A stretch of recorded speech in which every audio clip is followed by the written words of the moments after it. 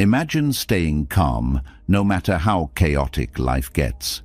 Even when deadlines loom, people test your patience, or unexpected challenges arise, you remain grounded and peaceful. How different would life feel if stress couldn't control you? Today, we're diving into the art of staying calm in life's chaos. These timeless teachings, inspired by Buddhist philosophy, will help you find balance and clarity no matter what storms come your way. Life will always have its ups and downs, but peace doesn't come from avoiding chaos. It comes from learning how to stand strong in the middle of it. These strategies aren't just ideas. They're practical tools you can start using today to center yourself, even in the most overwhelming moments. What's one thing that tends to disrupt your calm? Comment below and let's tackle it together. If you're ready to take control of your inner peace and navigate life with grace, let's begin. Breathe like a lotus blossoming. In the midst of chaos, it's easy to feel like you're being pulled in every direction, struggling to keep your head above water. But what if, instead of fighting the storm, you found your anchor? The simple act of mindful breathing can transform even the most overwhelming moments into an opportunity for peace. Think of a lotus flower. It grows in muddy waters, yet blossoms pure and untouched, standing as a reminder that calmness is possible no matter the surroundings. To breathe like a lotus blossoming, start by grounding yourself in the present moment. Close your eyes and take a slow, deep breath. Inhale deeply through your nose, letting your belly rise, and then exhale gently through your mouth. Imagine each breath as a ripple spreading calmness through your body. With every inhale, you draw in peace. With every exhale, you release tension. This simple practice connects you to the stillness that lies beneath the surface of life's chaos. In Buddhist teachings, the breath is seen as the bridge between the body and the mind. It brings you back to the now, breaking the cycle of overthinking and stress. When the mind starts to race or emotions feel overwhelming, this breathing technique serves as your sanctuary. You don't have to change the situation around you. You only need to shift how you approach it. The breath becomes your inner oasis, a place of serenity that no external force can disturb. You can practice mindful breathing anywhere, during a stressful meeting, while stuck in traffic, or even in the middle of a difficult conversation. It's not about escaping reality, but finding calm within it. Over time, this habit creates a sense of resilience. You'll notice that the same situations that once rattled you now feel more manageable, all because you've mastered the art of pausing and grounding yourself. Just as the lotus flower doesn't resist the muddy waters, you can embrace the challenges around you without letting them define you. The beauty of this practice is its simplicity. No matter how hectic life becomes, your breath is always there, a constant companion to help you bloom with grace. Build a compassion shield. Imagine a day when criticism, harsh words, or misunderstandings no longer pierce your peace of mind. This isn't about hardening yourself to the world, but creating a shield of compassion, first for yourself, then for others. Building this shield allows you to approach chaos with grace and strength, transforming conflict into an opportunity for connection and growth. Self-compassion is the foundation of this shield. In Buddhist teachings, loving kindness, or metta, starts within. When you speak kindly to yourself, forgiving mistakes and acknowledging your efforts, you stop being your own harshest critic. Try this. When you feel overwhelmed or judged, pause and offer yourself gentle phrases like, "It's okay to feel this way," or "I'm doing my best." These words act as a balm, soothing your inner wounds and building a reservoir of strength. Once you've cultivated compassion inwardly, you can extend it outward. Empathy for others becomes easier when you recognize that everyone carries their own struggles. When someone speaks harshly or acts unkindly, it's often a reflection of their inner pain, not a judgment of your worth. Instead of reacting defensively, try to see the person as they are, a human being navigating their own chaos. This doesn't mean excusing bad behavior, but understanding it enough to protect your peace. A practical way to strengthen this compassion shield is through a simple visualization exercise. Picture yourself surrounded by a soft, glowing light that represents kindness and understanding. This light shields you from negativity, allowing hurtful words or actions to pass without touching your inner calm. As you practice, you'll notice that situations that once felt personal now feel distant, as though your shield is doing the work of protecting your heart. Compassion doesn't make you weak. It makes you unshakable. It helps you choose understanding over anger and patience over frustration. By offering kindness to yourself and others, you create an environment where peace thrives, even in chaos. Your shield of compassion becomes both your armor and your gift to the world, empowering you to stay calm and centered no matter what comes your way. Create a sacred me-time ritual. Life often feels like a race with no finish line, constant demands, endless to-do lists, and little time to catch your breath.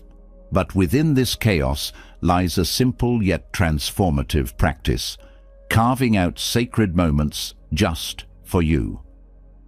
These moments, no matter how brief, are not indulgences. They are necessities.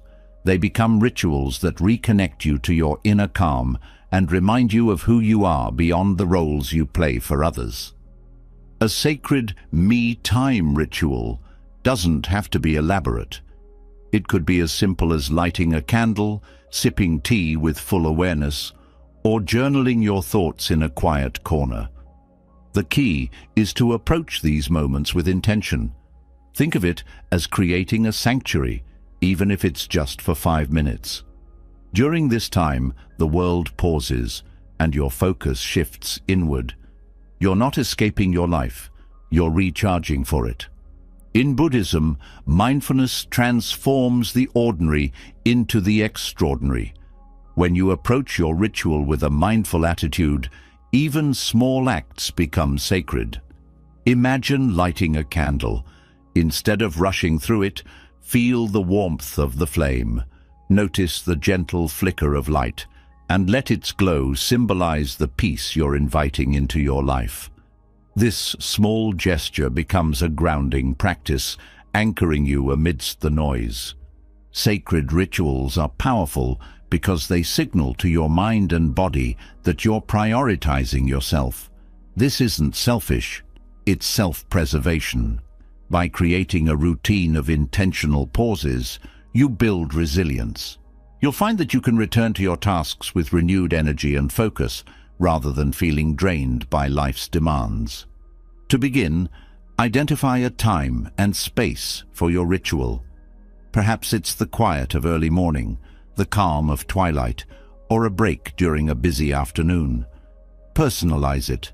Use elements that bring you joy, whether it's a favorite scent, calming music, or a cozy blanket.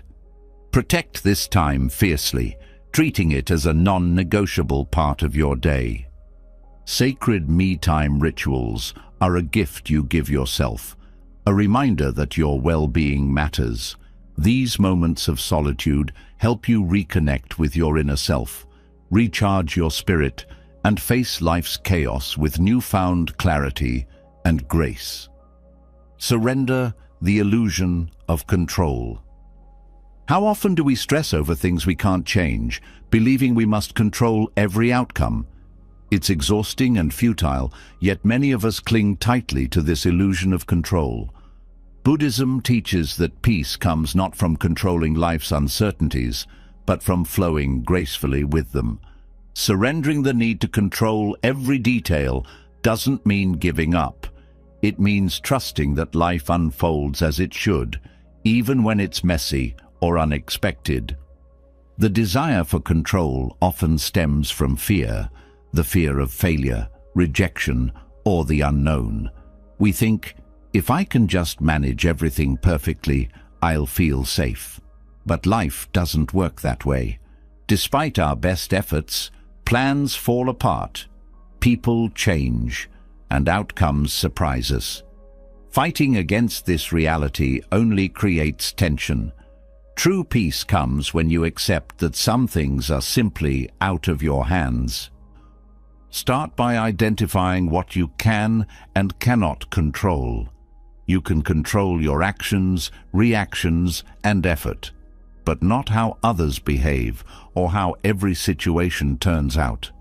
Imagine you're holding a rope tied to a heavy weight. The more you pull, the more it resists, straining your body and mind. Letting go of the rope doesn't mean you lose. It means you free yourself from unnecessary struggle. One way to practice this surrender is through mindful reflection. Take a moment to sit quietly, breathe deeply, and ask yourself, what am I trying to control right now? Acknowledge the tension it's causing. Then, with each exhale, imagine releasing that tension, allowing it to drift away like a leaf on the wind. Visualize yourself lighter, unburdened by the need to force outcomes. In Buddhism, this perspective aligns with the concept of impermanence. Everything changes, and nothing stays fixed. Trying to control the uncontrollable is like trying to hold water in your hands.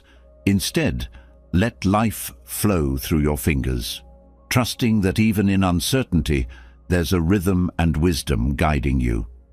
Surrendering control doesn't mean passivity. It's about focusing your energy where it matters most, on your inner calm, your actions, and your intentions. When you stop wrestling with life's unpredictability, you make space for peace to take root. In letting go, you find freedom, and in freedom, you discover a sense of calm that no chaos can shake. Anchor in your Dharma. Life can feel overwhelming when chaos swirls around you, pulling you in multiple directions. In these moments, anchoring yourself in your Dharma, your purpose, becomes a guiding light.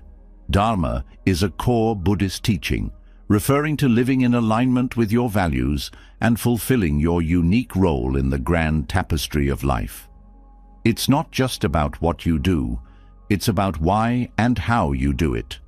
By reconnecting with your Dharma, you create a sense of clarity and calm that transcends external noise. Imagine your Dharma as a compass. When life feels turbulent, it helps you find your true north. Aligning your actions with your core values means you're not just reacting to life's chaos, but moving through it with intention. It's the difference between drifting aimlessly in a storm and steering your ship with a steady hand. To anchor in your Dharma, start by reflecting on what truly matters to you. What brings you joy? What values guide your decisions? Perhaps it's compassion, honesty, or creativity. Write these down and think about how they align with your daily actions. Are you living in a way that honors these principles? If not, consider small adjustments that can bring your life into closer alignment with your values. When you're rooted in your Dharma, challenges lose some of their power.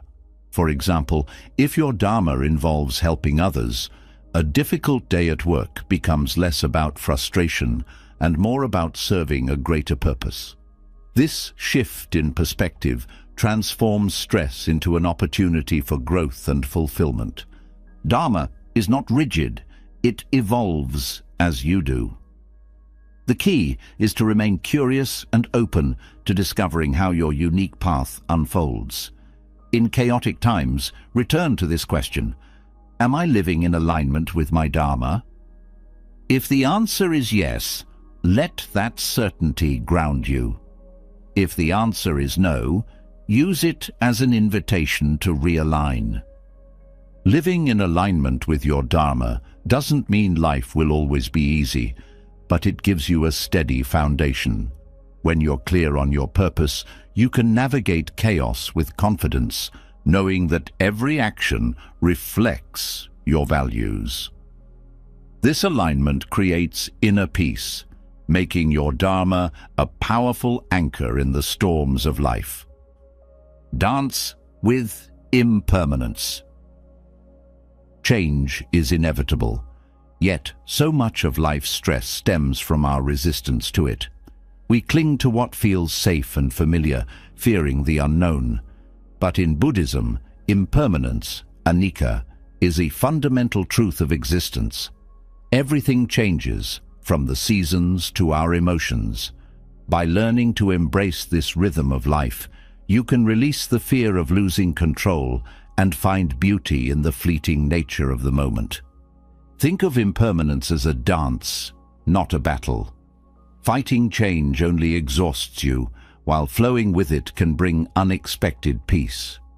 Imagine watching a river. Its water is never the same. It's always moving, always changing. Trying to stop the flow is impossible, but sitting by its edge and appreciating its motion can be deeply calming. Life is like that river, always in motion, always transforming.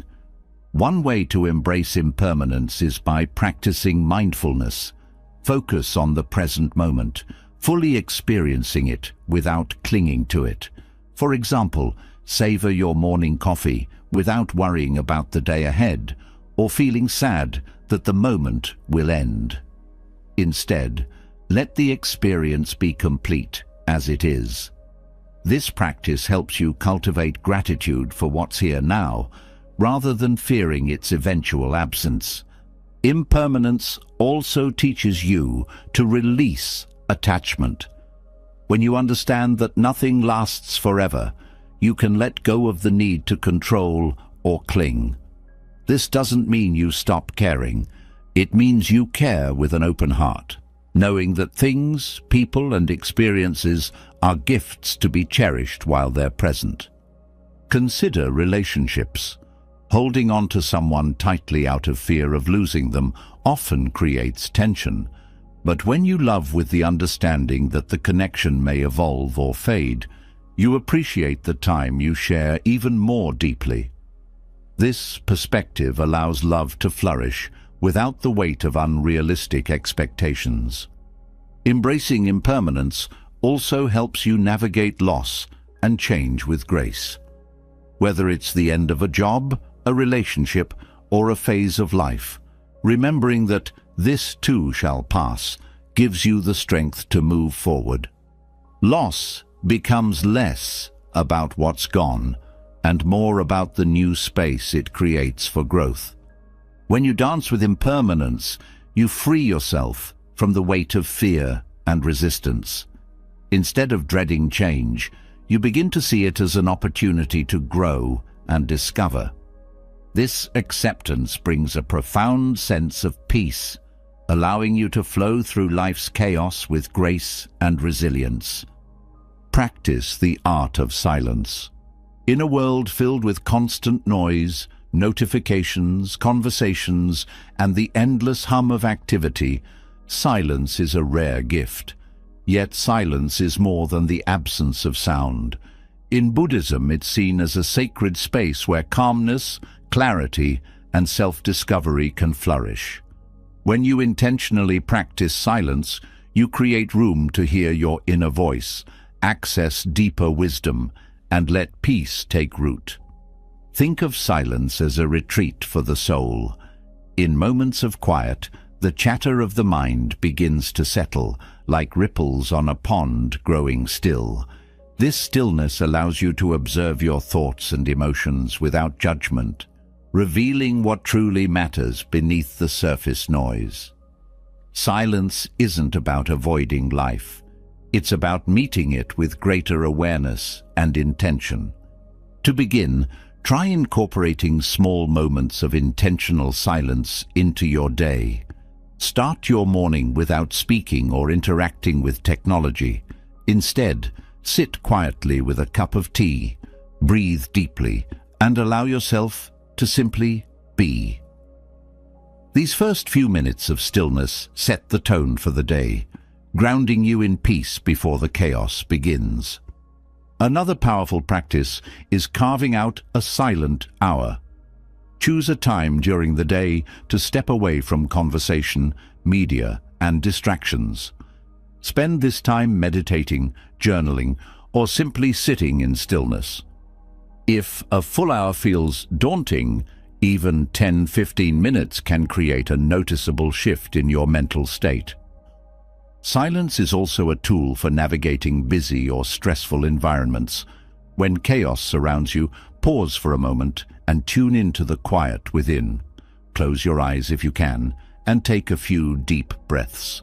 In the midst of external noise, this practice of internal silence can become your sanctuary. Intentional silence doesn't just calm the mind, it also enhances your relationships. By practicing mindful listening, allowing others to speak without interrupting or planning your response, you create deeper, more meaningful connections. Silence becomes a gift you offer both to yourself and to those around you. At first, embracing silence might feel uncomfortable. You may notice an urge to fill the space with sound or activity. This is natural. Instead of resisting the discomfort, allow it to pass. Over time, you'll find that silence no longer feels empty but full of insight, peace, and presence. Buddha said, silence is an empty space. Space is the home of the awakened mind. When you practice the art of silence, you nurture this awakened mind within yourself. Silence becomes more than a pause. It transforms into a powerful act of self-care and clarity. In the stillness, you rediscover your strength, your calm, and your true self. Thank you for exploring these powerful ways to stay calm in life's chaos. Remember, finding peace doesn't mean avoiding life's storms. It's about learning to dance in the rain. Each practice we've shared today is a step toward grounding yourself, nurturing inner balance, and thriving even in uncertainty. If you're ready to embrace these teachings and create more calm in your life, share in the comments below by writing, "I choose peace." Let this be your declaration of commitment to a calmer, more centered you. Don't forget to like this video. There was a time in my life when my mind felt like it was constantly racing, a storm of thoughts I couldn't control. Each day felt heavier, like I was carrying an invisible weight that no one else could see. I tried distracting myself, scrolling endlessly, diving into work, but it only made things worse. The noise never stopped. Then I stumbled upon a practice that changed everything. I learned that the root of my restless mind wasn't the world outside. It was the way I let it flood into me, unchecked, unfiltered. That's when I turned to the wisdom of Buddhism, and for the first time I felt a sense of calm I hadn't known was possible. Buddhism doesn't offer flashy solutions or complicated methods. It's grounded in simplicity and truth. What I'm about to share with you are strategies rooted in these ancient teachings, practical steps that helped me quiet the storm in my mind. They're not just theories, they work because they speak to the core of who we are. Let me start with something personal. I used to wake up every morning feeling exhausted, not because I didn't sleep, but because my thoughts never took a break. You know that feeling, don't you? The constant worrying about what might happen, replaying old conversations, or wondering if you're doing enough. It's draining. One day, I met someone who seemed to carry a peaceful energy, a calm presence I couldn't ignore. When I asked him how he managed to stay so composed, he told me something simple but powerful. You're not your thoughts. They're like clouds. They pass if you let them. At first, it sounded too easy, even a bit cliché, but I couldn't shake the idea. What if I didn't have to wrestle with every thought? What if I could choose what to focus on and let the rest drift away? That was the beginning of my journey into Buddhist wisdom. Through trial and error, I began applying small changes to my daily life. I didn't try to fix everything at once. That's not the way this works. Instead, I took one step at a time, learning to center myself in the present, creating little routines to ground my mind, and letting go of the need to control everything. Slowly, the fog lifted. I'm sharing this with you because I know what it feels like to be overwhelmed, to want a break from your own mind. And I also know it's possible to find clarity, to feel light again. These strategies aren't about changing who you are. They're about uncovering the peace that's already within you. Let's take this journey together. Whether you're looking for small moments of calm or a complete reset, these steps are a way to start. One by one, they'll help you let go of the noise, the clutter, and the constant overthinking. Not by fighting it, but by finding a better way to live with it. 1. Practice being in the present moment. Let me start with a truth I've learned the hard way. The present moment is all we truly have, yet most of us spend our lives anywhere but here. I used to be an expert at this. I was always lost in my head. If I wasn't rehashing mistakes from the past, I was worrying about things that hadn't even happened yet. Sound familiar? The truth is, the mind loves to wander. It's wired that way. But here's what no one tells you. The more time you spend chasing thoughts of yesterday or tomorrow, the more you miss out on the only time that matters, now. And trust me, I missed out on a lot before I realized this. Buddhist teachings have a beautiful way of bringing us back to the present. They remind us that the mind, like a restless monkey, will jump from branch to branch unless we train it to stay grounded. One of the most transformative lessons I've learned is that I don't have to follow every thought. I can choose to let them pass like leaves floating down a river. But this isn't about ignoring reality. It's about being fully alive to what's in front of you. When I started practicing mindfulness, I realized how much of my life I'd spent on autopilot. Washing dishes. My body was there, but my mind was replaying an awkward conversation from 3 days ago. Walking outside. I'd scroll through my phone, barely noticing the sky or the feel of the ground under my feet. I wasn't living, I was existing in fragments. So how do we reclaim the present? Start small. For me, it began with something as simple as focusing on my breath. Right now, as you're reading this, take a moment to notice your breathing. Don't change it. Just feel it. Inhale, exhale. That's it. You're already in the present moment.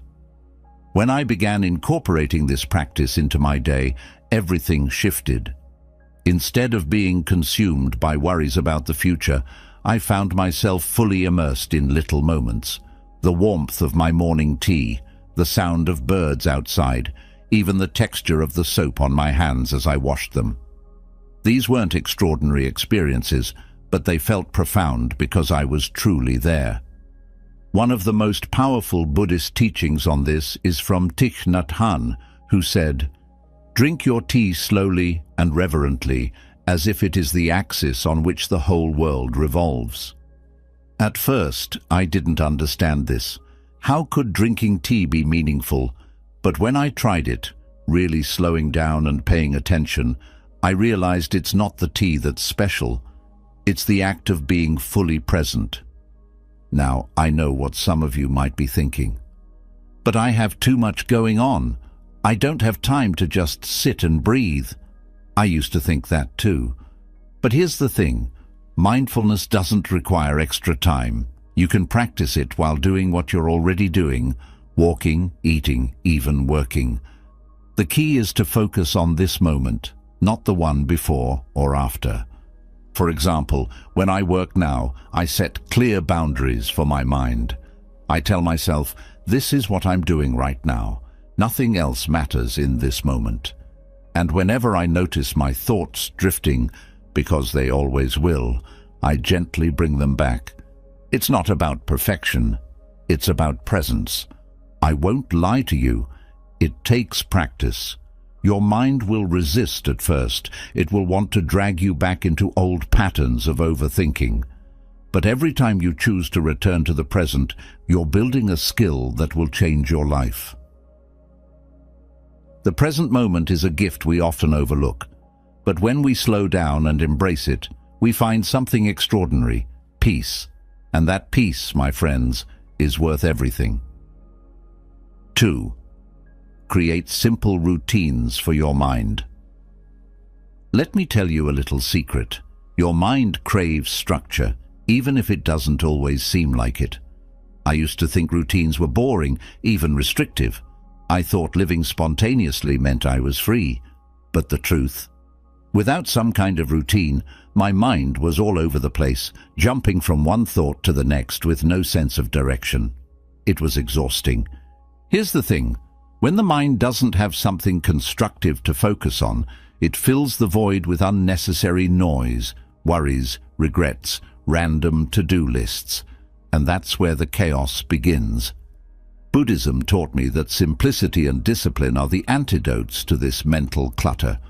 It's not about rigid schedules or turning your life into a checklist. It's about creating small, intentional habits that give your mind a sense of purpose and calm. Let me share an example.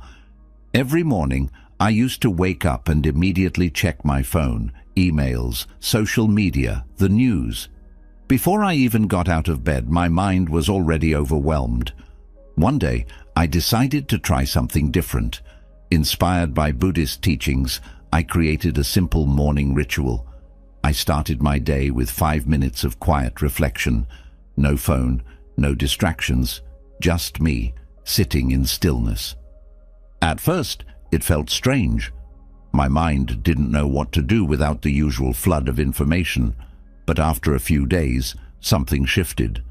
I noticed that those 5 minutes set the tone for my entire day. My thoughts felt clearer, my emotions steadier. It was such a small change, but it had a huge impact. Buddhism emphasizes the power of repetition. It's not about making one grand effort.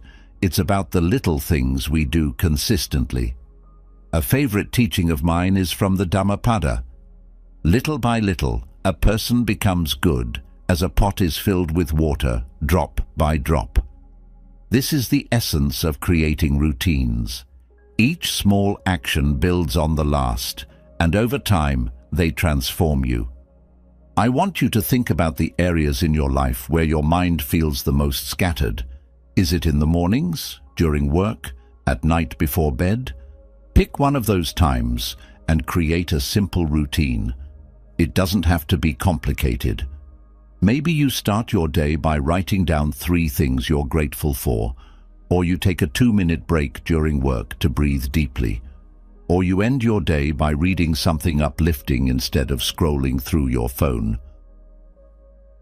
One of the most helpful routines I've adopted is breaking tasks into smaller steps.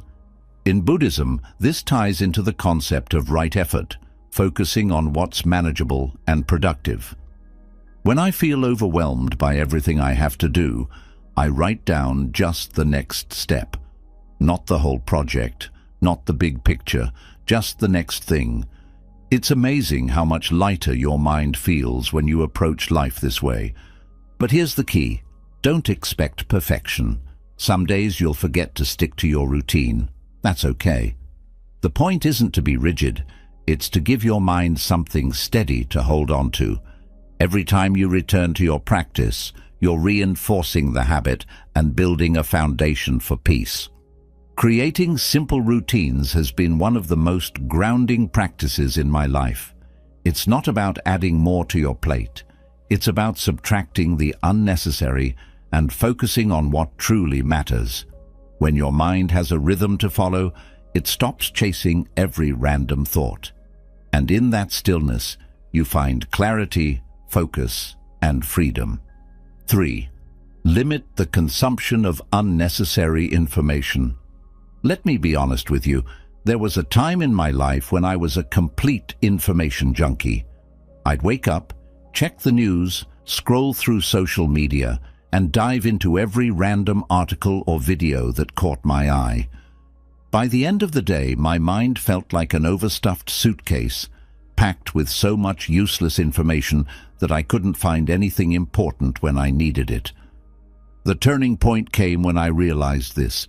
My mind wasn't overwhelmed because the world was noisy. It was overwhelmed because I kept letting the noise in.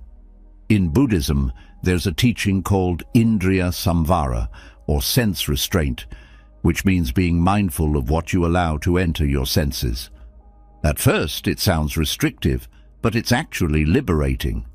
Think of it as decluttering your mental space so you can focus on what truly matters.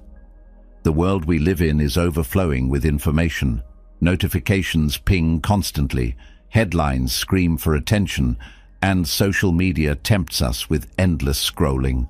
But here's the hard truth. Most of what we consume doesn't add value to our lives.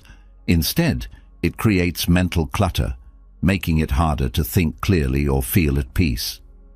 When I started applying sense restraint, I didn't cut myself off from the world entirely. I just became more intentional about what I let in.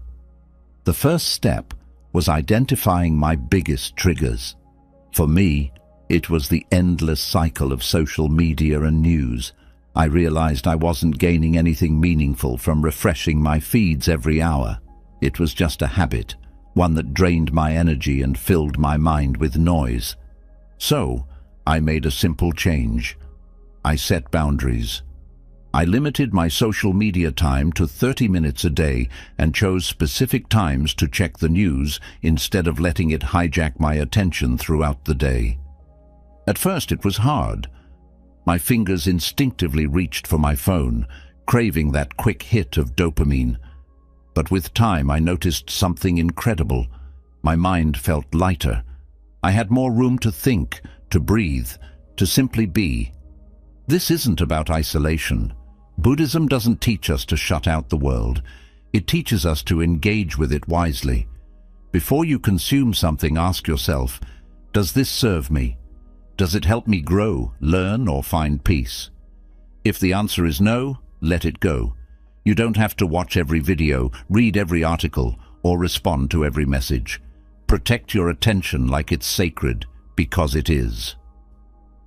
One practice that helped me was replacing unnecessary consumption with intentional content. Instead of mindlessly scrolling, I started reading books that inspired me or listening to talks that uplifted me. I even began spending more time in silence, letting my mind settle instead of stuffing it with more input. It was uncomfortable at first, but that discomfort was a sign I was on the right path. You might be wondering, how do I even start with this? Begin small. Choose one area of your life where information feels overwhelming. Maybe it's social media, email, or even conversations with certain people. Set a boundary. Maybe it's turning off notifications, unfollowing accounts that don't add value, or dedicating certain times of the day to disconnect. You'll be amazed at how much mental clarity you gain when you stop letting the world control your focus. Limiting unnecessary information isn't about shutting yourself off. It's about choosing what deserves your attention and letting go of the rest. And in that space of quiet, you'll find something precious. The ability to hear your own thoughts, to connect with your inner wisdom, and to feel truly alive. 4. Practice daily gratitude. I'll never forget the day someone asked me, "What are you grateful for today?" I froze, not because I didn't have anything to be thankful for, but because I'd never made it a habit to notice.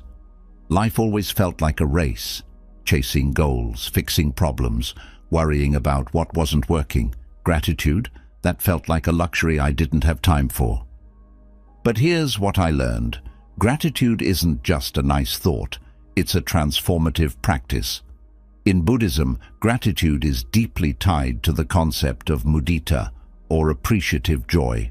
It's the ability to find happiness in what you already have, rather than always striving for more. And let me tell you, this shift changed everything for me. There's something incredibly grounding about taking a moment to acknowledge the good in your life. It's like hitting the pause button on your worries and saying, "Wait a minute, there's beauty here too." When I started practicing gratitude daily, I noticed an immediate difference in how I felt. The stress didn't vanish, but it lost its grip. I wasn't just focused on what was wrong. I began to see what was right. Practicing gratitude doesn't have to be complicated. For me, it started with writing down 3 things I was grateful for at the end of each day. Sometimes they were big things, like my health or a meaningful conversation. Other times they were small, like the warmth of the sun on my face or the sound of rain outside. The size didn't matter. What mattered was the act of noticing. Here's the beautiful thing about gratitude. The more you practice it, the more it grows. It's like training your mind to focus on abundance instead of lack. And this isn't just a feel-good exercise, it's rooted in neuroscience. When you focus on gratitude, your brain releases dopamine and serotonin, the feel-good chemicals that boost your mood and reduce stress. Science is catching up with what Buddhism has taught for centuries. Gratitude is powerful. But let's be honest, some days it's hard to feel grateful. Maybe you're dealing with challenges that make it hard to see the silver lining. I've been there too. On those days, I remind myself of a Buddhist teaching. Even in suffering, there is something to be learned. Gratitude doesn't mean ignoring the hard stuff. It means finding the lessons, the growth, and the moments of light, even in the darkness. If you're just starting this practice, keep it simple. Before bed, take a few minutes to reflect on what went well that day. Write it down if you can. Over time, this practice becomes a habit, a lens through which you see the world. And the world looks different when you're grateful. Colors seem brighter, challenges feel smaller, and life, even with its imperfections, feels enough. Gratitude is a gift you give yourself. It doesn't cost anything, but it's worth everything. When you cultivate a grateful heart, you stop chasing happiness and start finding it in the life you already have. And that, my friends, is a freedom unlike any other. 5. The technique of negative visualization. Let me share something counterintuitive that completely transformed the way I think about challenges and fears.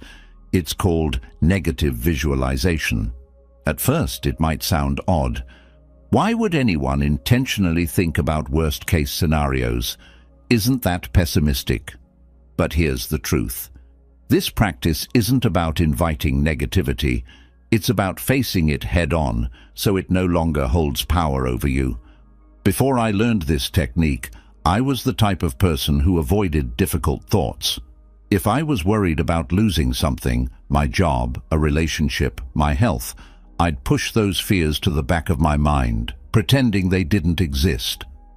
But avoidance didn't help. Those unspoken fears lingered, creating an undercurrent of anxiety that never truly left me. Then I came across this profound Buddhist teaching. Attachment is the root of suffering. It struck me that much of my mental turmoil came from clinging to things and fearing their loss.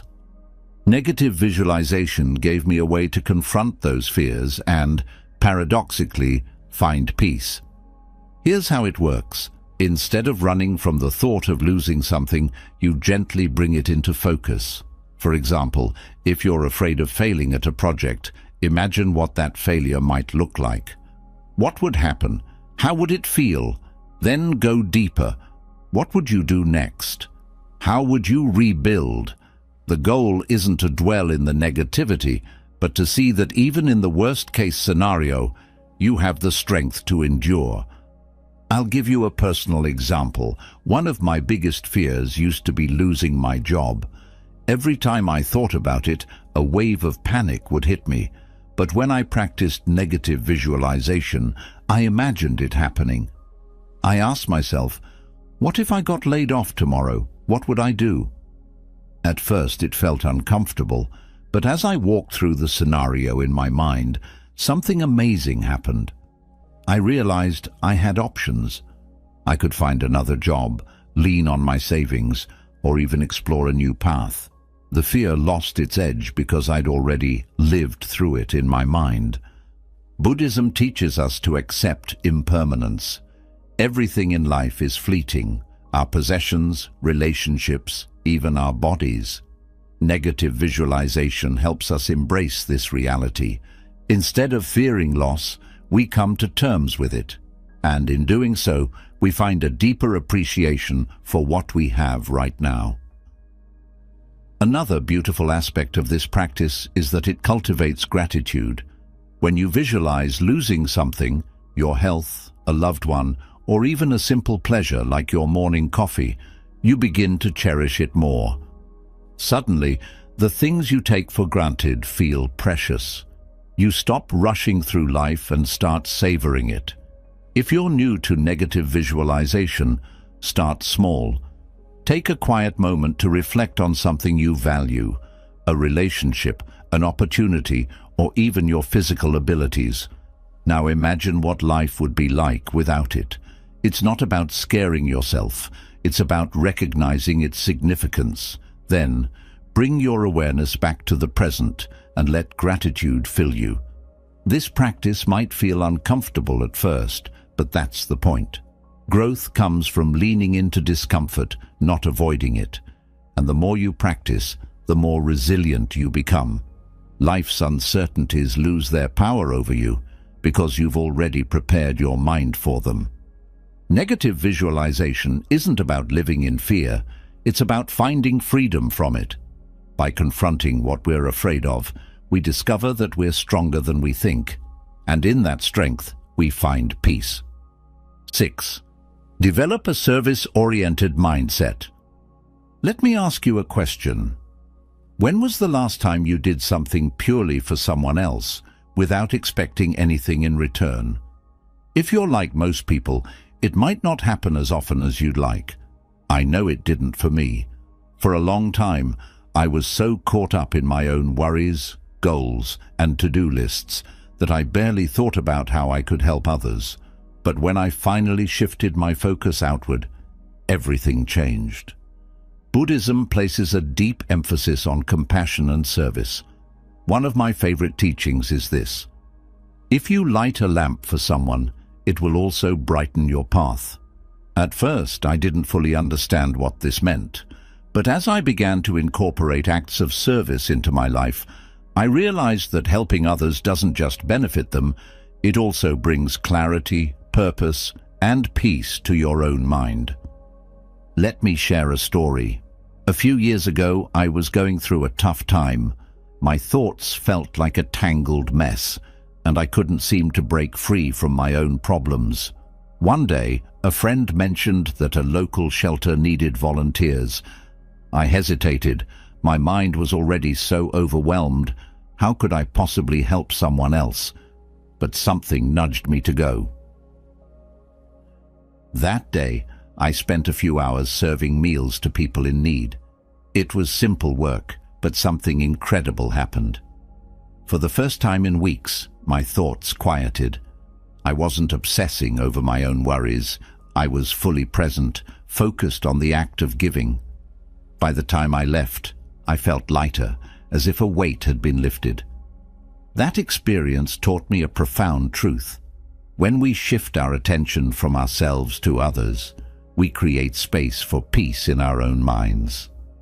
Developing a service-oriented mindset doesn't mean you have to make grand gestures or dedicate your life to charity, though those are wonderful things to do. It's about finding small, meaningful ways to contribute to the well-being of others. Maybe it's offering a kind word to a coworker, helping a neighbor with groceries, or simply listening when someone needs to talk. These small acts of service ripple outward, creating a sense of connection and purpose.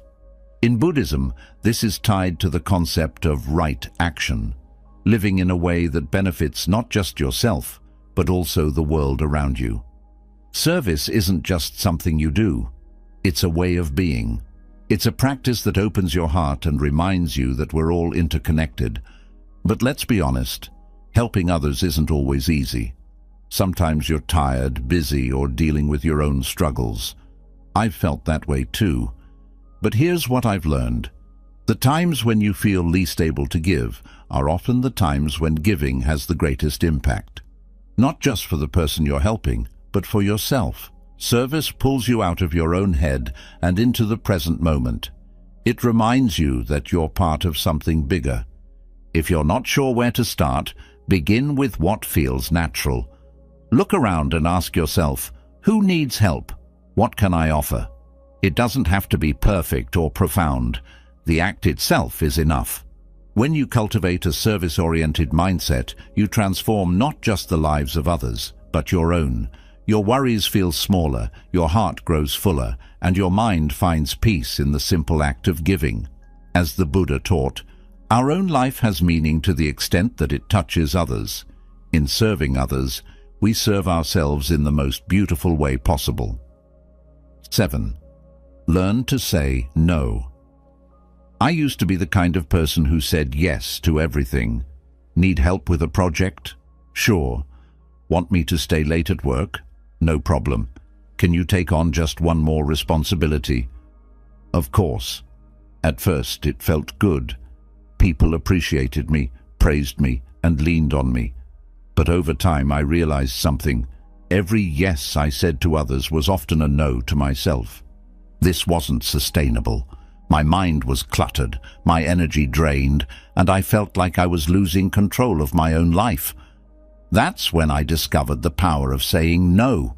And let me tell you, it was liberating. Buddhism teaches us about the importance of boundaries. One of the core principles is right speech, samsara, which includes not just how we speak to others, but how we honor our truth. Saying no when you need to is one of the most honest and compassionate things you can do for yourself and others. If you overcommit and stretch yourself too thin, you're not only hurting yourself, but also failing to give your best to the things you've already agreed to. Let me share a personal story. There was a time when I was juggling work, personal commitments, and endless favors for others. One day, a close friend asked me to help them move. I wanted to say yes, but I knew I was already overwhelmed. Still, the guilt crept in. What if they think I'm selfish? What if they get upset? These thoughts plagued me until I remembered a Buddhist teaching. You cannot pour from an empty cup. If I didn't take care of my own well-being, I wouldn't be able to show up fully for anyone else. So I said no. Gently but firmly, I explained my situation, and to my surprise, my friend understood. It was a pivotal moment for me. I realized that saying no didn't make me a bad person. It made me an honest one.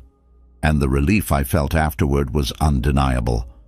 Learning to say no isn't easy, especially if you're used to being a people pleaser. But it's a skill worth developing. Here's what helped me. Before committing to something, I pause and ask myself, do I have the time, energy, and mental space for this? If the answer is no, I honor that. Sometimes I'll say, I wish I could help, but I can't right now. Other times a simple, I'm sorry I can't, is enough. No excuses, no guilt. Buddhism reminds us that boundaries are not barriers, they're acts of self-respect. They create the space we need to nurture ourselves so we can give more freely and authentically when the time is right. When you learn to say no, you take back control of your life, you protect your peace, and perhaps most importantly, you give yourself permission to prioritize what truly matters. 8. Stop seeking approval from others. For a long time, I lived for the approval of others. Every decision I made, from the clothes I wore to the way I spoke, was influenced by what I thought people wanted from me. And while I didn't realize it at the time, this constant need for validation was exhausting. My mind was always racing with thoughts like, did they like what I said? Am I good enough? What if they think I'm not capable? One day, I stumbled upon a Buddhist teaching that hit me like a lightning bolt. Those who are free from attachment to praise and blame are truly at peace. It was so simple yet so profound. I realized I was letting the opinions of others dictate my self-worth. I was giving away my power, tying my happiness to something I couldn't control. From that moment, I started working on letting go of the need for approval. It wasn't easy. In a world where likes, comments, and external validation seem to measure success, choosing to prioritize your own opinion feels like swimming against the tide. But every small step I took brought me closer to freedom. Here's what I learned. Seeking approval is a trap. No matter how much you do, you can never please everyone. And even if you manage to win someone's approval, it's fleeting. People's opinions change. What they value today might not matter tomorrow. But your relationship with yourself, that's constant. And it's the only approval you truly need. One of the most practical ways I began shifting my mindset was by asking myself a simple question. Am I doing this because it aligns with my values, or because I want someone else to validate me? If the answer was the latter, I'd pause and reevaluate. It was uncomfortable at first, but over time, I started trusting myself more. I began making choices that felt authentic, not performative. Another breakthrough came when I stopped over-explaining myself. Buddhism teaches us the value of simplicity and authenticity. You don't owe anyone a detailed explanation for living your truth. If someone questions your decisions, it's okay to calmly state your reason and move on. Their understanding, or lack of it, doesn't define you. Letting go of the need for approval doesn't mean you stop caring about others. It means you stop letting their opinions control your sense of self. You can still value feedback, but you learn to discern what's constructive from what's unnecessary. And when criticism comes your way, you accept it without letting it derail you. This shift in mindset is liberating. When you stop seeking approval, you reclaim your energy. Your mind becomes quieter, less focused on external noise. You start living for yourself, not for the expectations of others. And that's when true peace sets in. The Buddha said, "Do not seek refuge in others. Be a light unto yourself." Those words have become my mantra. Every time I catch myself falling into old patterns of seeking validation, I return to them. They remind me that my worth isn't something to be earned. It's something that's already within me. And it's within you too. All you have to do is claim it. 9. Simplify your decisions. Let me ask you something. How often do you find yourself stuck in the endless cycle of decision-making? From the smallest choices like what to wear or what to eat, to bigger ones like career moves or personal relationships, every day can feel like a series of mental roadblocks. I used to live like that, constantly overthinking, analyzing every detail, and second-guessing myself. It was exhausting. Then I learned one of the most powerful lessons from Buddhism. Simplicity is freedom. The Buddha taught that much of our suffering comes from unnecessary complications. When we streamline our decisions, we not only save energy, but also free ourselves from the mental clutter that keeps us stuck. I'll share a story from my own life. There was a time when even deciding what to cook for dinner felt overwhelming. I'd scroll through recipes, consider every ingredient, and second-guess my choice before finally settling on something. By the time I started cooking, I was mentally drained. It sounds trivial, but these small decisions added up, leaving me with less energy for the bigger, more meaningful parts of life.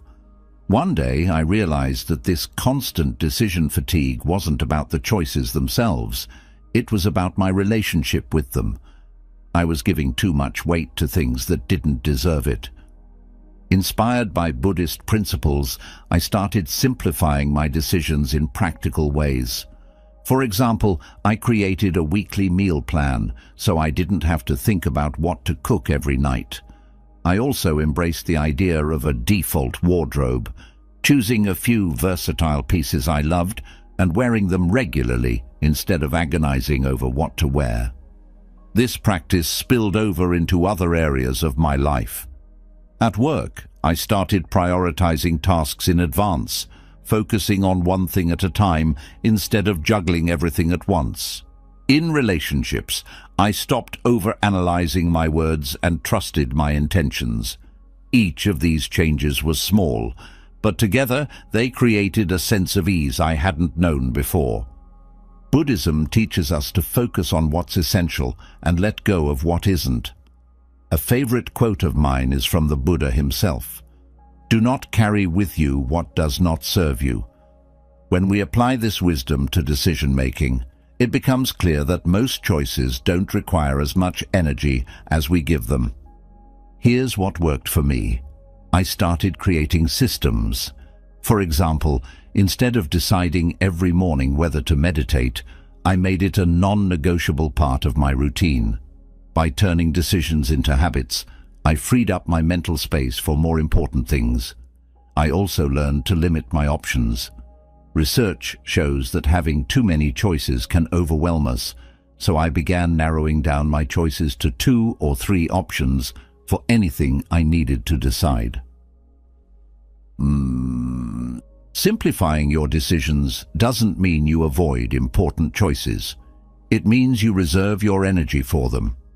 When your mind isn't bogged down by trivial decisions, you can approach the bigger ones with clarity and confidence. And with time, you'll find that your life feels lighter, more intentional, and less chaotic. 10.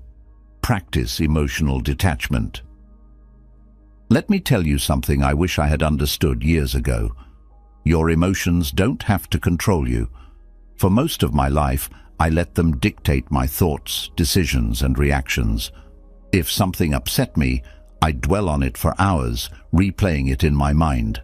If I felt anxious, I'd spiral into overthinking. It was exhausting, and worse, it kept me stuck. Then I discovered the power of emotional detachment through Buddhist teachings. At first, I misunderstood it. I thought detachment meant not feeling anything, like becoming cold or indifferent. But I was wrong. Detachment isn't about suppressing your emotions. It's about learning to observe them without letting them consume you. Buddhism teaches us that emotions are like waves. They rise, peak, and eventually pass. The problem is, we often cling to them, trying to hold on to the good ones or fight against the bad ones. This clinging is what causes suffering. The Buddha said, "You only lose what you cling to." When I started practicing detachment, I realized I didn't have to cling or resist. I could simply let emotions flow through me. Let me share a personal example. There was a time when a disagreement with a close friend left me feeling hurt and angry.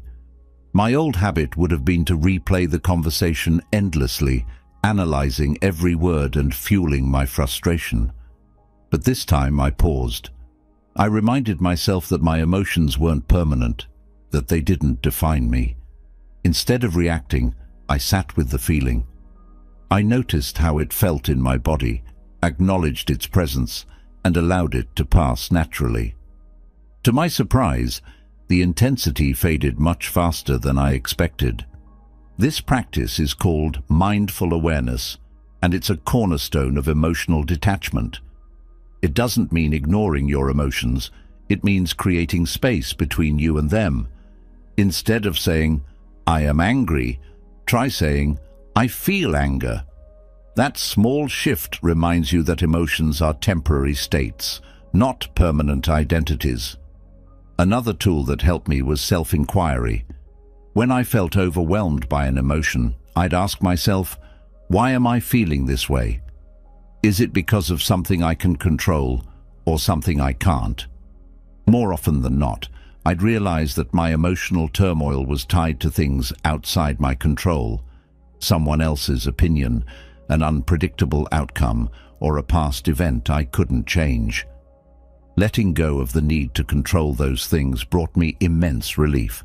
Practicing emotional detachment doesn't mean you stop caring. In fact, it allows you to care more deeply because you're no longer clouded by reactivity. When you're not consumed by your own emotions, you can approach situations with clarity, compassion, and wisdom. Here's a simple way to start. The next time you feel a strong emotion, pause. Take a deep breath and name what you're feeling. This is anger. This is fear. This is sadness. Then remind yourself, this too shall pass. Visualize the emotion as a cloud drifting across the sky or a wave rolling onto the shore. It's temporary and it will fade. Over time, you'll notice a shift. You'll still feel emotions, but they won't control you. You'll respond to life's challenges with greater ease and perspective. Emotional detachment isn't about numbing yourself, it's about freeing yourself. And in that freedom, you'll find a profound sense of peace. 11. Set clear boundaries. Let me ask you a question. When was the last time you said yes to something you really didn't want to do? Maybe it was taking on extra work, spending time with someone who drains your energy, or letting a situation continue even though it made you uncomfortable. I've been there more times than I can count, and for the longest time I thought saying yes was just part of being a good person. But here's what I learned the hard way. Every time you let someone cross your boundaries, you sacrifice a piece of your peace. Boundaries are one of the most loving and powerful things you can set for yourself and for others. Buddhism teaches us that balance is key to living a harmonious life. Without boundaries, we become overwhelmed, resentful, and out of alignment with ourselves. A teaching I often reflect on is this: you cannot always control others, but you can control what you allow. For a long time I struggled with boundaries. I thought setting them would make me seem selfish or unkind. But the truth is, boundaries aren't walls, they're guidelines. They teach others how to treat you while protecting your emotional and mental well-being. Without them, it's like leaving the door to your mind wide open, letting anyone walk in and disrupt your peace. Let me share a story. There was a time when I said yes to every work request, even when it meant staying late, working weekends, or sacrificing personal time. I wanted to be seen as dependable, valuable, and agreeable. But over time, I began to resent the very people I was trying to please. My mind was constantly racing with thoughts of frustration and exhaustion. That's when I realized I wasn't angry at others. I was angry at myself for not setting boundaries. So I started small. The next time someone asked for something I couldn't realistically take on, I said no, politely but firmly. At first it was terrifying. I worried about disappointing people or being judged. But to my surprise, most people respected my honesty, and the sense of relief I felt was worth every moment of discomfort. Buddhism teaches us to be compassionate, but compassion begins with yourself. Setting boundaries isn't about shutting people out. It's about showing them how to respect your limits while also respecting theirs. It's an act of self-respect and self-care. Here's how I started creating boundaries in my life. 1. Be clear and honest. Communicate your limits calmly and directly. For example, instead of saying, "I'll try to make it," say, "I'm not available, but thank you for thinking of me." People appreciate clarity, even if it's not what they wanted to hear. 2. Stop over-explaining. This was a big one for me. I used to feel like I needed to justify my boundaries with a detailed explanation. But the truth is, no is a complete sentence. You don't owe anyone an elaborate reason for protecting your peace. 3.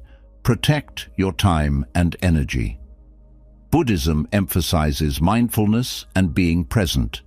You can't do that if you're constantly overcommitted. Learn to prioritize what truly matters and let go of what doesn't. One of the biggest challenges with boundaries is guilt. I used to feel terrible for saying no, as if I were letting people down. But then I realized something. Every time I overextended myself to please others, I was letting myself down, and the resentment that followed helped no one. A Buddhist principle that helped me reframe this guilt is the idea of right action, samsara. It reminds us that our actions should align with our values and well-being. Saying no isn't selfish, it's an act of integrity. It allows you to show up fully for the things and people that truly matter.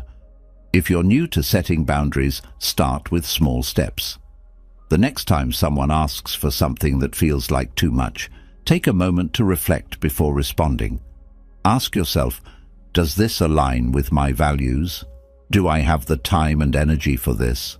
If the answer is no, honor that. It might feel uncomfortable at first, but like any practice, it gets easier with time. The beauty of boundaries is that they create clarity, not just for you, but for the people around you. When you set clear limits, you teach others how to engage with you in a way that's respectful and balanced. And in doing so, you protect your peace, your energy, and your mind. The Buddha said, "You are the guardian of your own happiness." Setting boundaries is how you guard that happiness. It's not about keeping people out. It's about ensuring that what you allow into your life aligns with your well-being. And when you do that, you create space for the kind of peace and clarity that transforms not just your mind, but your entire life. Detoxifying your mind and finding clarity isn't about adding more to your plate. It's about peeling back the layers of unnecessary thoughts, distractions, and habits that weigh you down. You know, getting older can feel like stepping into a new season of life, a season where you're supposed to have it all figured out. But let me tell you, the challenges don't disappear, they just change. Over the years, I've come to realize that the weight we carry isn't just about what life throws at us. It's about the stories we hold on to, the habits we refuse to let go of, and the lessons we overlook. Buddhist teachings have always emphasized simplicity, clarity, and being present. These aren't just abstract ideas, they're practical tools for living a life of peace and purpose, no matter your age. The truth is, it's not about fixing everything that went wrong in the past. It's about learning how to live lighter, freer, and more grounded in the here and now. As I stand here, I want to speak from experience about the things we should be letting go of and the wisdom we can embrace as we walk this path together. A friend of mine, Emma, called me a few months ago. She's someone who's always been busy, raising her kids, building her career, keeping everything in check. But now, with her kids grown and retirement around the corner, she told me she felt stuck. "I should feel free," she said, "but instead I feel restless, like I'm missing something." We met for coffee, and as she talked, I could see where her struggle was coming from. She was still holding on to the weight of past regrets, the what-ifs, the if-onlys. She felt disconnected from her present because she was chasing an image of what her life should have been. I told her something I've learned from Buddhist teachings. "Emma, you're carrying a bag full of stones. Every regret, every fear, every expectation, that's another stone weighing you down. But here's the thing, you can put the bag down. You don't need to carry it anymore." She looked at me and said, "But how do I do that?" You start by asking yourself what really matters right now. Not yesterday, not last year, right now. What brings you peace? What brings you joy? Everything else, let it go. A few weeks later, she called me again. She'd started a small garden, joined a book club, and even started meditating for 10 minutes every morning. "I can't say everything's perfect," she told me, "but I feel lighter. I'm finally learning how to live in the moment." That's what I want us to focus on today, the stones we carry as we grow older, and how to finally set them down. It's not about changing who you are or trying to rewrite the past. It's about freeing yourself to fully live the life you have, right here, right now. Let's dive into the wisdom we can use to make this journey lighter and more meaningful, shall we? 1. Isolating yourself. I've seen it happen far too often. As we age, the world around us can feel like it's shrinking. Friends move away, family grows busier, and we start telling ourselves, "I don't need to bother anyone." Maybe you've felt this too, the temptation to pull back, to retreat into yourself, thinking it's easier that way. But let me tell you, isolation doesn't protect you, it starves you. I've had moments when I thought being alone was the answer.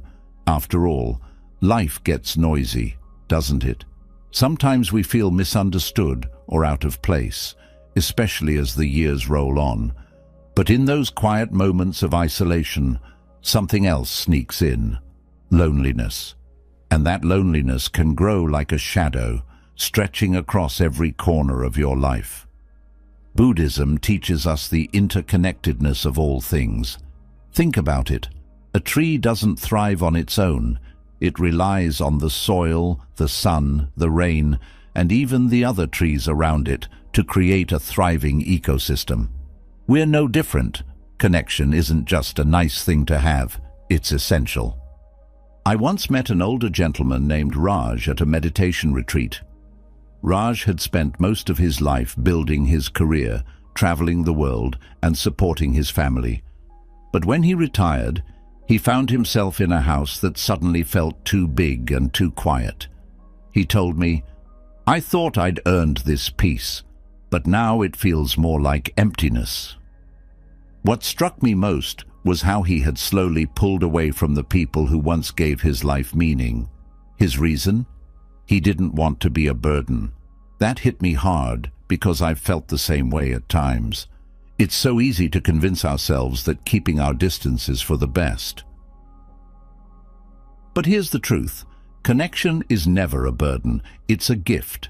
And it's not just about having people around you. It's about being with people in a way that nourishes your soul. For Raj, things started to shift when he decided to join a community gardening group. He didn't even like gardening that much, but he liked the idea of being around others.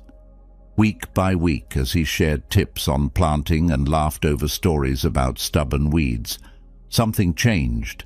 "I didn't just feel less alone," he told me. "I felt alive again." What I've learned, and what Buddhism reinforces, is that isolation breeds suffering. When we cut ourselves off, we lose the mirror that others provide, the reflection that reminds us of who we are. Even when connection feels messy or inconvenient, it's worth it. If you're feeling isolated, start small. Call a friend, even if it's been years. Join a local class or group that interests you. Volunteer for a cause you care about. It's not about filling your calendar with noise. It's about finding those meaningful moments that make your heart feel less heavy. The Buddha taught that life is suffering, but he also taught the path to relieve that suffering. Connection is one of those paths. When we open ourselves to others, we create space for compassion, not just for them, but for ourselves too. So if you're holding back, thinking it's easier to go it alone, let this be a gentle reminder. You are not a burden. You are a part of this world just as much as the sun and the stars, and the world is brighter when you let yourself connect with it. 2. Obsession over the past. Let me ask you something. How much of your time do you spend thinking about the past? Be honest. I know I've caught myself replaying old conversations, revisiting mistakes, and wondering, what if I had done things differently? It's so easy to get stuck in that loop, isn't it? But let me tell you what I've learned the hard way. Holding on to the past is like trying to carry water in your hands. No matter how tightly you grip, it always slips away, leaving you tired and empty. I remember a woman I once worked with named Clara. She was in her late 60s, and she carried this deep sadness with her. One day, over tea, she shared her story. Decades ago, she had a falling out with her sister over something she couldn't even fully remember. But the guilt of it stayed with her, eating away at her joy. "If only I had said something sooner," she told me. "Maybe things would be different now." Clara's story broke my heart because I've been there too, haunted by things I can't change, weighed down by regrets that only exist in my mind. But here's what Buddhism teaches us. The past is gone. It's a shadow that only exists if we keep turning to look at it. The Buddha often spoke about attachment and how it causes suffering. We attach ourselves to the past, clinging to moments that no longer exist, and in doing so, we miss the beauty of what's right in front of us. What helped Clara wasn't fixing the past, it was accepting it. She began practicing mindfulness, sitting quietly each morning and acknowledging her thoughts without judgment. "I started to see my regrets like clouds," she told me. "They pass by, but they don't define the sky." That's the power of letting go. It's not about erasing the past or pretending it didn't happen. It's about giving yourself permission to release its hold on you. I've started a simple practice that I'd like to share with you. Every evening, I take a few minutes to reflect on my day. I ask myself, what did I learn today? What brought me joy? What can I let go of? It's not always easy, but it's incredibly freeing. One of my favorite Buddhist teachings is this: you cannot step into the same river twice. The river flows, always changing, just like life. Clinging to the past is like trying to stop that river. It's exhausting, and it only leads to frustration. Instead of obsessing over what's behind you, try turning your attention to what's here, now. What can you do in this moment to bring peace to yourself and those around you? Maybe it's calling someone you've been meaning to reconnect with. Maybe it's forgiving yourself for something you did long ago.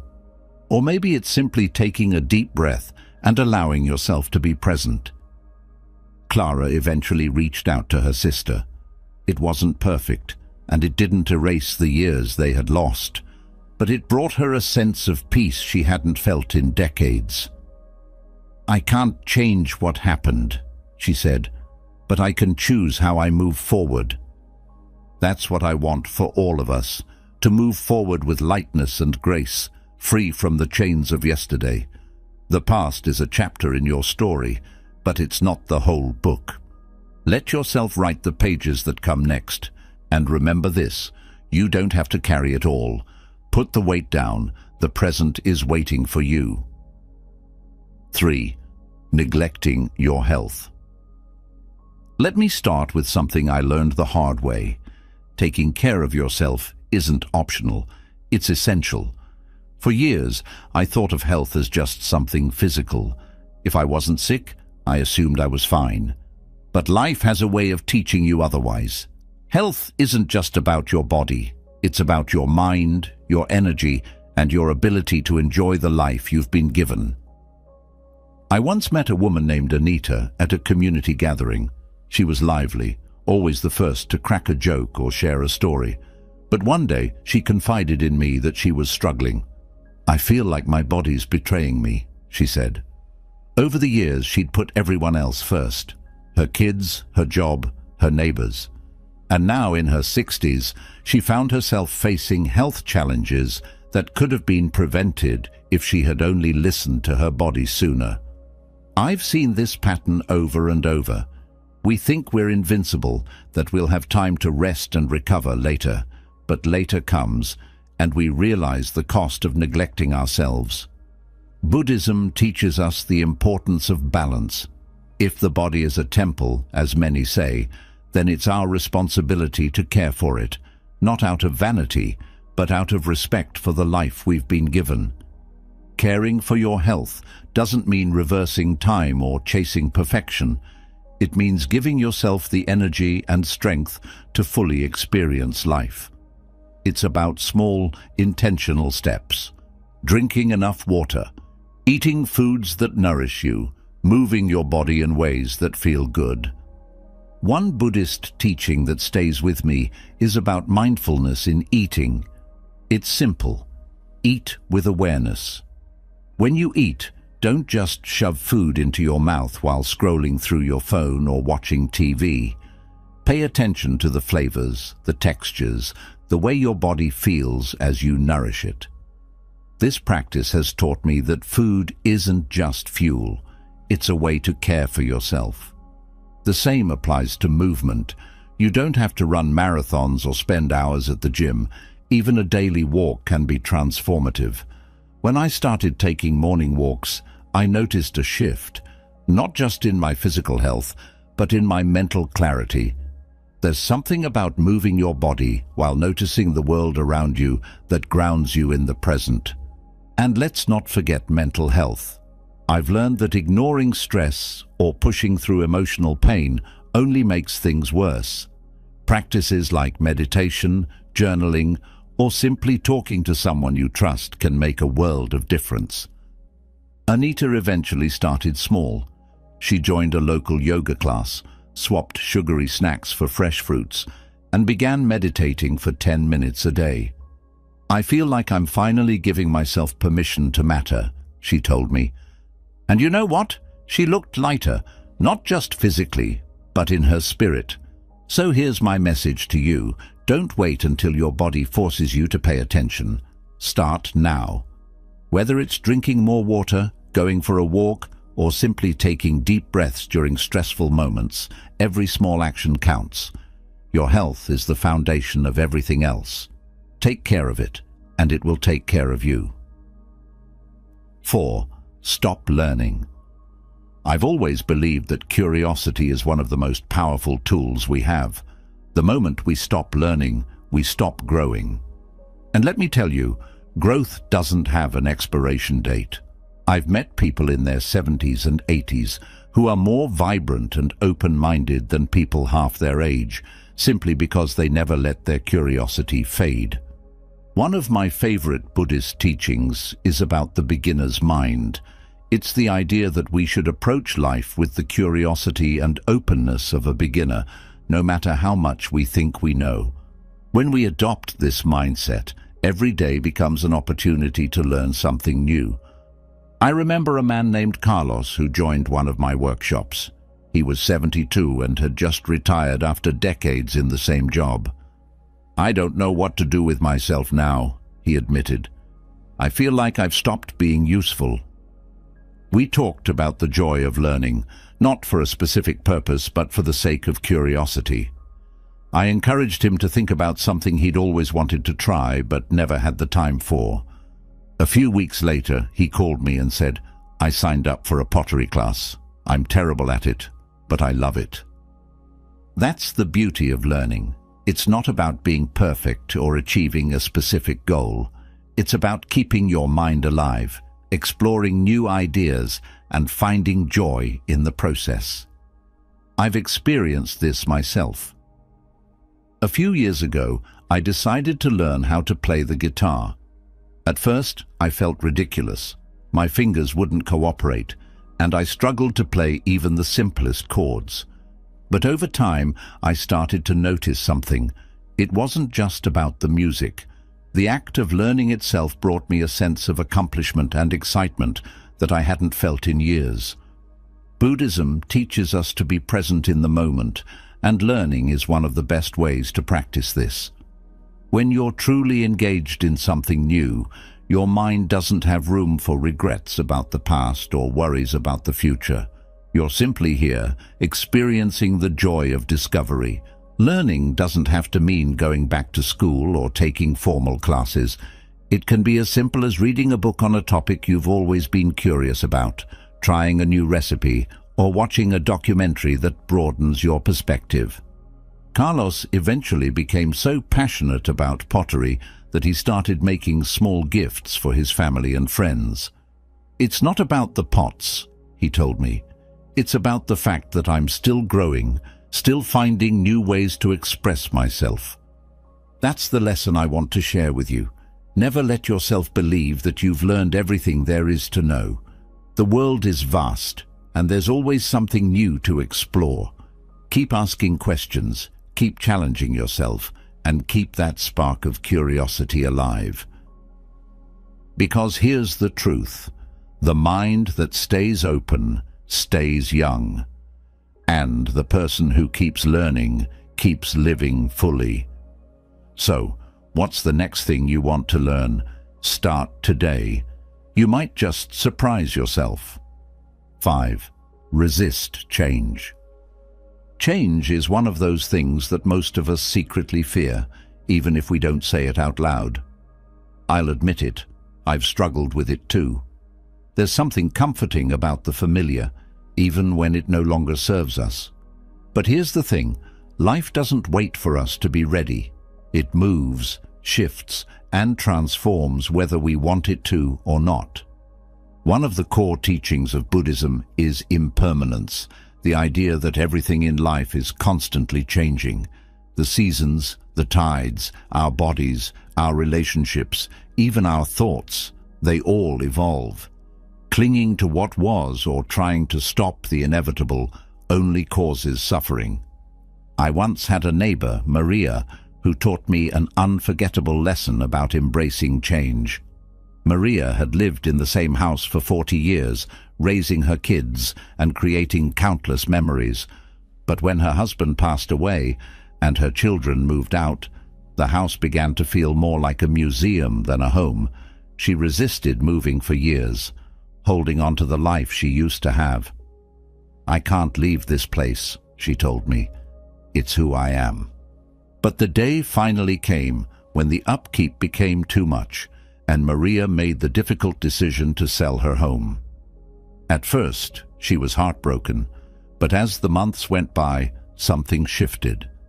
She started exploring her new neighborhood, meeting new people, and even joining a local hiking club.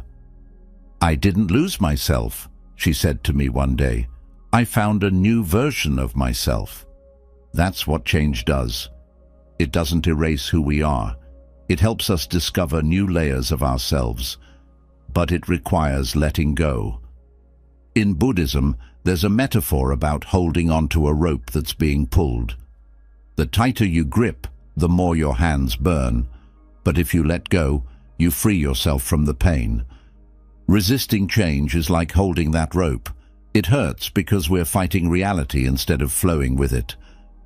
I've started to see change differently in my own life.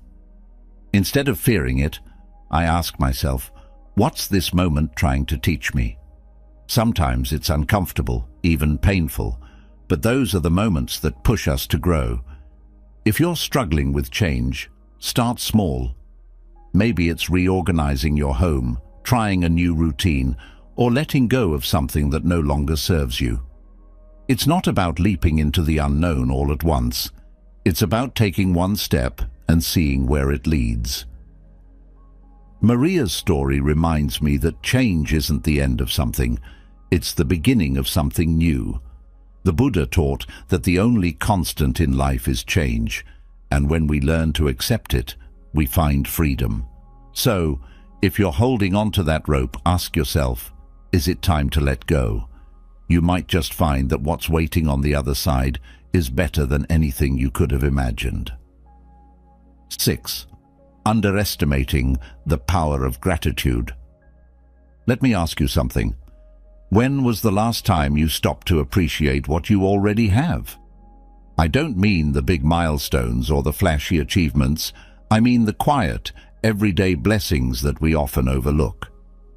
I'll be honest with you, there was a time in my life when gratitude felt like an afterthought. I was so focused on what I didn't have, on the goals I hadn't reached, that I rarely took the time to acknowledge the good things that were already present. But here's what I've learned. Gratitude isn't just a feel-good practice. It's a transformative mindset that changes the way you experience the world. One of my favorite Buddhist teachings is about contentment. The Buddha said, "Contentment is the greatest wealth." It's not about having everything you want, it's about wanting and appreciating what you have. I remember visiting a small monastery in the countryside a few years ago. The monks lived simple lives. No phones, no fancy belongings, just the bare essentials. At first, I couldn't understand how they could be so joyful with so little. But as I spent more time with them, I realized their happiness came from their deep sense of gratitude. They didn't see their lives as lacking, they saw them as full. Gratitude doesn't have to be complicated. It's in the small things, the warmth of the sun on your face, the laughter of a friend, the feeling of a good meal in your belly. It's about shifting your focus from what's missing to what's already here. I've started keeping a gratitude journal. Each night before bed, I write down 3 things I'm grateful for. Some days it's something big, like a meaningful conversation. Other days, it's something as simple as a good cup of tea. But no matter what it is, the act of acknowledging it changes my perspective. I once shared this practice with a friend, Daniel, who was going through a tough time. He'd recently lost his job and was feeling lost. At first, he was skeptical. "How is writing down a few good things going to fix my problems?" he asked. But he gave it a try. A few weeks later, he called me and said, "It hasn't solved everything, but I feel lighter. I'm starting to notice the good things I used to overlook." That's the power of gratitude. It doesn't erase challenges, but it gives you the strength to face them with a clearer, calmer mind. Buddhism teaches that gratitude is a form of mindfulness. When we're grateful, we're present. We're not caught up in regrets about the past or worries about the future. We're here, appreciating the beauty of this moment. So, don't underestimate the power of gratitude. Start small, maybe by saying thank you more often, or taking a moment each day to reflect on what you're thankful for. Over time, you'll notice something shift. The world doesn't change, but the way you see it does. Gratitude is like a seed. The more you nurture it, the more it grows, filling your life with joy and contentment. And let me tell you, that's a gift worth cultivating. 7. Holding grudges. Let me ask you, has holding on to resentment ever truly made you feel better? I used to believe that holding a grudge was a form of justice, a way to keep people accountable for their wrongs. But over time I realized something profound. Grudges don't hurt the person you're angry with. They hurt you. There was a time when I struggled with forgiving someone close to me. They'd said something that cut deep, and I replayed their words in my mind like a broken record. I convinced myself that staying angry was my way of protecting myself. But in reality, the only thing I was protecting was my pride. Buddhism teaches that clinging to anger is like holding on to a hot coal with the intention of throwing it at someone else. You're the one who gets burned. That's exactly what grudges do. They weigh us down, cloud our judgment, and rob us of peace. I remember talking to a friend, Sam, who had been estranged from his brother for years. "He betrayed my trust," Sam told me, "and I'll never forgive him." But as we talked, it became clear that the anger was eating away at Sam far more than it was affecting his brother. "Every time I think about him, I feel this knot in my stomach," he admitted. Grudges are like that. They don't just sit quietly in the background. They fester, taking up space in your heart and mind. And the saddest part? They block you from fully experiencing the joy and connection that life has to offer. Forgiveness doesn't mean excusing someone's behavior or forgetting what happened. It means releasing the hold that resentment has over you. It's an act of self-compassion, a way to free yourself from the chains of the past. Sam eventually reached out to his brother. It wasn't an instant reconciliation, but it was a step. And that step brought Sam a sense of relief he hadn't felt in years. I didn't realize how much space that anger was taking up, he told me. Buddhism emphasizes compassion, not just for others, but for yourself. Letting go of a grudge is one of the most compassionate things you can do for yourself. It doesn't mean you're weak. It means you're strong enough to choose peace over bitterness. If you're holding on to resentment, start by acknowledging it. Sit with it, feel it, and then ask yourself, is this serving me? If the answer is no, take a small step toward letting it go. Maybe it's writing a letter you never send, or simply saying to yourself, I release this for my own peace. Remember, forgiveness isn't a gift you give to others, it's a gift you give to yourself. Letting go of a grudge doesn't erase the past, but it does open the door to a brighter, lighter future. 8. Stop setting goals. Here's something I've learned. The moment we stop setting goals, we stop growing. And when we stop growing, life starts to feel stagnant. It doesn't matter how old you are or how much you've accomplished. There's always room to dream, to strive, and to create. I once worked with a man named Victor who had recently retired. He had spent decades working hard, providing for his family, and chasing big ambitions. But when retirement came, he found himself adrift. I thought I'd enjoy the freedom, he told me, but now I just feel lost. What Victor was missing wasn't work, it was purpose. Goals give us a sense of direction, a reason to wake up in the morning with energy and intention. Buddhism teaches us to live in the present, but that doesn't mean we can't have aspirations. It means we approach them with mindfulness, focusing on the journey as much as the destination. I suggested Victor start small. What's one thing you've always wanted to try but never had the time for? He thought for a moment and said, I've always wanted to learn how to cook. A few weeks later, he called me to share his excitement about a cooking class he'd joined. It's not about the food, he said. It's about feeling alive again. That's the beauty of setting goals. They remind us that life is still full of possibilities, no matter our age. Goals don't have to be grand or life-changing. They can be as simple as starting a new hobby, reconnecting with an old friend, or learning something new. For me, one of the most fulfilling goals I set was to start a daily meditation practice.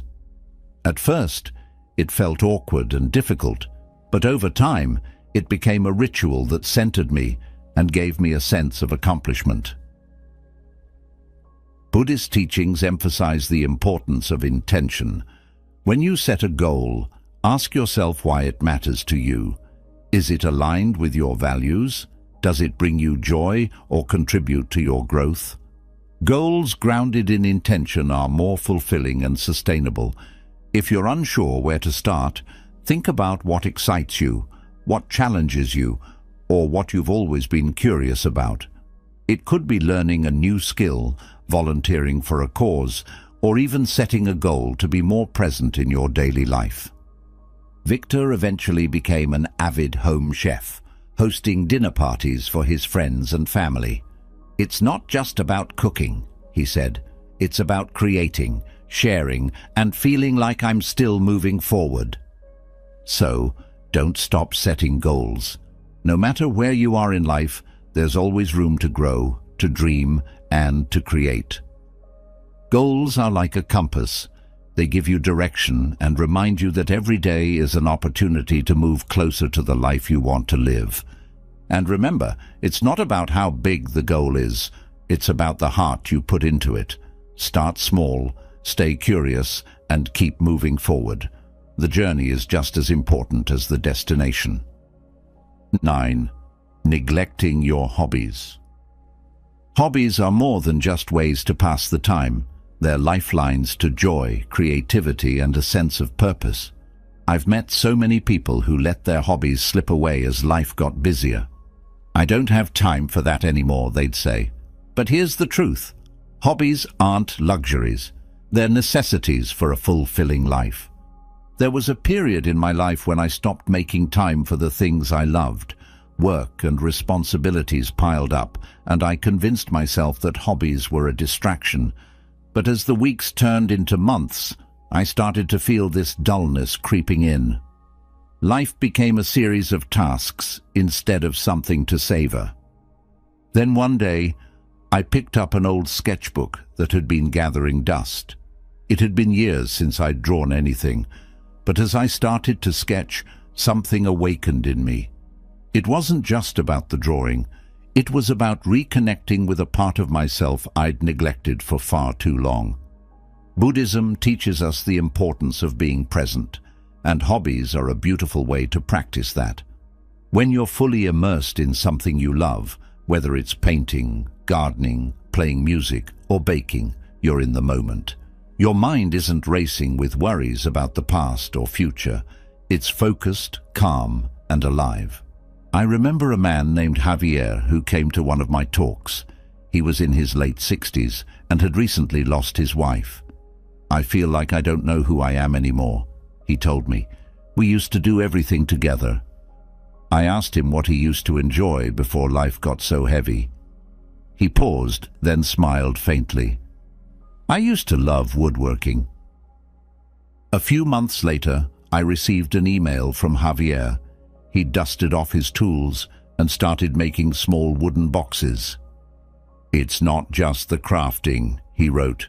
"It's the way it makes me feel, calm, focused, and connected to something beyond myself." Hobbies have that power. They remind us of the simple joys of creation, exploration, and play. They're not about being productive or achieving something grand. They're about nurturing your spirit. If you've let your hobbies drift away, start by revisiting what used to make you happy. Or try something entirely new. Join a class, watch a tutorial, or just dive in. Don't worry about being perfect. Hobbies aren't about perfection, they're about the process. Life isn't just about what you have to do, it's about what you get to do. And hobbies are one of the greatest gifts you can give yourself. So, pick up that paintbrush, dust off that instrument, or dig into the garden. Your soul will thank you. 10. Ignoring your emotions. There's a misconception that strength means suppressing your emotions, pushing them aside and soldiering on. I used to believe that too, but over time I've learned that true strength comes from facing your emotions, not running from them. Buddhism teaches that emotions are like waves. They rise, they peak, and then they fall. They're temporary, but if we resist them or pretend they're not there, they become stronger, like a tide that's building into a storm. I remember a friend, Sophie, who seemed to have it all together. She was calm, composed, and always had a smile on her face. But one evening, over tea, she opened up to me. "I feel like I'm carrying so much inside," she admitted, "but I don't want to burden anyone, so I just push it down." The problem with ignoring emotions is that they don't go away. They fester, and eventually they find a way to surface, often in ways we don't expect or want. For Sophie, it came out as anxiety and sleepless nights. Emotions aren't weaknesses, they're signals. They tell us when something needs attention, whether it's a boundary that's been crossed, a loss that needs grieving, or a joy that's waiting to be celebrated. Ignoring them doesn't make them disappear, it just delays the healing process. Buddhist mindfulness practices teach us to observe our emotions without judgment.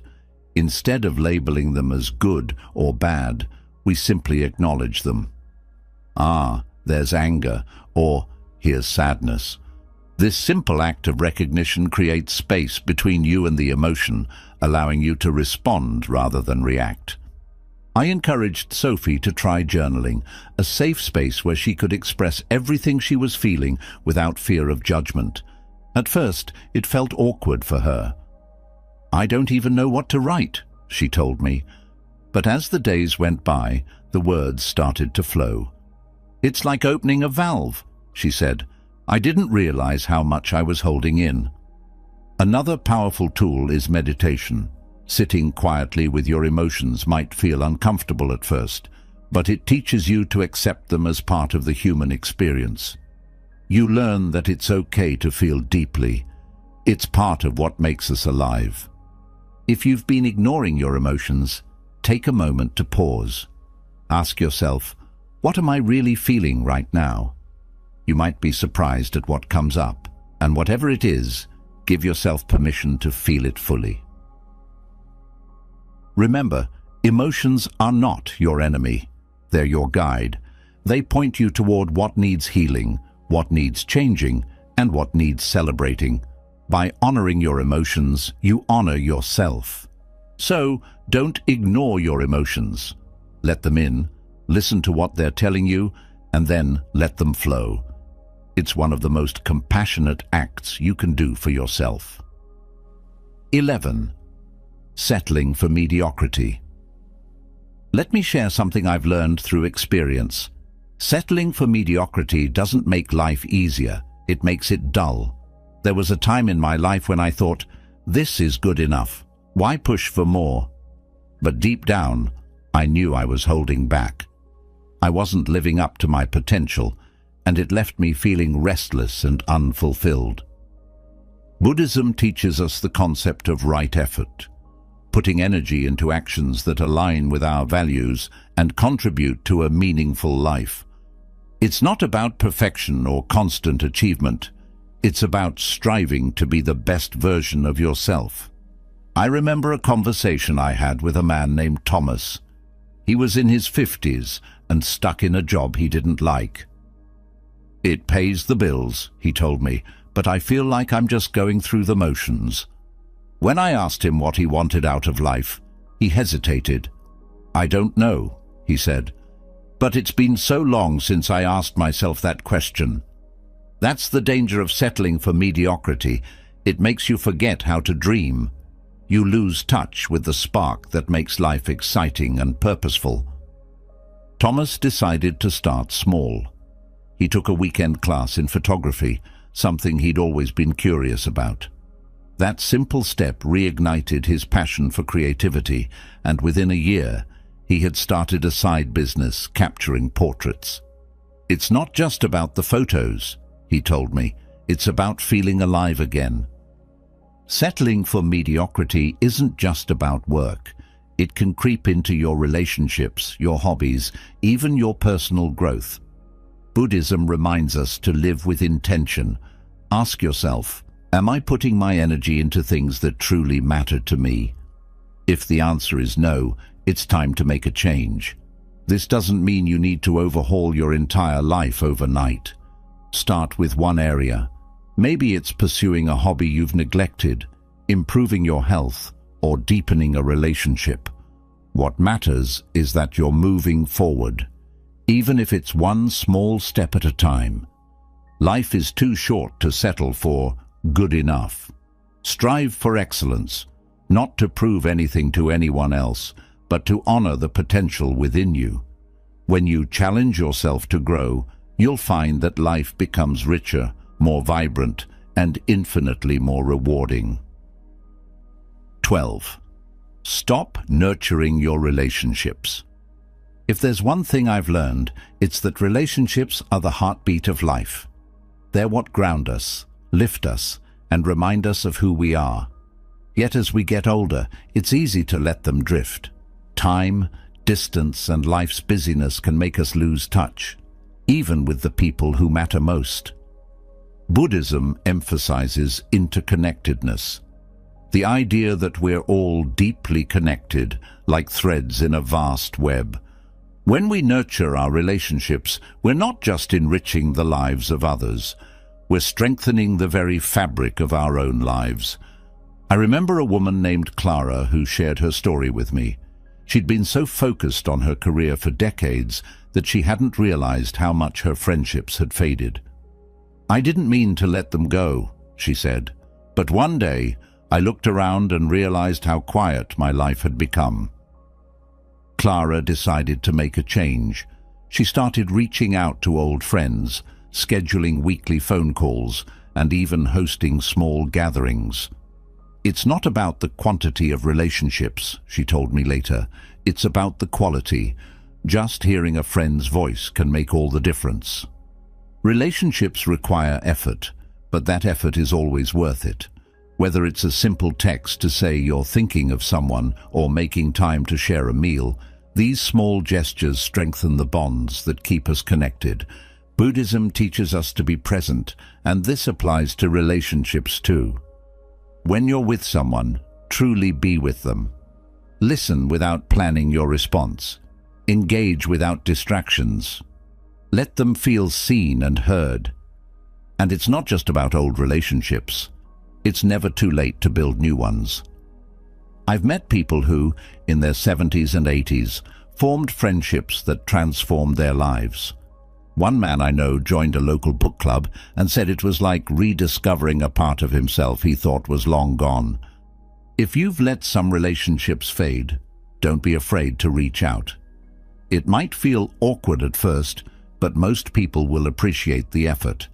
And if there are relationships that bring more pain than joy, it's okay to set boundaries. Nurturing relationships doesn't mean holding on to all of them. It means cherishing the ones that truly matter. When we invest in our connections with others, we're reminded of one of life's simplest and most profound truths. We're not alone. So, pick up the phone, send that message, or make plans to visit someone you've been meaning to see. Your relationships are like a garden. They need care, attention, and love to flourish. And the beauty they bring to your life is well worth the effort. 13. Worrying excessively about others' opinions. Let me start with a question. How many times have you held back because you were worried about what someone else might think? I've been there, and I know how exhausting it can be. The constant second-guessing, the fear of judgment. It's like carrying a heavy backpack that you don't even realize you're wearing. But here's the thing, no matter what you do, people will always have opinions, and most of the time, those opinions have more to do with them than with you. Buddhism teaches us about the impermanence of external validation. The Buddha said, praise and blame, gain and loss, pleasure and pain, all these things come and go. Chasing after approval or fearing criticism is like trying to hold on to the wind. It's impossible, and it leaves you drained. I remember a young woman named Maya who came to one of my talks. She was bright, talented, and full of potential, but she was stuck in a cycle of self-doubt. I always worry about what others think, she confessed. It's like their opinions control my life. I asked her a simple question. If you weren't worried about what others think, what would you do differently? Her eyes lit up as she listed all the things she wanted to try, writing, traveling, even starting her own business. But what if I fail? What if people judge me? She asked. The truth is, worrying excessively about others' opinions often stops us from living authentically. We shrink ourselves to fit into boxes we were never meant to be in. We abandon our dreams, passions, and true selves, just to avoid the possibility of criticism. But let me tell you something I've learned. The people who truly matter won't judge you for being yourself. And the ones who judge you? They're usually projecting their own insecurities. In Buddhism, there's a practice called equanimity, a state of calm and balance no matter what's happening around you. When you cultivate equanimity, you learn to detach from both praise and criticism. You stop letting others' opinions define your worth. Maya eventually took a leap of faith. She started a small travel blog, sharing her adventures and insights. I was terrified at first, she told me later, but the more I wrote, the more I realized how much joy it brought me. And you know what? Most people were supportive. The ones who weren't didn't matter as much as I thought they would. If you're struggling with this, start by asking yourself, whose opinion are you so afraid of, and why? Often, we find that the fear is rooted in assumptions, not facts. Another practice I've found helpful is mindfulness. When you catch yourself worrying about what others think, pause and take a deep breath. Ask yourself, is this fear helping me, or is it holding me back? At the end of the day, you are the one who has to live with your choices. Don't let someone else's fleeting opinion dictate your life. Remember, their opinions are just that, opinions. They don't define your value or your potential. So, release the need to please everyone. Focus on living a life that feels true to you. When you let go of the weight of others' opinions, you'll find a sense of freedom and peace that is truly priceless. Your life is yours to live. Make it count.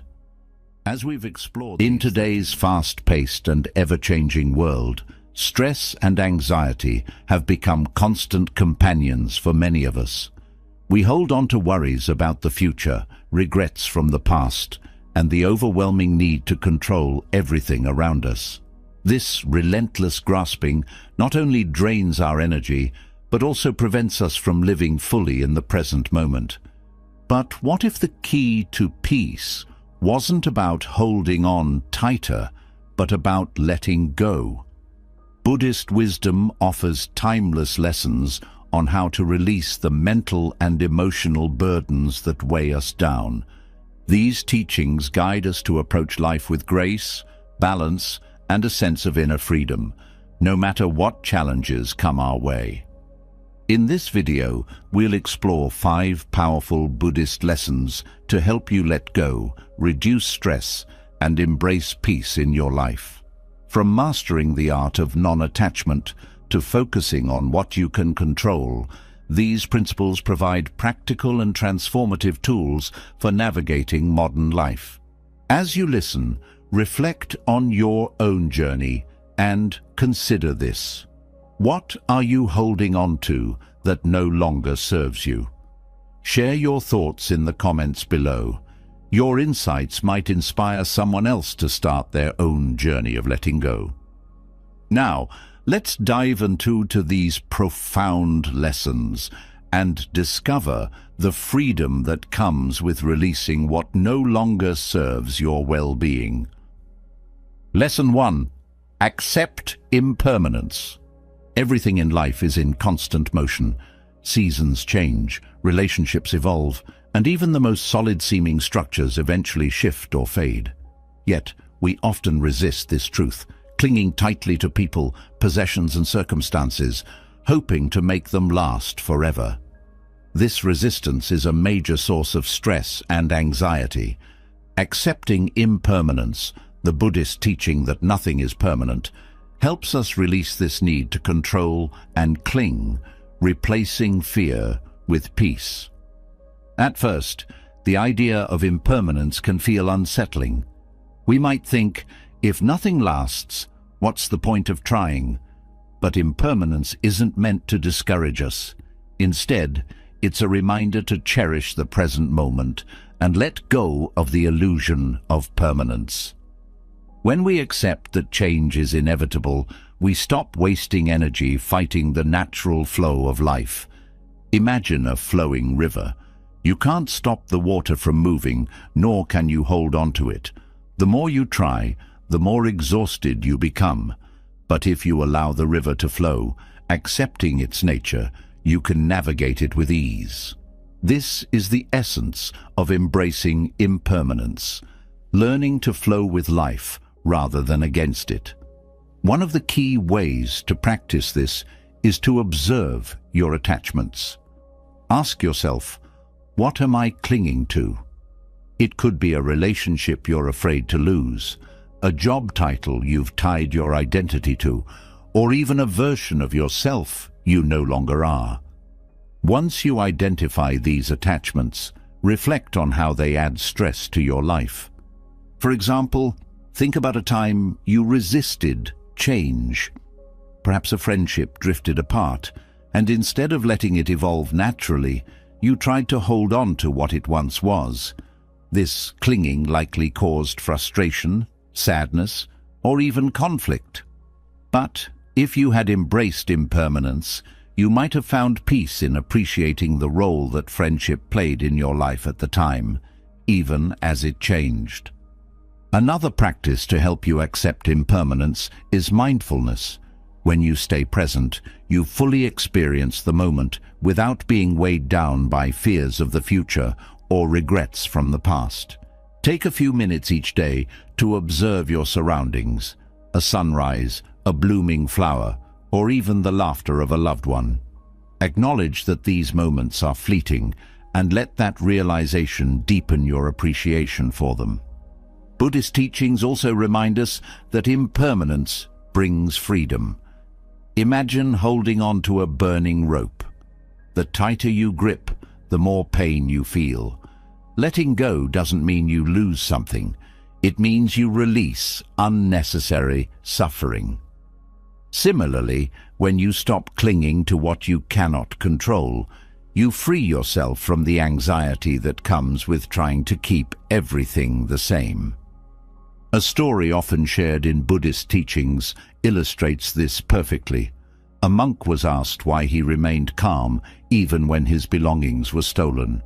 He replied, "I owned nothing to begin with. Everything I had was only borrowed." This perspective can transform how we view our possessions, relationships, and experiences, not as things we own, but as gifts we are privileged to enjoy for a time. In modern life, accepting impermanence can also help us navigate challenges more gracefully. When faced with difficulties, remind yourself, "This too shall pass." This simple phrase holds profound wisdom, allowing you to see that no matter how overwhelming a situation feels, it is temporary. The same is true for joy and success. By embracing their fleeting nature, you savor them more fully without the fear of losing them. Gratitude is another powerful way to practice accepting impermanence. When you appreciate what you have right now, you're less likely to cling to it out of fear. Start a gratitude journal, noting daily the things you're thankful for. This habit shifts your focus from what you might lose to what you currently have, fostering a sense of abundance and peace. Accepting impermanence doesn't mean giving up or becoming passive. It means engaging fully with life, knowing that everything is part of a greater cycle of change. When you embrace this truth, you stop fearing the inevitable and start living with greater freedom, resilience, and joy. Let this lesson guide you.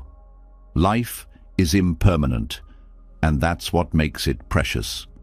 When you accept that nothing lasts forever, you let go of the need to control the uncontrollable, allowing peace to take root in your heart. Instead of clinging, you can approach each moment with gratitude and openness, knowing that it is a unique and fleeting gift. Lesson 2. Detach from outcomes. In a world driven by achievements and results, we're conditioned to measure our worth by what we accomplish. Success is often defined by outcomes, a promotion, recognition, or reaching a specific goal. While ambition can be a powerful motivator, it also comes with a cost, the stress and disappointment that arise when things don't go as planned. Detaching from outcomes frees us from this cycle, allowing us to focus on what truly matters, the effort we put in, and the growth we experience along the way. At its core, detachment from outcomes doesn't mean giving up on goals or becoming indifferent. Instead, it's about shifting your focus from the results you can't control to the actions you can. When you attach your happiness or self-worth to a specific outcome, you give that result power over your emotions. If it doesn't happen the way you hoped, you feel frustrated or defeated.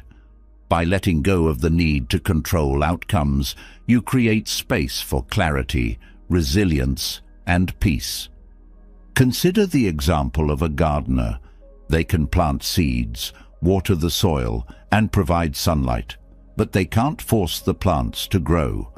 The outcome, whether the garden flourishes or struggles, depends on factors beyond their control. Yet, the gardener's role remains essential. They find joy in the act of nurturing, knowing that their effort is meaningful regardless of the harvest. This is the mindset of detaching from outcomes, pouring your energy into what you can do and trusting the process without clinging to the end result. A practical way to cultivate this mindset is to reflect on your motivations. Ask yourself, why am I pursuing this goal? If your answer is tied to external validation, like impressing others or gaining approval, you're more likely to experience stress and disappointment. But if your motivation comes from a place of personal growth or genuine passion, the journey itself becomes rewarding, no matter the result. Mindfulness can also help you detach from outcomes. When you practice mindfulness, you stay present in the process rather than fixating on the future. For example, if you're working on a challenging project, focus on the steps you're taking right now instead of obsessing over whether it will succeed. This approach not only reduces anxiety, but also enhances your performance, as your energy is directed toward the task at hand.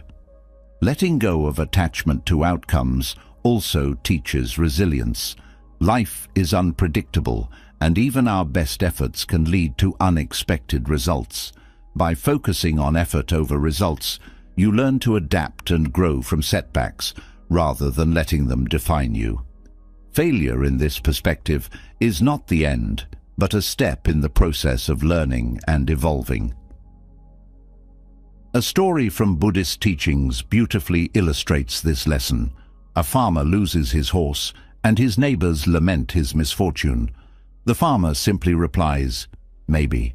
The next day, the horse returns with a group of wild horses, and the neighbors celebrate his luck. Again, the farmer replies, "Maybe." The following day, his son breaks his leg while trying to tame one of the horses. The neighbors express their sympathy, but the farmer says, "Maybe."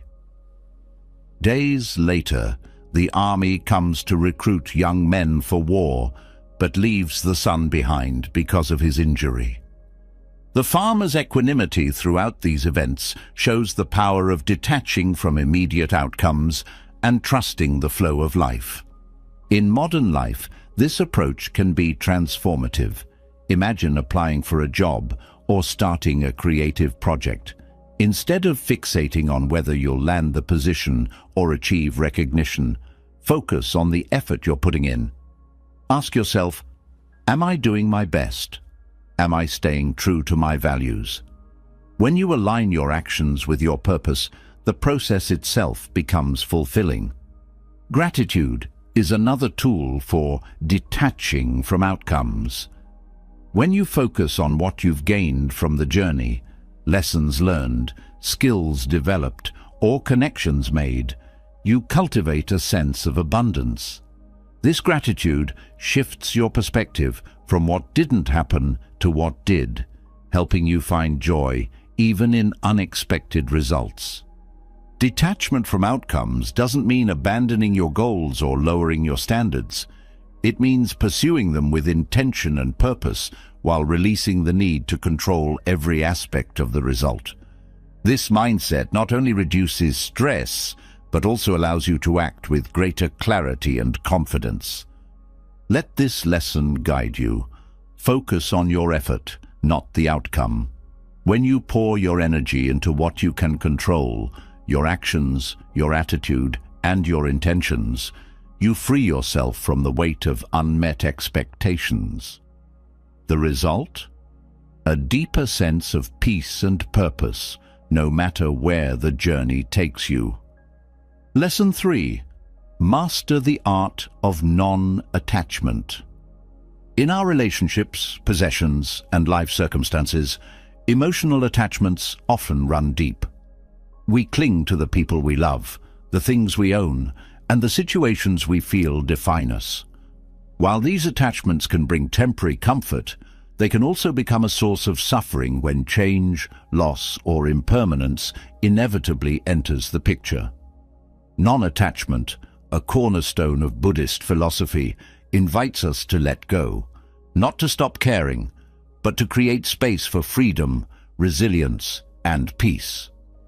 The art of non-attachment is often misunderstood as coldness or indifference, but nothing could be further from the truth. Non-attachment is not about distancing yourself from others or giving up on life. It's about engaging fully with the present moment while releasing the need to control, possess, or cling. This practice allows you to love and live with an open heart, unburdened by fear or expectations. Imagine holding sand in your hand. If you squeeze it tightly, it slips through your fingers.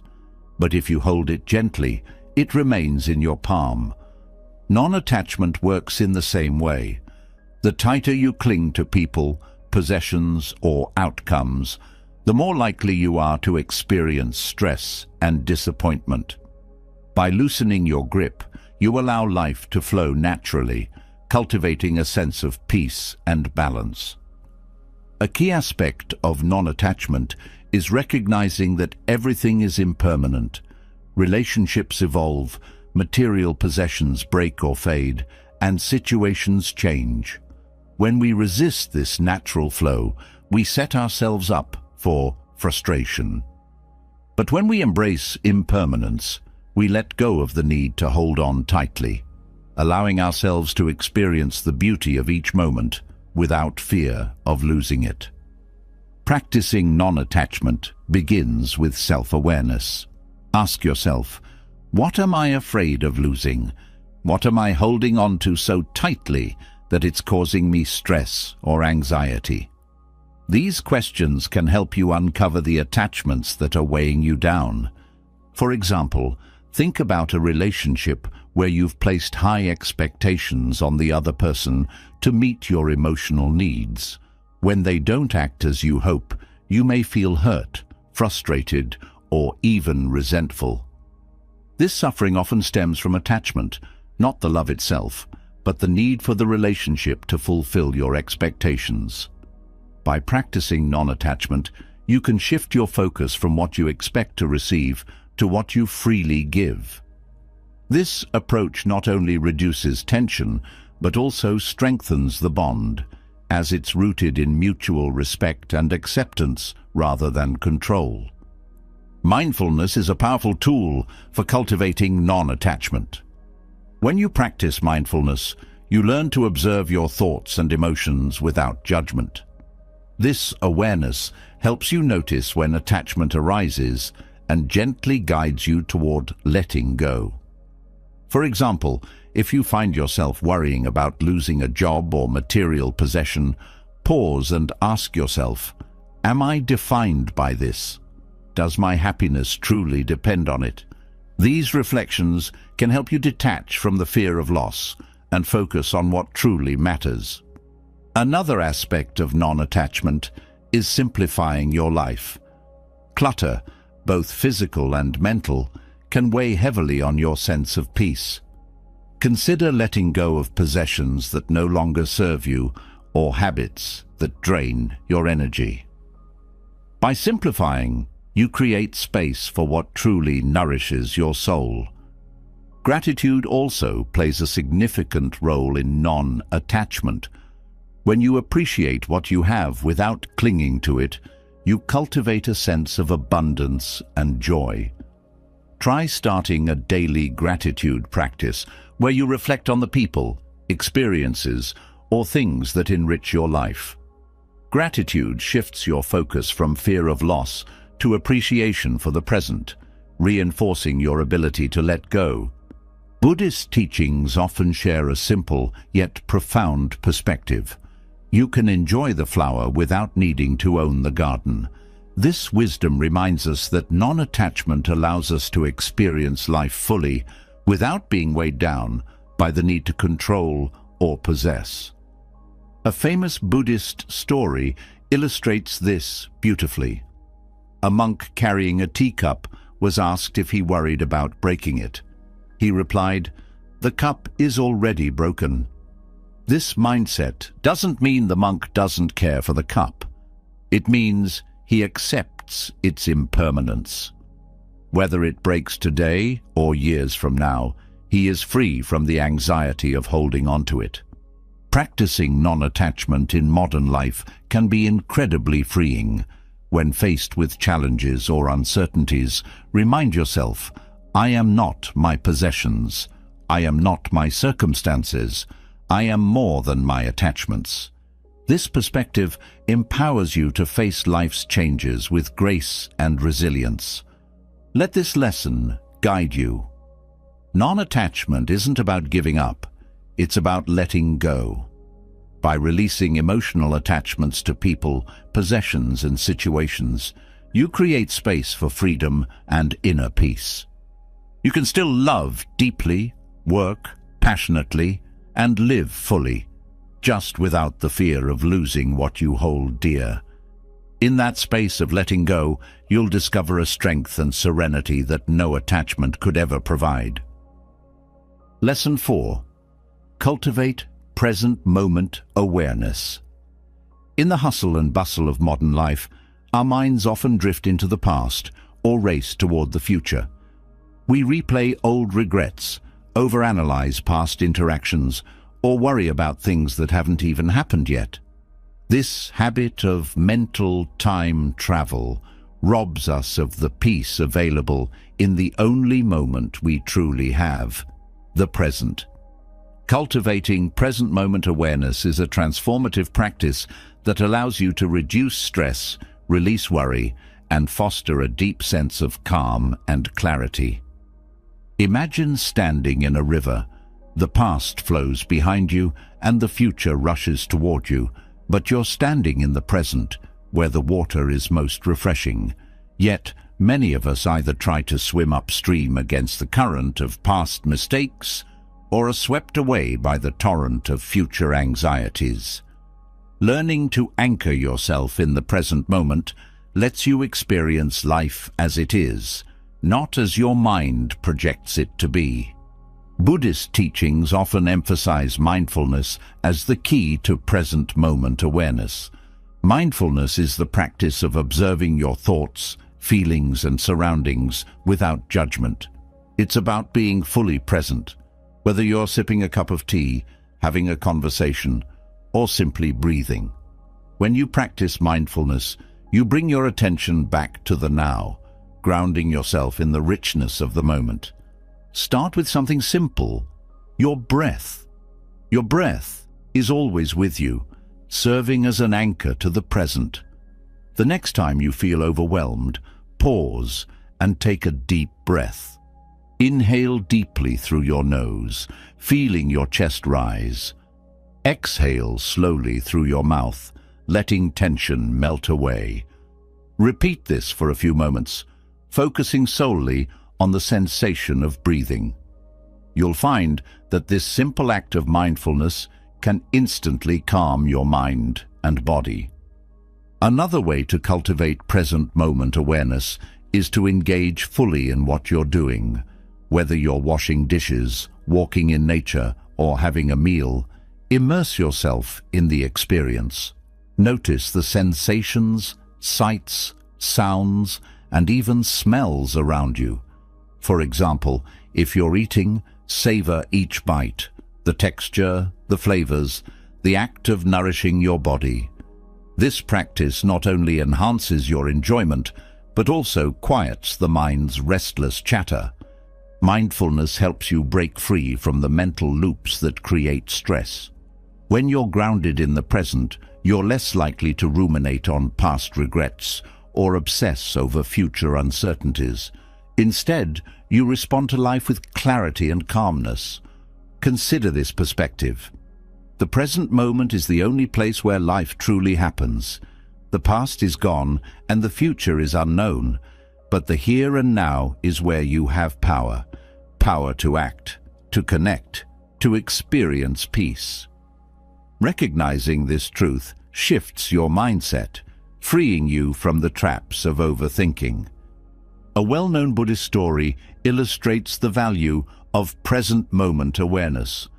A man is chased by a tiger and ends up clinging to a vine over a cliff. Below, another tiger waits, and as he hangs there, he notices a single strawberry growing nearby. Instead of fixating on his dire situation, he reaches out, plucks the strawberry, and enjoys its sweetness. This story reminds us that even in difficult times, the present holds something precious, if we have the presence of mind to see it. Incorporating mindfulness into daily life doesn't require monumental changes. Small, consistent practices can have a profound impact. Here are a few ideas to get started. Morning ritual. Begin your day with 5 minutes of mindful breathing or reflection. Set an intention to stay present as much as possible throughout the day. Mindful pauses. Throughout the day, take short breaks to tune into your surroundings. Notice the colors, sounds, and sensations around you. Technology boundaries. Limit distractions by setting boundaries with devices. When you're working or spending time with loved ones, put your phone aside and focus fully on the task or conversation.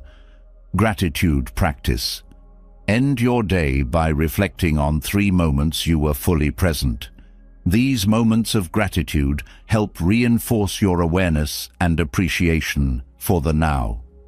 It's important to remember that mindfulness is a practice, not a destination. Your mind will wander. That's natural.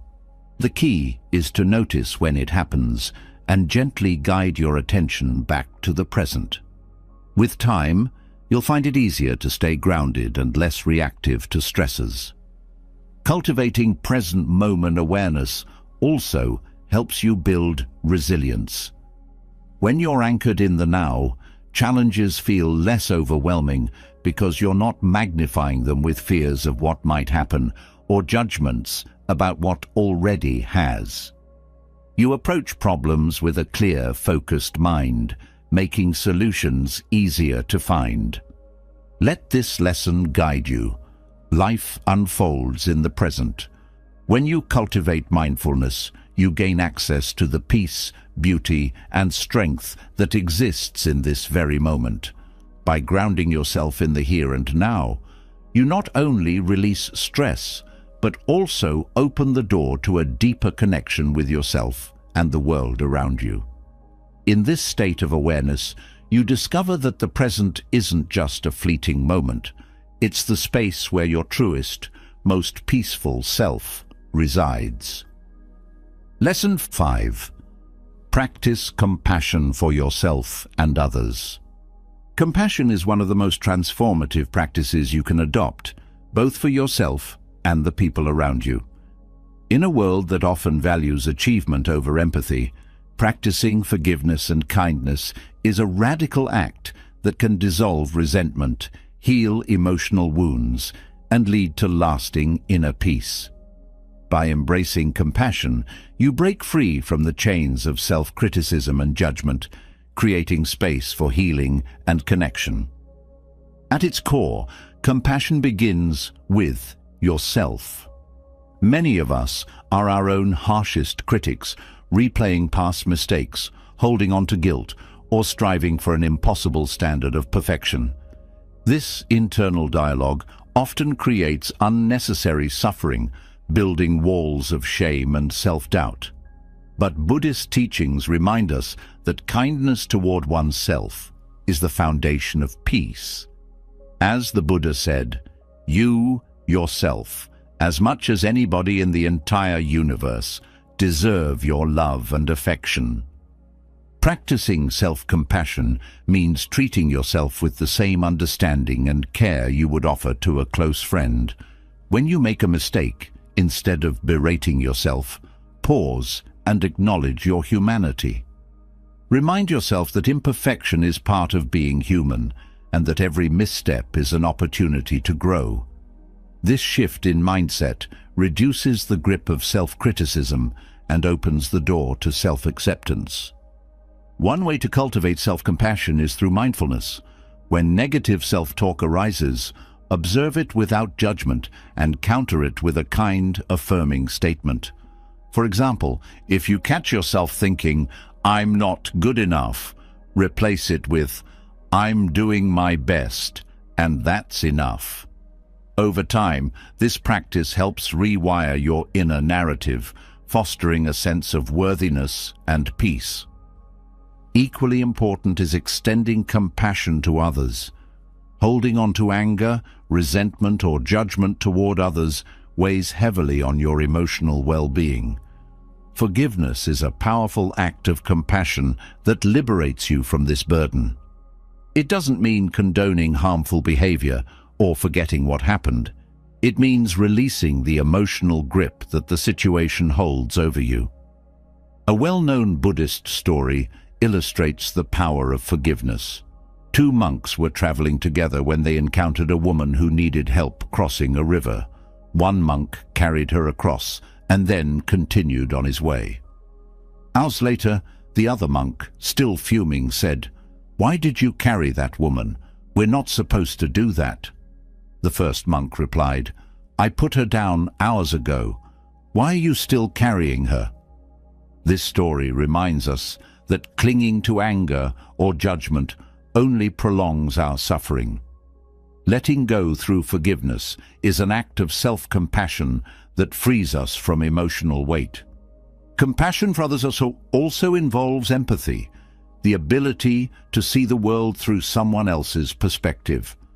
When someone behaves hurtfully, consider what pain or insecurity might be driving their actions. By understanding their struggles, you soften your own reaction and create room for understanding. This doesn't mean excusing harmful behavior, but it allows you to respond with clarity and kindness instead of escalating conflict. Gratitude and loving-kindness meditation are powerful tools for nurturing compassion. In loving-kindness meditation, you begin by sending goodwill to yourself, silently repeating phrases like, "May I be happy," "May I be healthy," "May I be at peace."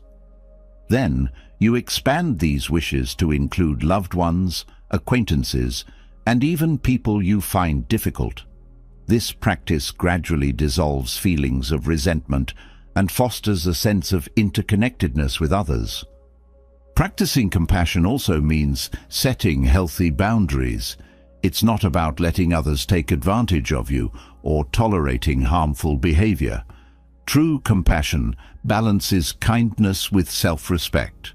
For instance, if someone consistently disrespects you, compassion may involve stepping away from the relationship while still wishing them well. This approach allows you to protect your peace without harboring resentment. Compassion transforms relationships, both with yourself and others. When you treat yourself kindly, you naturally extend that warmth to the people around you. This creates a ripple effect, fostering deeper connections and more harmonious interactions. Compassionate living also reduces stress, as it shifts your focus from anger and judgment to understanding and healing. Let this lesson guide you. Forgiveness and kindness are not signs of weakness. They are acts of courage and strength. By practicing compassion, you free yourself from the grip of resentment and self-criticism, creating space for emotional healing and inner peace. Remember, compassion isn't just something you do for others, it's a gift you give yourself. In the end, compassion reminds us of our shared humanity. We are all navigating life's challenges, doing the best we can with what we know. By embracing compassion, you contribute to a more peaceful, understanding world, while nurturing your own emotional well-being. Let kindness be your anchor, guiding you toward a life of love, resilience, and serenity. Letting go is a journey, and these Buddhist lessons are just the beginning.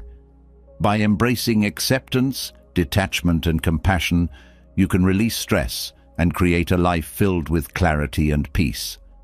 Remember, transformation happens one mindful step at a time. When the first light of day touches my face, I pause to reflect on the gift of being alive. I wasn't always like this. There were mornings I started with chaos, rushing, worrying, and dragging yesterday's burdens into today. It's a familiar feeling for many of us, isn't it? Waking up tired, overwhelmed, or distracted before the day even begins. But then I discovered something profound. Buddhism teaches us that every morning is an opportunity to reset our minds and live with purpose. It's not about perfection, it's about intention. Starting the day with awareness can change the energy of not just your morning, but your entire life.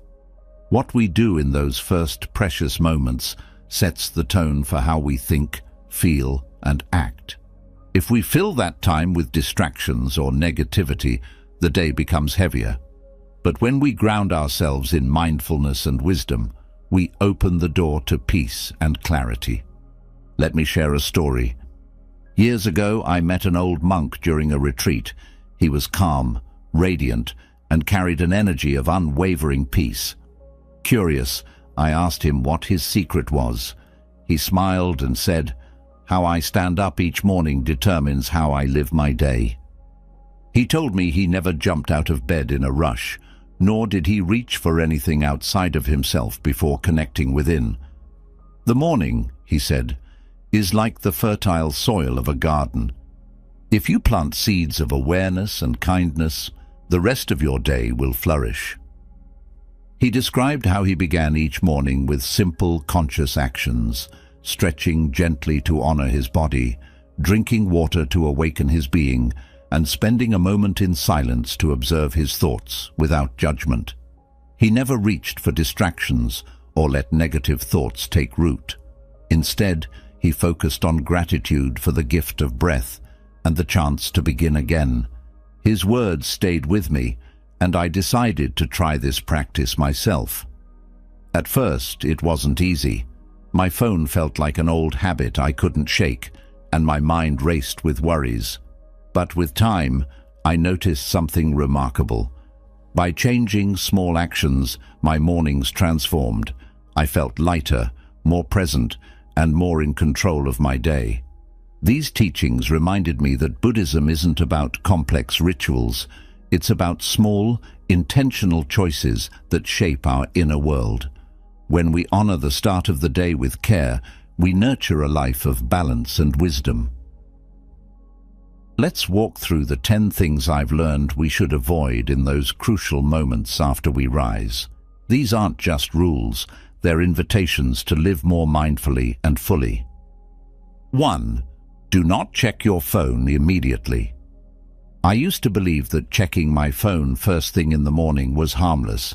Like many people, I thought it was productive to glance at my emails, messages, and even the news before I'd properly woken up. But here's the truth. I was wrong. Starting my day with a screen didn't give me focus or clarity. Instead, it left me feeling overwhelmed, reactive, and disconnected from myself before the day even began. In Buddhism, we're taught that the mind is like still water. When we wake up, our thoughts are calm, like a lake at dawn, undisturbed by the winds of the world. The moment we reach for our phones, it's as if we throw a handful of pebbles into that stillness, creating ripples of distraction, anxiety, and noise. I remember a particularly chaotic morning when I was jolted awake by my alarm. Before I'd even sat up in bed, I picked up my phone to check my notifications. One message from work sent my mind racing. Another email reminded me of an overdue task. Then, out of habit, I scrolled through social media. By the time I got out of bed, my head was already buzzing with stress. The peace of the morning had been shattered, not by the messages themselves, but by my choice to let them dictate the start of my day. I knew something had to change. One morning I decided to experiment. I left my phone in another room the night before, and when I woke up, I resisted the urge to reach for it. Instead, I sat quietly on the edge of my bed, closed my eyes, and took a few deep breaths. At first it felt strange, almost unsettling, to be alone with my thoughts. But as the minutes passed, I realized something profound. I didn't need my phone to feel connected. I needed stillness. Buddhism teaches us about mindfulness, the art of being fully present in each moment.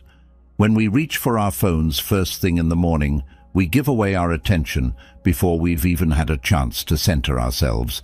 It's like handing over the steering wheel of your day to someone else.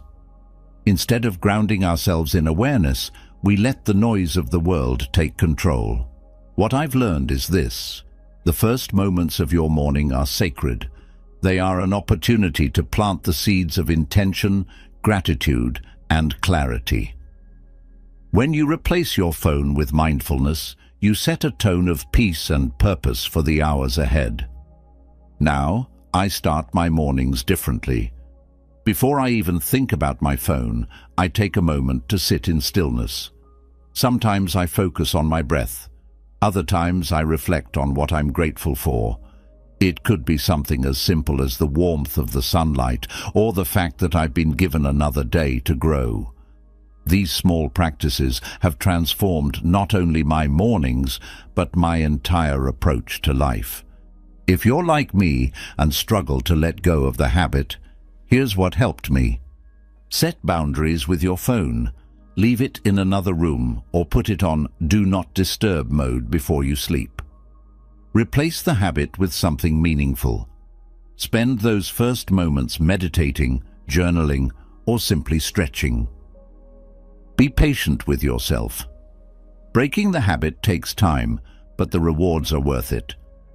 When you wake up tomorrow, try this. Let the phone wait. Give yourself the gift of starting the day on your terms. Feel the stillness, embrace the quiet, and notice how it sets a foundation for a more mindful and peaceful day. 2. Do not snooze your alarm repeatedly. I used to be a chronic snoozer. My alarm would go off, and I'd hit that snooze button like it was a lifeline. 5 more minutes, I'd tell myself, then another 5, and another. It felt comforting in the moment, but by the time I finally got out of bed, I was groggy, rushed, and honestly, a little guilty. It was like starting my day in a battle I'd already lost. Buddhism teaches us to meet each moment with awareness and acceptance. When we hit snooze, we're resisting the present moment. We're saying, "Not yet, I'm not ready." But here's the thing, the day doesn't wait for us. Life moves forward, whether we embrace it or not. I remember a particularly frustrating morning when my snooze habit caught up with me. I had a meeting scheduled early, and I'd promised myself I'd get up with my first alarm to prepare. But when the alarm rang, I hit snooze.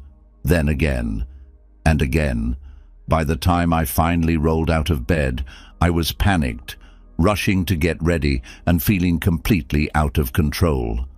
That day felt chaotic, not because of the meeting, but because of how I'd started it. Something had to change. I realized that the way I woke up wasn't just affecting my mornings, it was setting the tone for my entire day. I needed to reclaim my mornings with intention and discipline. One morning I made a decision. No more snooze button. When the alarm rang, I sat up immediately.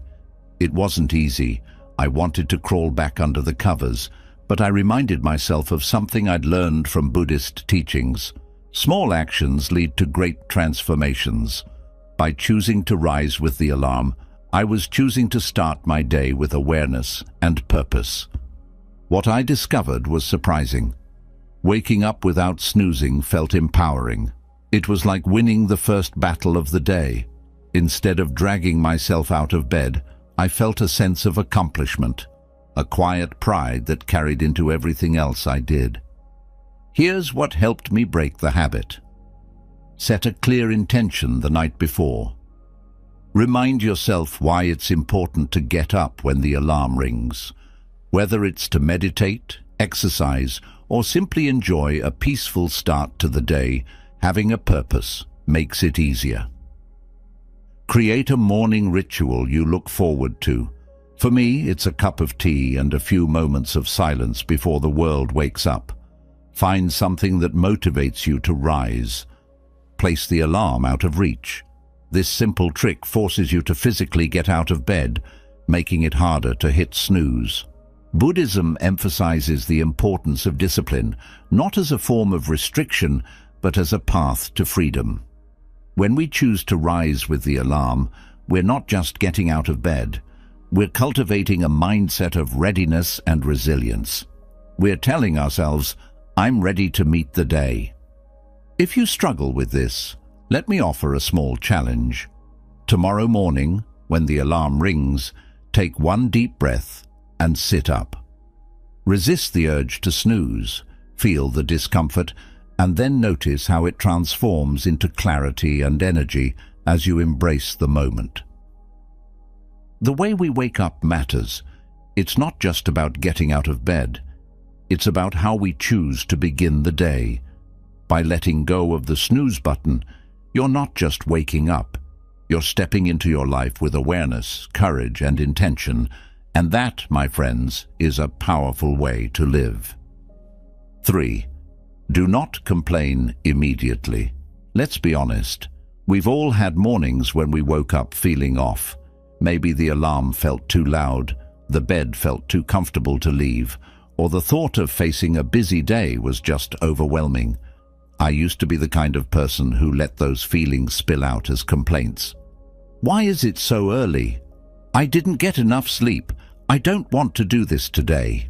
Those words became my soundtrack, and before I even got out of bed, I had already set a negative tone for my day. Buddhism teaches us that suffering often begins not with external circumstances, but with how we perceive and respond to them. Complaining is one of the most common ways we resist reality. It feels like a release, but in truth, it's a trap. When we complain, we reinforce the negativity we're trying to escape. I realized this during a conversation with a mentor. I had been venting about how busy and stressful my mornings were, expecting sympathy. Instead, he looked at me with kindness and said, "Why do you let the first moments of your day carry such a heavy burden? You're alive. Start there." His words hit me hard. The next morning, when I felt the familiar urge to complain, I paused. Instead of grumbling about being tired, I simply took a deep breath and said, "Thank you for this new day." It wasn't dramatic, but it shifted something in me. I started to see my mornings as opportunities rather than obstacles. Complaining creates a mental loop of dissatisfaction. The more we complain, the more we focus on what's wrong, and the more our minds seek out additional problems. Buddhism invites us to break this cycle by cultivating gratitude and acceptance. When I catch myself slipping back into old habits, I ask myself, does this complaint help me? Does it make me feel lighter, happier, or more at peace? The answer is always no. Complaining doesn't solve problems, it magnifies them. Here's what I practice instead. 1. Acknowledge the feeling without judgment. If I wake up feeling tired or frustrated, I don't push it away. I simply notice it. I'm feeling this way right now, and that's okay. 2. Replace complaints with gratitude. Before saying anything negative, I think of one thing I'm thankful for, big or small. 3. Focus on intention. Instead of dwelling on what feels difficult, I remind myself of my purpose for the day. These small shifts have made a world of difference. The mornings I start with gratitude feel lighter and more productive. Instead of dragging negative energy into the day, I carry a sense of peace and presence. The next time you feel like complaining in the morning, pause. Take a deep breath and choose a different response. You'll notice how this simple act transforms not just your morning, but your entire day. 4. Do not jump out of bed in a rush. There was a time when my mornings were a whirlwind. The alarm would go off, and I'd leap out of bed like I was already behind schedule. My mind raced with tasks, my body felt tense, and before I even brushed my teeth, I was in a state of stress. It felt efficient at first, but in reality, it left me feeling scattered and exhausted before the day even began. Buddhism teaches us to approach life with mindfulness and balance. When we rush, we abandon the present moment and allow anxiety to take the lead. Jumping out of bed in a hurry may seem harmless, but it sets a frantic tone that ripples through the rest of the day. I'll never forget the morning this hit me.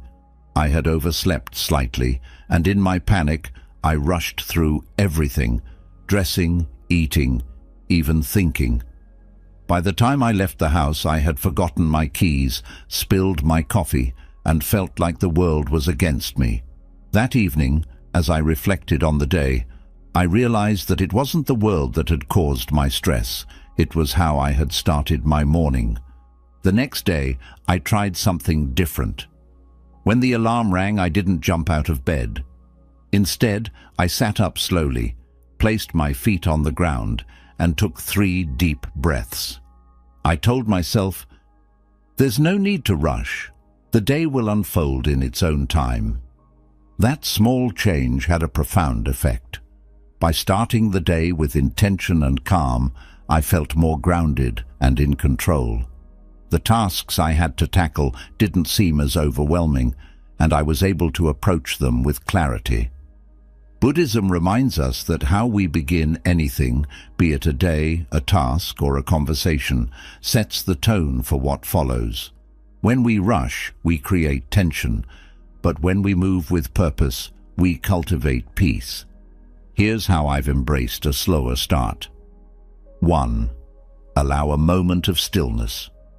After waking, I take a few breaths before getting out of bed. It's a simple practice, but it helps me feel present. 2. Stretch gently. Before diving into the day, I spend a few minutes stretching to awaken my body with kindness. 3. Set a mindful intention. Whether it's a word, a phrase, or a simple thought, I remind myself of how I want to show up for the day. Starting the morning without rushing doesn't mean neglecting responsibilities. It means approaching them with a clear and steady mind. I've found that when I take my time, I'm actually more productive. I make fewer mistakes, feel less stressed, and enjoy the day more. If you find yourself rushing out of bed, I encourage you to try this. Tomorrow morning, give yourself 5 extra minutes. Sit up slowly, take a few breaths, and let your body wake up naturally. Notice how it feels to start the day with calm instead of chaos. Life moves quickly enough on its own. By slowing down in the morning, we give ourselves the gift of presence, and that, my friends, is one of the most powerful ways to begin the day. 5. Do not forget to hydrate. I used to wake up and rush straight into my day without a second thought. A quick glance at my to-do list, a few sips of coffee, and I was off.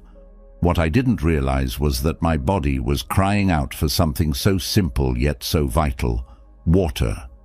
It wasn't until I started feeling sluggish and foggy in the mornings that I paused to reflect on why. The answer was obvious. My body had gone hours without hydration, and I was neglecting its most basic need. Buddhism teaches us the importance of nurturing the body as the vessel for the mind. Without care and attention, our bodies cannot fully support us in our pursuit of mindfulness, wisdom, and compassion. Hydration is the first act of kindness we can offer ourselves each morning. I remember learning this lesson the hard way. One morning, after waking up particularly groggy, I went straight to my usual coffee routine.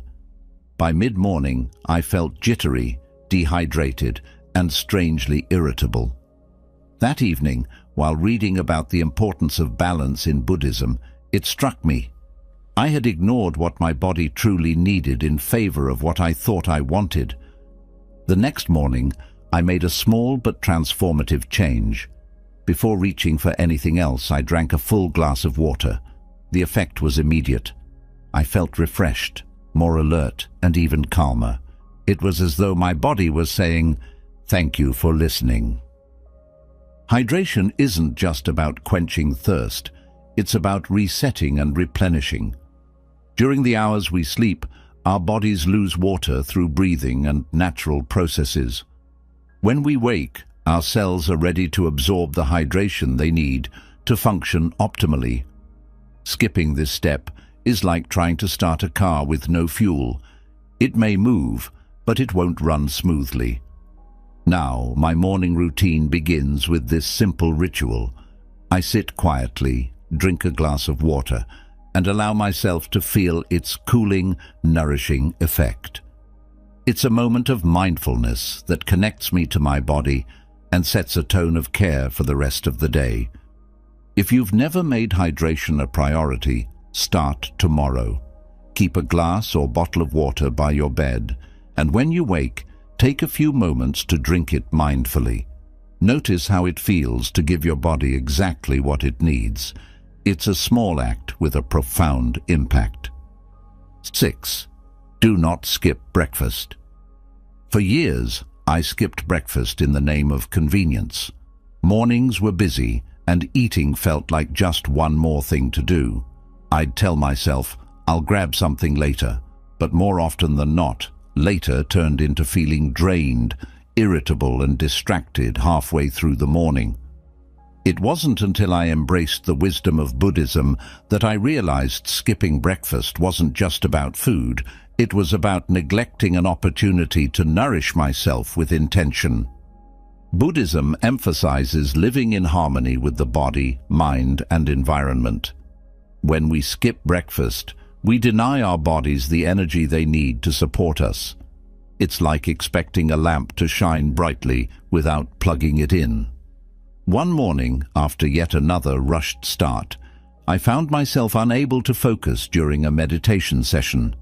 My mind kept drifting to thoughts of hunger and fatigue. It was then that I remembered a teaching from the Buddha. The wise nourish the body as they would a child, with care and attention. I realized I had been treating breakfast as an inconvenience instead of the gift it truly is. The next morning, I committed to change. I started small, preparing a simple bowl of oatmeal topped with fresh fruit. As I sat down to eat, I reminded myself to be fully present. Each bite became an act of mindfulness, tasting, chewing, and appreciating the nourishment. That morning, I felt a difference. My energy was steady, my mind was clearer, and I approached my tasks with a sense of balance. Breakfast doesn't have to be complicated. It's not about creating a gourmet spread. It's about offering your body the fuel it needs to thrive. Whether it's a piece of fruit, a smoothie, or a slice of toast with almond butter, the act of eating with intention can transform your entire day. Now, breakfast has become one of my favorite moments of the morning. It's a time to pause, reflect, and prepare myself, not just physically, but mentally and emotionally. By starting the day with nourishment, I feel more grounded and better equipped to face whatever comes. If you've been skipping breakfast, let me encourage you to rethink that habit. Tomorrow, take a few minutes to prepare something simple and eat it with presence. Notice how it feels to honor your body and give it the care it deserves. You might find that this small act sets a tone of balance and gratitude that carries you through the day. When we nourish ourselves with mindfulness, we create a foundation for peace, energy, and focus. And isn't that what every morning deserves? 7. Do not start the day without a conscious plan. I used to wake up and drift aimlessly through my mornings. I'd respond to whatever came my way, emails, chores, random thoughts, without any sense of direction. By the time midday rolled around, I'd often feel frustrated, wondering where my time had gone. The truth was, I wasn't living intentionally. I was reacting to life instead of guiding it. Buddhism teaches us the value of mindfulness and intention in every moment. The morning, being the foundation of the day, is a sacred opportunity to set a clear path. Without a conscious plan, we become like a boat without a rudder, drifting wherever the current takes us. One day I realized the impact of my lack of planning. I had a long list of things I wanted to accomplish, but by the evening I'd barely made progress. Instead of feeling productive, I felt overwhelmed. That evening, as I reflected, I asked myself a simple question. What do I want my mornings to represent? The answer was clear. I wanted my mornings to reflect clarity, focus, and purpose. The next day, I tried something different. Before getting out of bed, I took a few moments to mentally map out my day. I asked myself 3 questions. What is the most important thing I want to accomplish today? How do I want to show up for myself and others? What can I let go of to stay focused? This small shift changed everything. Having a conscious plan gave me a sense of direction and purpose. My mornings felt lighter, my tasks felt more manageable, and I ended the day with a sense of fulfillment. Planning doesn't have to be complicated. It's not about rigid schedules or overloading your to-do list. It's about aligning your actions with your intentions. When you start the day with clarity, you create a flow that guides you through challenges and distractions with ease. Here's how I make planning a part of my morning practice. 1. Set a daily intention. This can be a simple word or phrase, like focus, compassion, or peace. 2. Prioritize 3 key tasks. Instead of overwhelming yourself with a long list, focus on the 3 most important things you want to accomplish. 3. Visualize the day ahead. Spend a moment imagining how you want your day to unfold. Starting the day with a conscious plan isn't just practical, it's empowering. It reminds us that we have the ability to shape our lives through thoughtful choices. When you wake up tomorrow, take a moment to plan your day with intention. Notice how this simple practice transforms not just your productivity, but your overall sense of purpose. 8. Do not allow negative thoughts. Mornings used to feel heavy for me.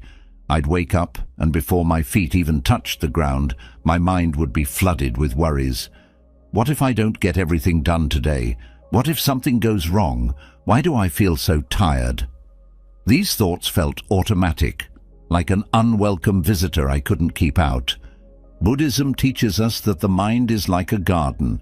If we allow weeds, negative thoughts, to grow unchecked, they can overrun the entire space.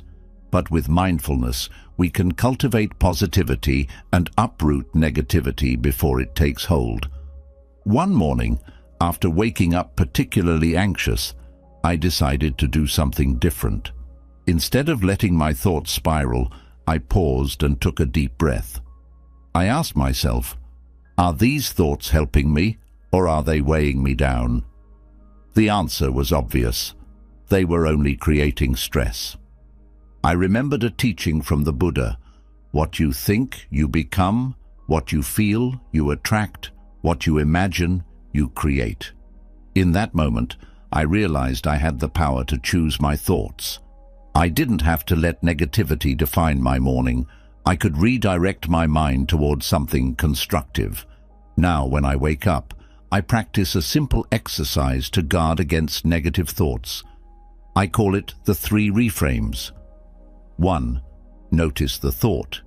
Instead of ignoring it, I acknowledge it. I see you, worry. 2. Question its validity. I ask, is this thought true? Is it helpful? Often, the answer is no. 3. Replace it with gratitude. I shift my focus to something positive, like the opportunity to start fresh or the support of loved ones.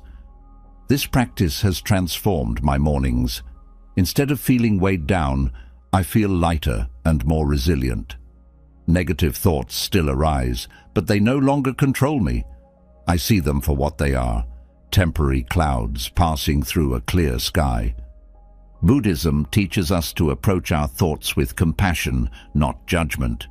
It's not about forcing ourselves to think positively all the time. It's about creating space for awareness and choosing thoughts that serve us. If you struggle with negative thoughts in the morning, here's what I recommend. Start with a mantra. A simple phrase like "I am at peace" or "This is a new beginning" can help anchor your mind. Practice gratitude. List 3 things you're thankful for, no matter how small.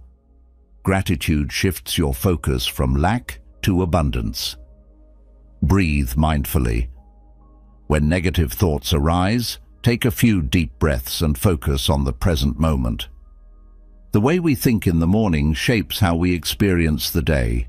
By choosing thoughts of gratitude, hope, and possibility, we create a foundation for peace and joy. When you wake up tomorrow, pay attention to your mind's first words. If negativity creeps in, pause, breathe, and gently redirect your thoughts. You'll find that even the smallest shift can make a world of difference. 9. Do not neglect your body. For years, I woke up and went straight into my day without thinking about my body. I'd rush through my morning routine, grab a quick cup of coffee, and dive headfirst into work.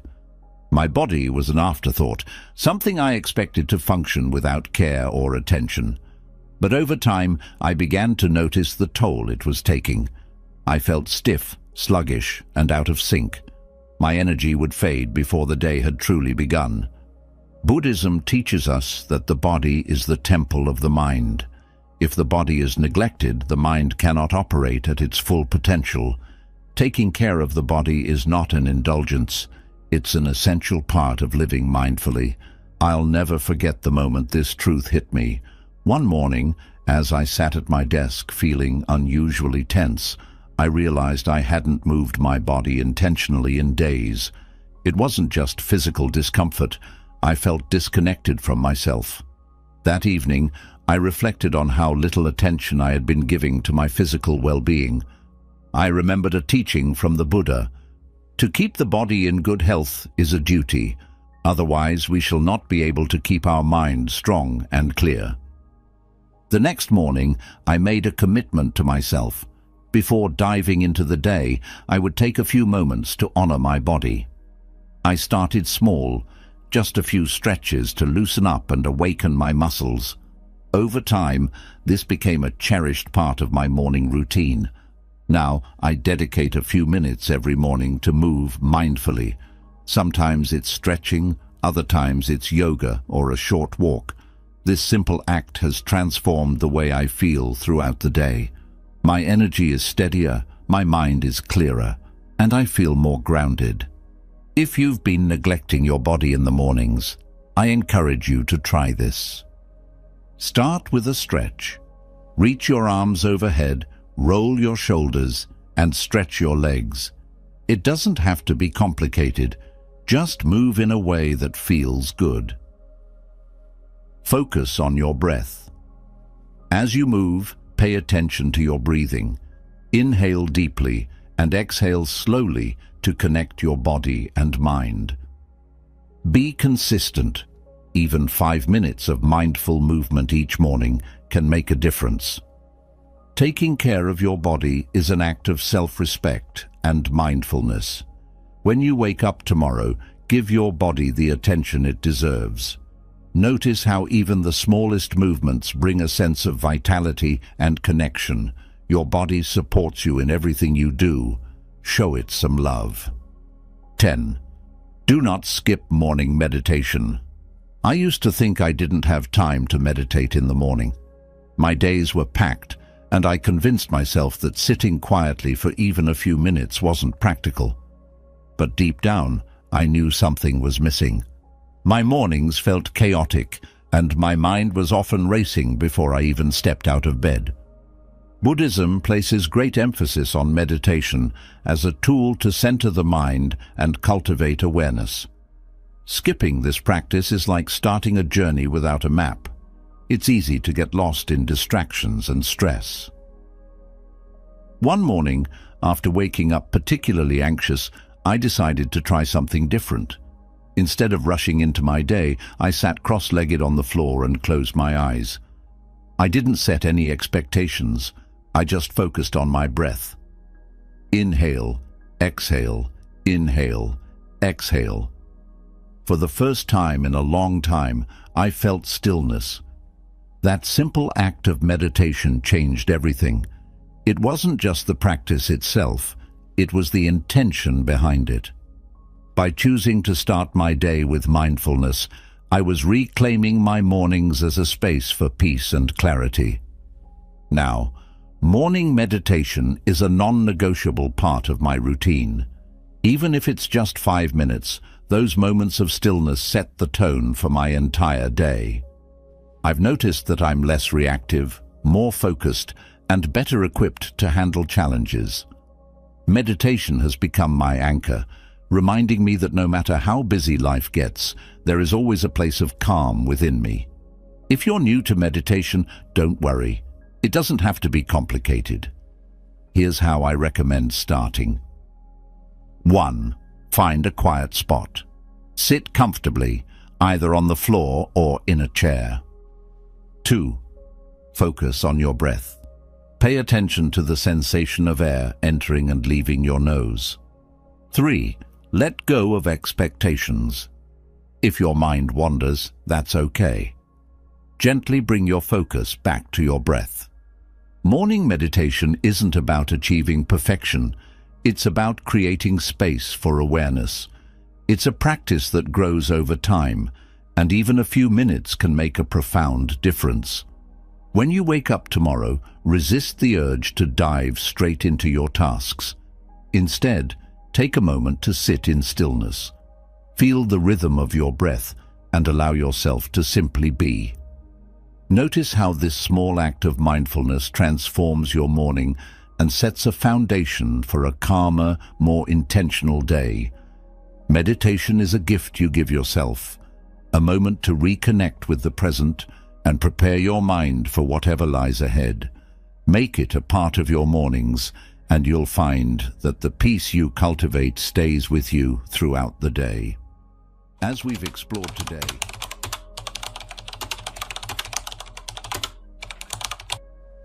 life often feels overwhelming, doesn't it? The constant demands, unexpected challenges, and the relentless pace can leave even the strongest of us feeling unbalanced. There's no pause button, no rewind, no perfect way to prepare for what's next. Yet, amidst the chaos, some people radiate a calm, steady presence. They don't crumble under pressure or lose themselves in negativity. Instead, they move through life with grace, handling its storms with a quiet resilience.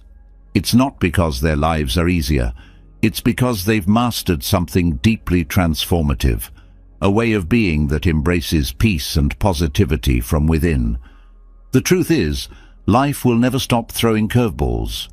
Stressful situations, tough decisions, and moments of uncertainty are part of the human experience. But what defines us is how we respond. Some allow the weight of the world to crush their spirit, while others seem to rise above it, finding strength and clarity even when circumstances are far from ideal.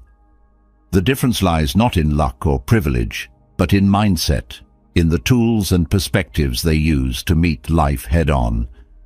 Peace isn't about living in a bubble, free from problems.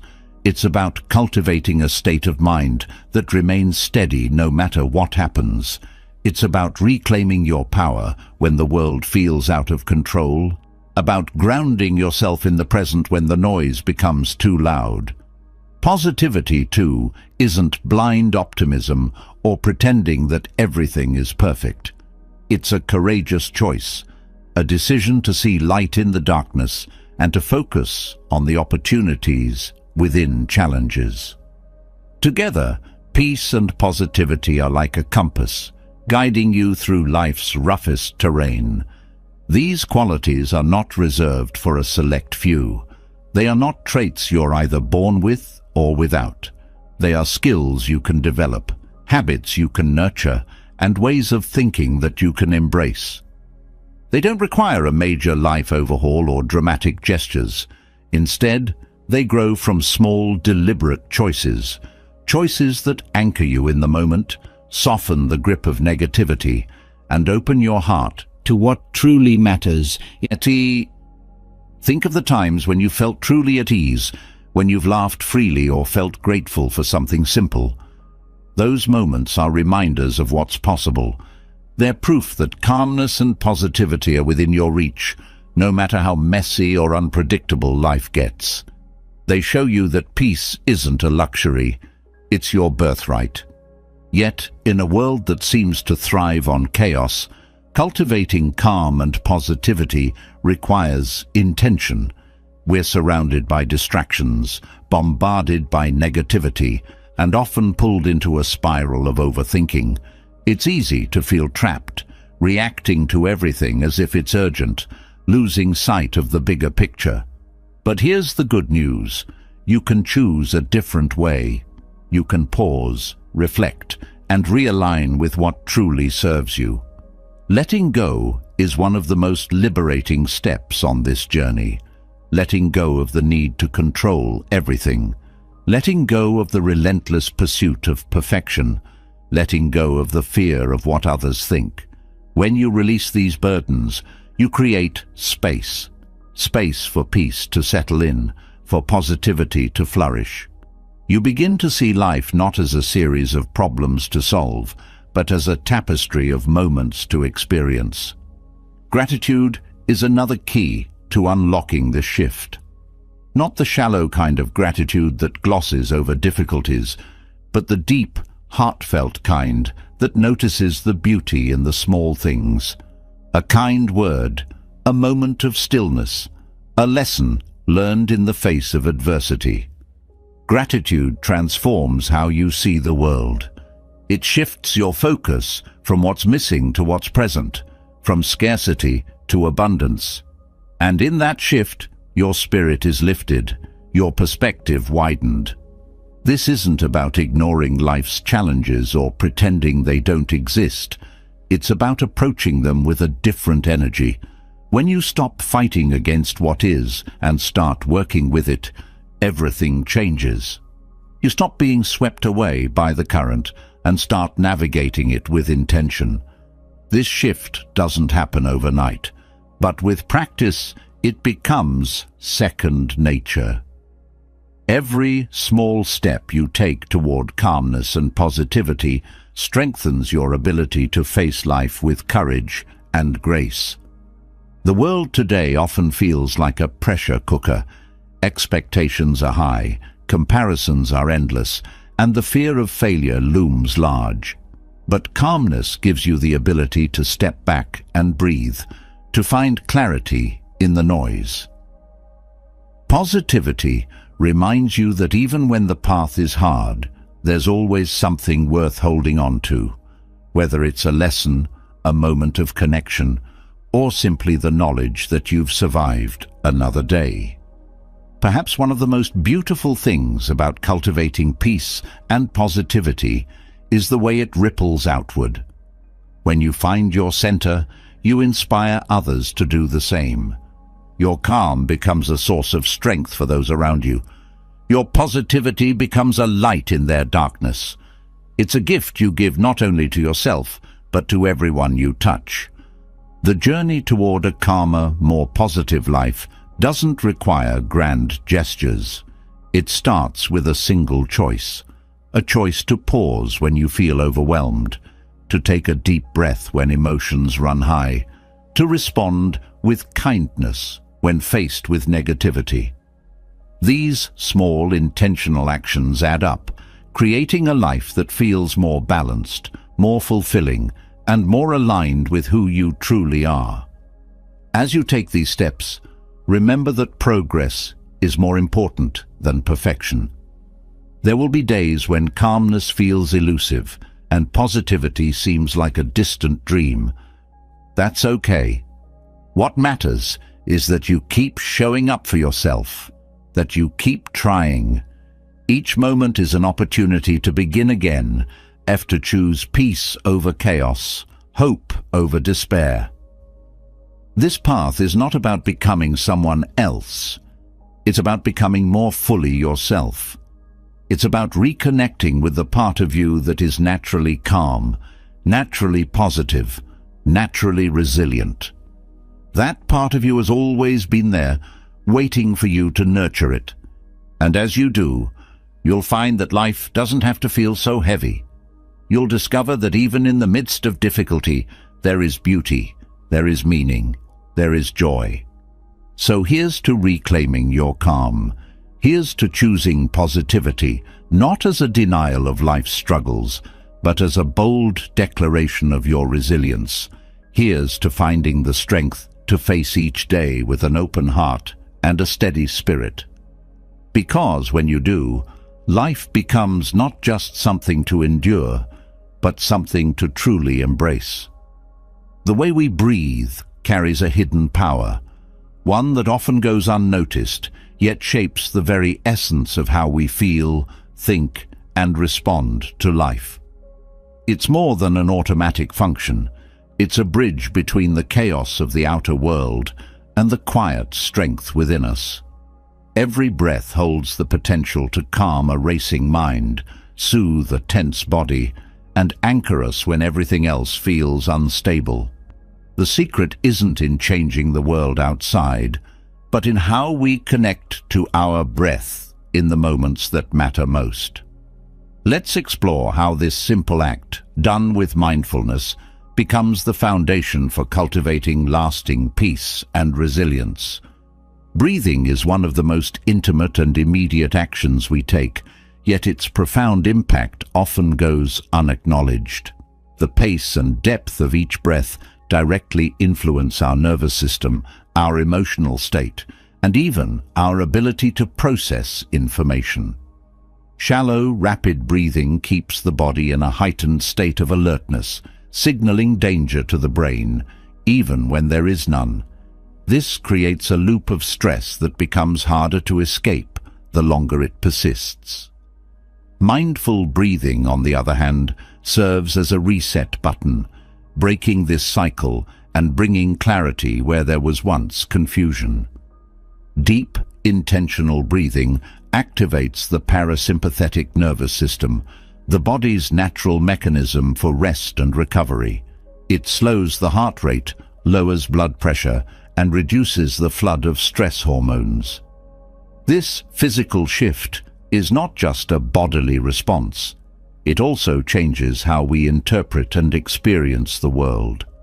A calm body creates the space for a calm mind, and from this state, we can approach life's challenges with steadiness and perspective. The ancient practice of focusing on the breath, rooted in traditions like Buddhism, reveals why this seemingly simple act is so transformative. Observing the breath teaches presence. When the mind drifts to worries about the past or fears about the future, bringing attention to the breath pulls us back into the now.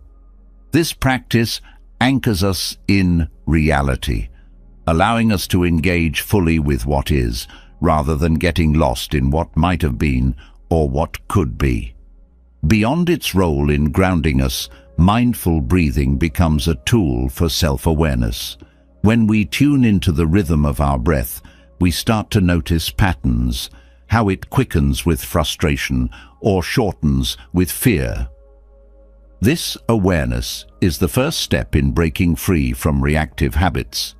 By consciously softening and deepening the breath, we send a signal to our mind and body that we are safe, even in moments of discomfort. Certain breathing techniques amplify these benefits, each with its unique purpose. One such method is diaphragmatic breathing, also known as belly breathing. This involves drawing each breath deep into the diaphragm, rather than shallowly into the chest. As the belly expands with each inhale, tension is released from the upper body, and the nervous system is calmed. Practicing this for just a few minutes a day strengthens the connection between the body and mind, making it easier to access calmness during times of stress. Alternate nostril breathing, a practice rooted in yogic traditions, offers another layer of benefit. This technique balances the energy in the body, harmonizing the left and right hemispheres of the brain. With one nostril closed, a slow inhale is taken through the other, followed by a switch for the exhale. This rhythmic alternation promotes mental clarity, emotional stability, and a deep sense of inner balance. For those seeking to improve focus and mental resilience, box breathing is a powerful ally. This method involves inhaling for a set count, holding the breath, exhaling for the same count, and holding again before the next inhale. By regulating the breath in this structured way, the mind becomes less scattered and emotional overwhelm diminishes. Athletes, military personnel, and high-stakes professionals often use this technique to maintain composure under pressure, a testament to its efficacy. The breath also connects us to the body's energy systems, known as prana in Eastern philosophies. When breathing is shallow or irregular, this vital energy becomes blocked, leading to feelings of fatigue, restlessness, or irritability.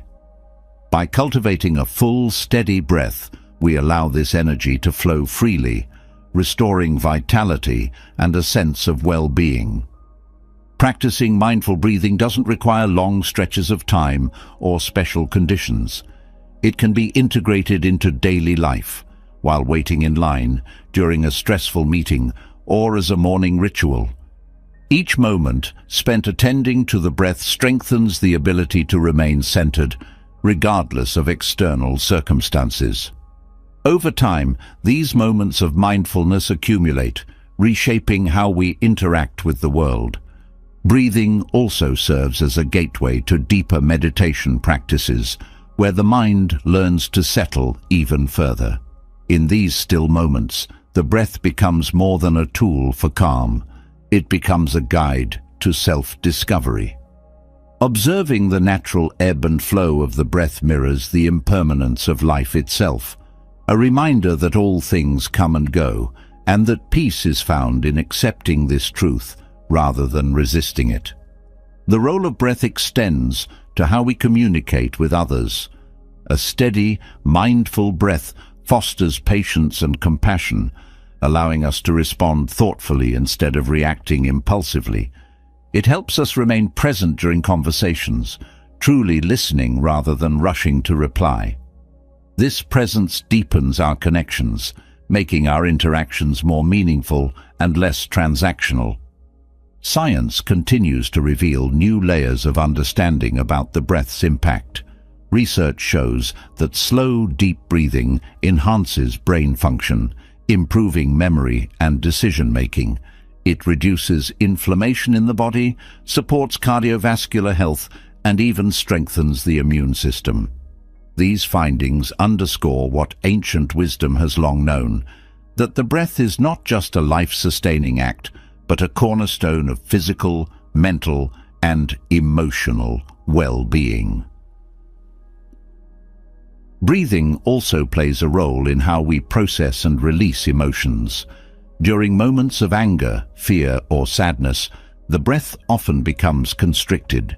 This physical restriction mirrors the emotional state, creating a feedback loop that intensifies the feeling. Consciously softening the breath during these times can interrupt this loop, providing a pathway to release the emotion rather than letting it take control. For those dealing with chronic stress or anxiety, mindful breathing offers a sense of empowerment. It reminds us that even when external circumstances feel overwhelming, we always have a tool within us to regain stability.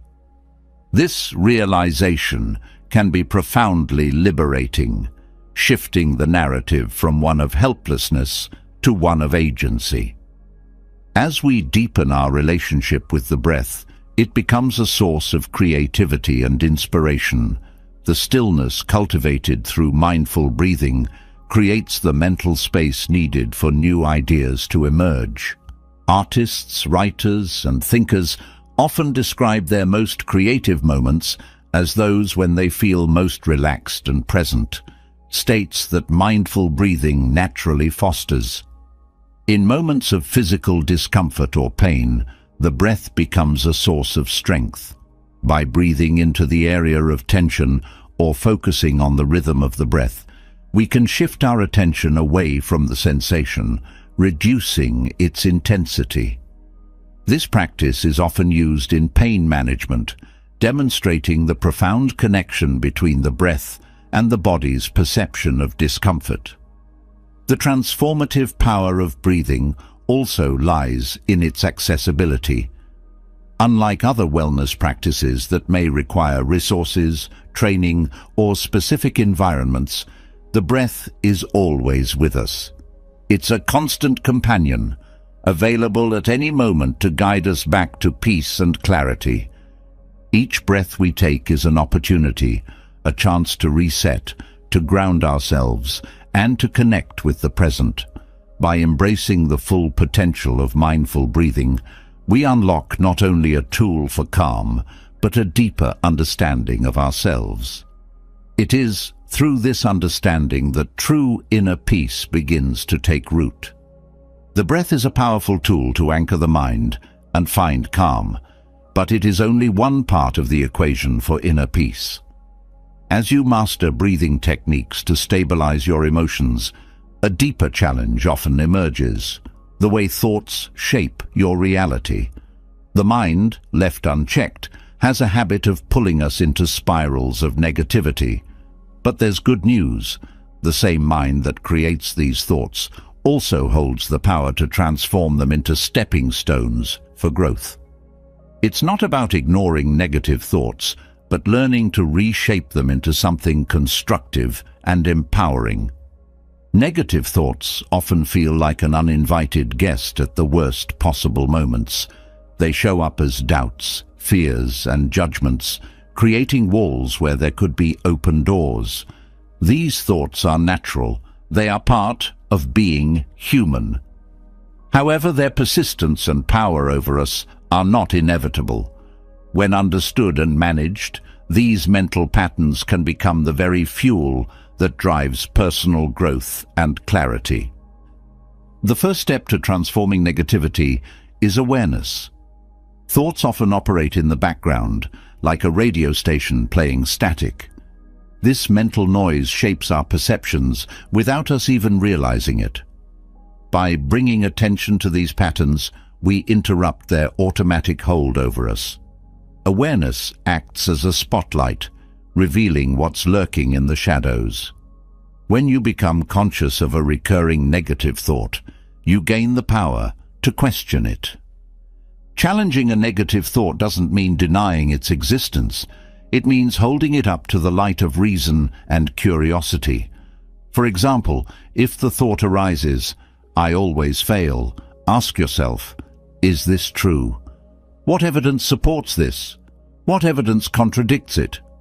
Often you'll find that such sweeping statements are exaggerated or based on isolated incidents.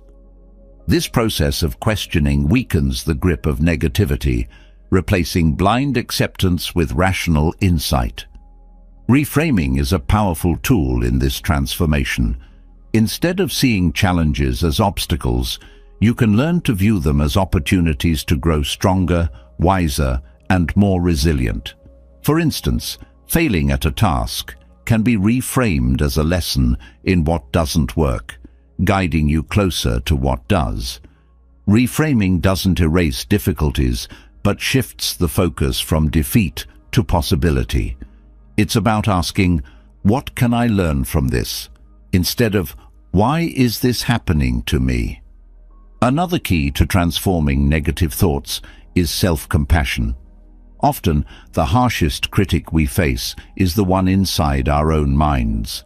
Negative self-talk perpetuates a cycle of doubt and frustration. By replacing judgment with kindness, you create a space where growth becomes possible.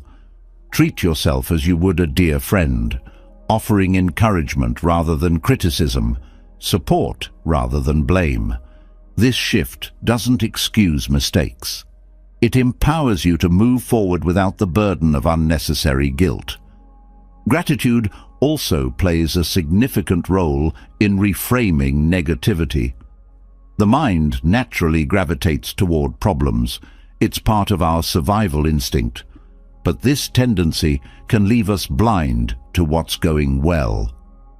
Cultivating gratitude interrupts this pattern, training the brain to recognize the positive alongside the negative.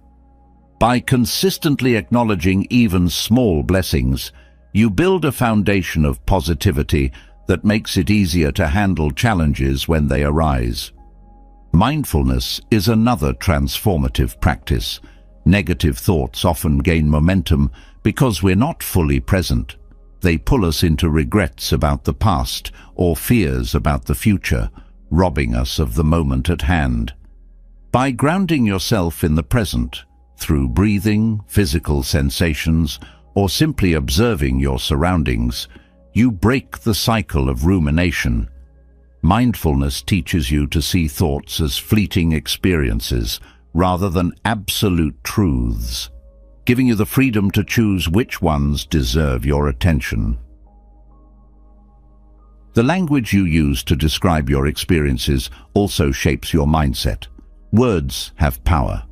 When you frame situations in terms of absolutes, using words like always or never, you create a narrative that feels inescapable. By adopting more balanced language, you open the door to new possibilities. Saying, "This is hard, but I'm learning," feels vastly different from, "I can't do this." Small shifts in language create profound shifts in perspective. Visualization is another technique to counteract negativity. The mind responds strongly to imagery, often more so than words. When you catch yourself spiraling into a negative thought, take a moment to visualize a positive outcome or an alternate path forward.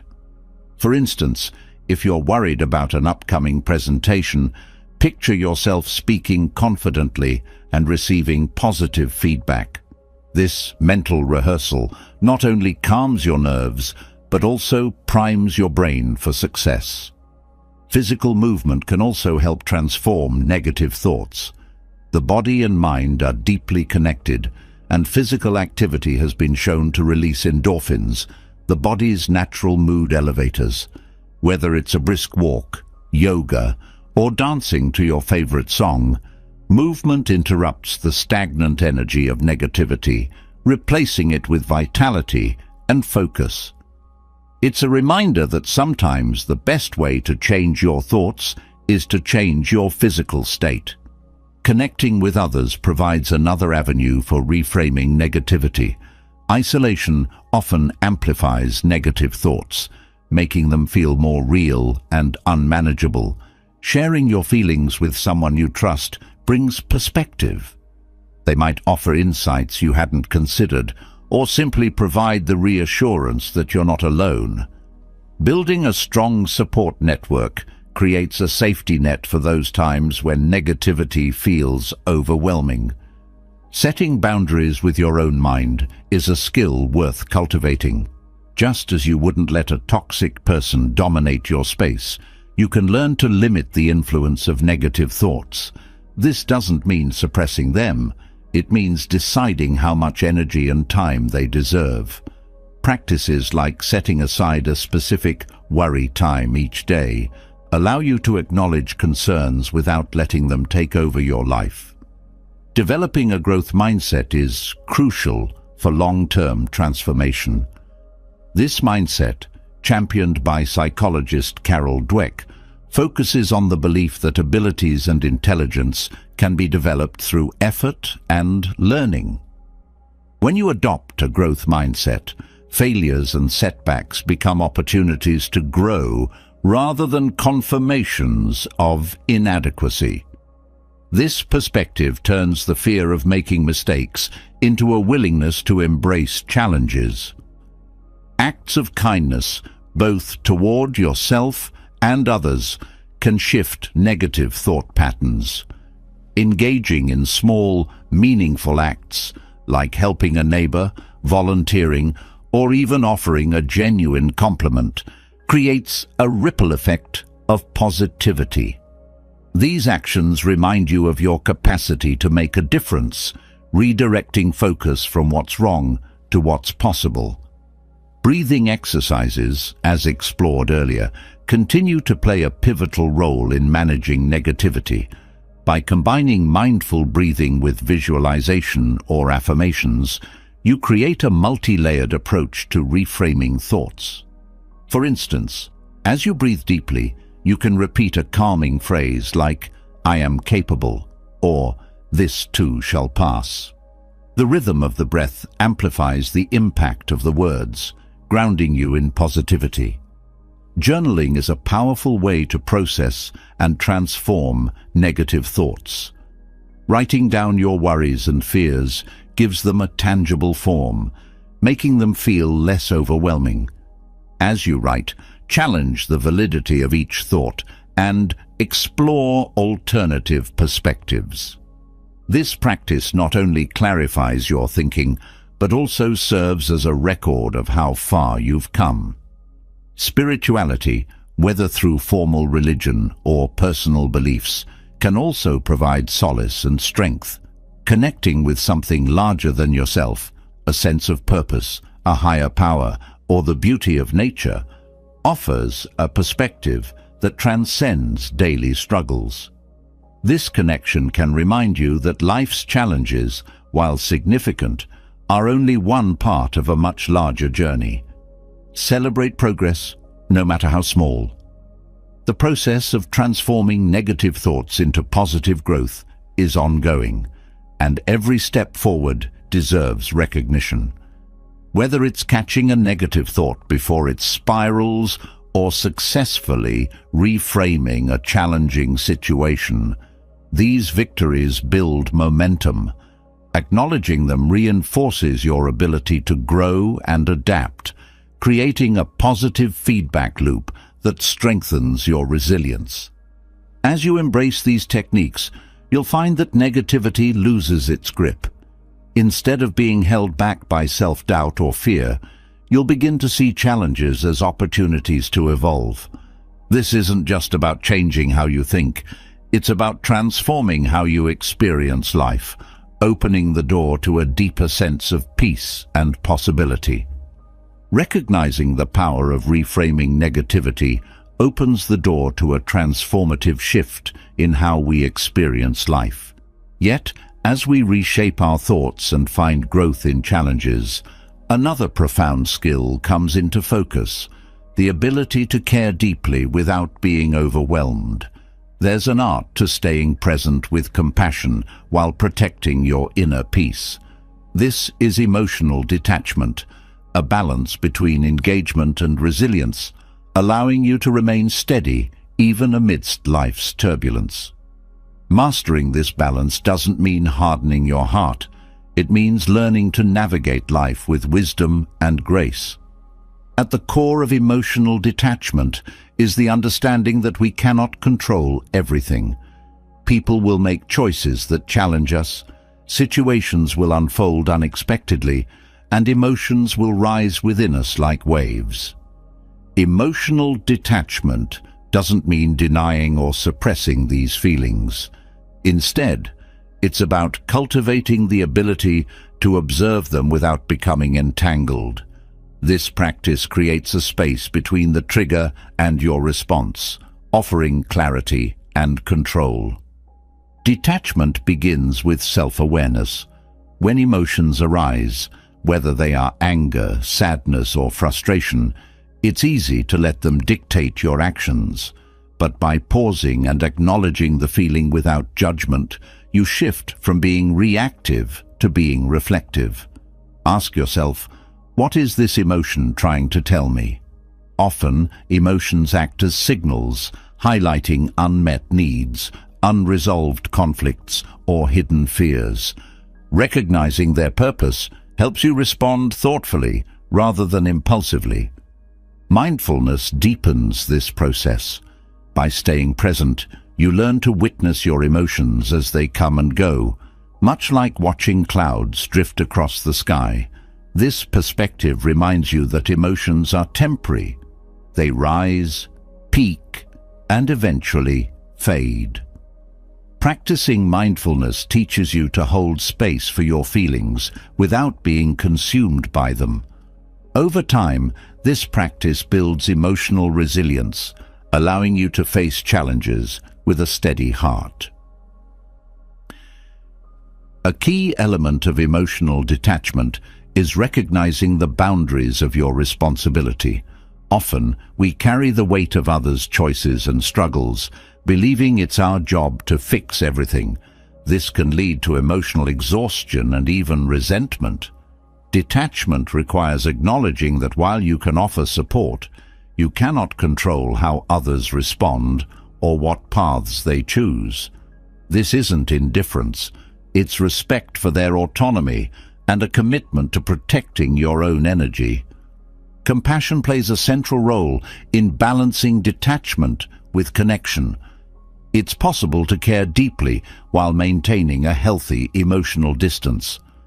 Compassion means showing kindness and understanding without absorbing the pain or negativity of others. Instead of taking on their burdens, you can offer a listening ear, words of encouragement, or practical help. This approach allows you to remain empathetic without losing yourself in their struggles. Learning to let go is another essential aspect of emotional detachment. Clinging to expectations, whether for yourself, others, or life itself, creates unnecessary suffering. Letting go doesn't mean giving up. It means accepting reality as it is and working from that place of truth. This acceptance frees you from the frustration of trying to control the uncontrollable, allowing you to focus your energy where it matters most.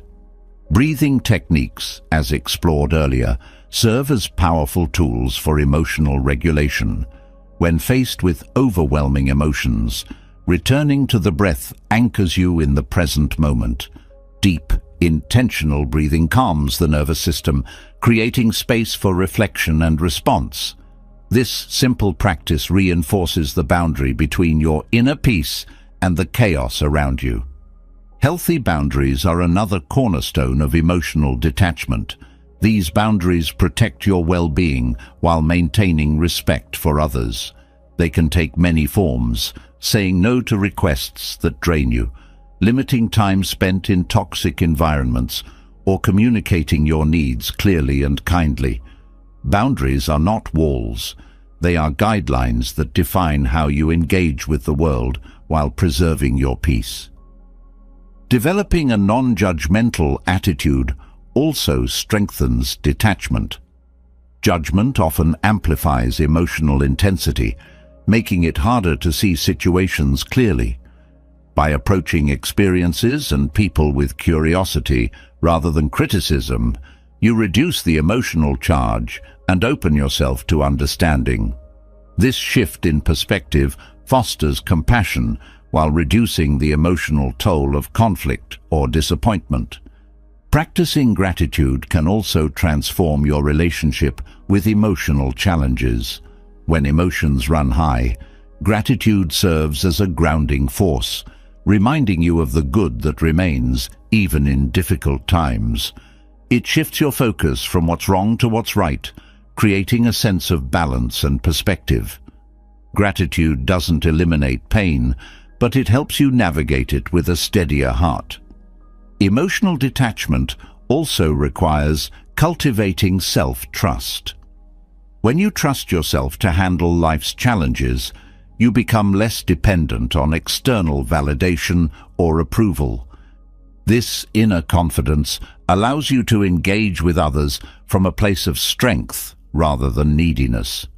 Self-trust grows through consistent self-care, reflection, and the practice of honoring your boundaries and values. One powerful way to build detachment is through reframing your perspective on suffering. Rather than viewing it as something to avoid, see it as an opportunity for growth and connection. Pain, whether your own or another's, can deepen your understanding of the human experience and strengthen your capacity for compassion. This doesn't mean seeking out suffering, but embracing the lessons it offers when it arises. Spiritual practices can also enhance emotional detachment by connecting you to something greater than yourself. Whether through meditation, prayer, or time spent in nature, these practices remind you of the vastness of life and your place within it.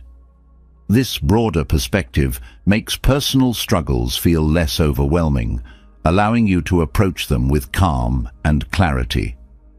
Forgiveness is another transformative practice that supports emotional detachment. Holding on to resentment ties you to the pain of the past, draining your energy and clouding your perspective. Forgiveness doesn't excuse harmful behavior, but it releases its hold on you, freeing you to move forward.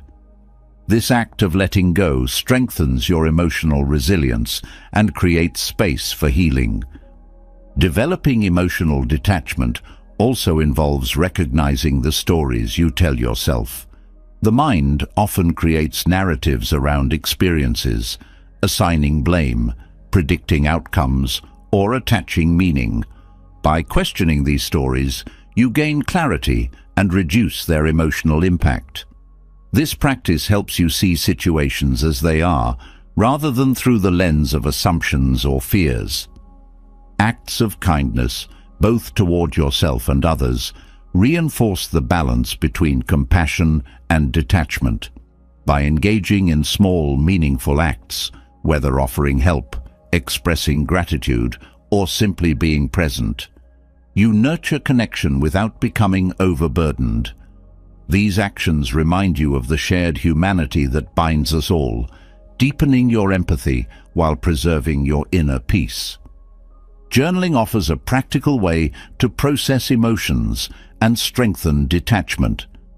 Writing down your thoughts and feelings provides clarity, helping you identify patterns and triggers. It creates a safe space to explore your emotions without judgment, allowing you to release them constructively. Over time, this practice fosters self-awareness and emotional balance. Another key to practicing emotional detachment is focusing on what you can control. Life is filled with uncertainties, but by directing your energy toward your actions, choices, and attitudes, you reclaim your sense of agency. This focus reduces the stress of trying to manage what lies beyond your influence, allowing you to respond effectively to what's within your reach. Physical movement supports emotional resilience by releasing tension and grounding you in your body. Activities like yoga, walking, or stretching connect you to the present moment, shifting your focus from overwhelming emotions to the rhythm of your movement. This practice reinforces the mind-body connection, creating a sense of calm and balance. Celebrating small victories along the way strengthens your ability to remain compassionate without losing yourself. Each time you set a boundary, let go of a lingering expectation, or respond to a challenge with kindness and clarity, you reinforce your emotional resilience. These moments remind you that growth is an ongoing journey, one built on consistent effort and self-awareness. As you continue to cultivate emotional detachment, you'll find that life's chaos feels less consuming. Challenges will arise, emotions will ebb and flow, but your sense of inner peace will remain steady. This balance between connection and resilience doesn't just benefit you, it creates a ripple effect, fostering harmony in your relationships and inspiring those around you to embrace their own inner strength. Emotional detachment teaches the power of holding space for experiences without being overwhelmed by them. Yet, even as we develop resilience and compassion, there's a deeper lesson waiting to be embraced: letting go of control. The desire to hold on, to shape outcomes exactly as we want them, often creates unnecessary tension. This grip on control is where much of life's stress begins. But when we loosen that hold, a profound freedom unfolds. A freedom rooted in trust, acceptance, and peace. Control is often an illusion. The world moves in ways that defy prediction, and even the most carefully laid plans can unravel in moments. The weather shifts unexpectedly, relationships take turns we didn't foresee, and circumstances emerge beyond our preparation. This unpredictability is not a flaw in life, it's its essence. When we resist it, stress grows. When we embrace it, freedom begins. Acceptance is at the heart of letting go. Acceptance doesn't mean agreeing with or liking everything that happens. It means recognizing things as they are, without trying to force them into a different shape. This approach reduces inner conflict. Instead of battling against reality, you work with it. Acceptance provides the foundation for clarity, helping you see situations objectively and respond effectively. Letting go of control requires releasing expectations. Expectations often set us up for disappointment, as they're built on a future we can't guarantee. When things don't go as planned, frustration and resentment take root. By holding expectations loosely, you allow space for life to unfold naturally. This openness doesn't mean passivity. It means adapting with grace when outcomes differ from your hopes. The concept of impermanence plays a significant role in this journey. Nothing in life is permanent. Joys and sorrows alike are temporary, flowing through our lives like rivers that never stop moving. Clinging to any one moment, good or bad, creates suffering. When you internalize the truth of impermanence, you find peace in the midst of change. This awareness teaches you to appreciate life's fleeting beauty without becoming trapped by its inevitable shifts. Letting go of control often involves shifting focus from outcomes to actions. While you can't dictate how events will turn out, you can choose how you approach them. This mindset empowers you to give your best effort without becoming overly attached to results. It's a liberating shift, turning your attention toward the present moment rather than an uncertain future. Mindfulness supports this process by grounding you in the now. When you're fully present, the need to control diminishes. You become more attuned to what's happening around you, responding to life as it unfolds instead of trying to manipulate it. This presence allows you to see opportunities and solutions that might be missed when your mind is consumed by worry about what's next. Letting go also involves releasing the stories we tell ourselves about how things should be. These narratives create rigid frameworks that leave little room for life's natural flow. By questioning these stories, you open yourself to new perspectives. This shift in thinking helps you move from resistance to acceptance, reducing the stress that comes from clinging to fixed ideas. Forgiveness is another essential element of letting go. Holding on to past grievances keeps you tethered to pain and resentment, draining your energy and clouding your perspective. Forgiveness doesn't erase what happened, but it frees you from the weight of carrying it. This act of release allows you to move forward with greater lightness and clarity. Letting go also challenges the ego. The ego often drives the desire for control, seeking to protect its sense of identity and power. But this attachment to control is a fragile foundation, easily shaken by life's unpredictability. Releasing ego-driven needs fosters humility and trust, helping you navigate challenges with a sense of inner strength. Trust plays a pivotal role in letting go. Trusting in yourself, in others, and in life's inherent rhythm creates a sense of ease. This trust doesn't mean blind faith. It means acknowledging that not everything needs to be micromanaged for things to work out. Trust grows through experiences of letting go and discovering that more often than not, things fall into place in their own time. Letting go of control doesn't mean abandoning responsibility. It's about knowing where your influence ends and learning to surrender the rest. This balance allows you to act with intention while releasing the anxiety of outcomes beyond your grasp.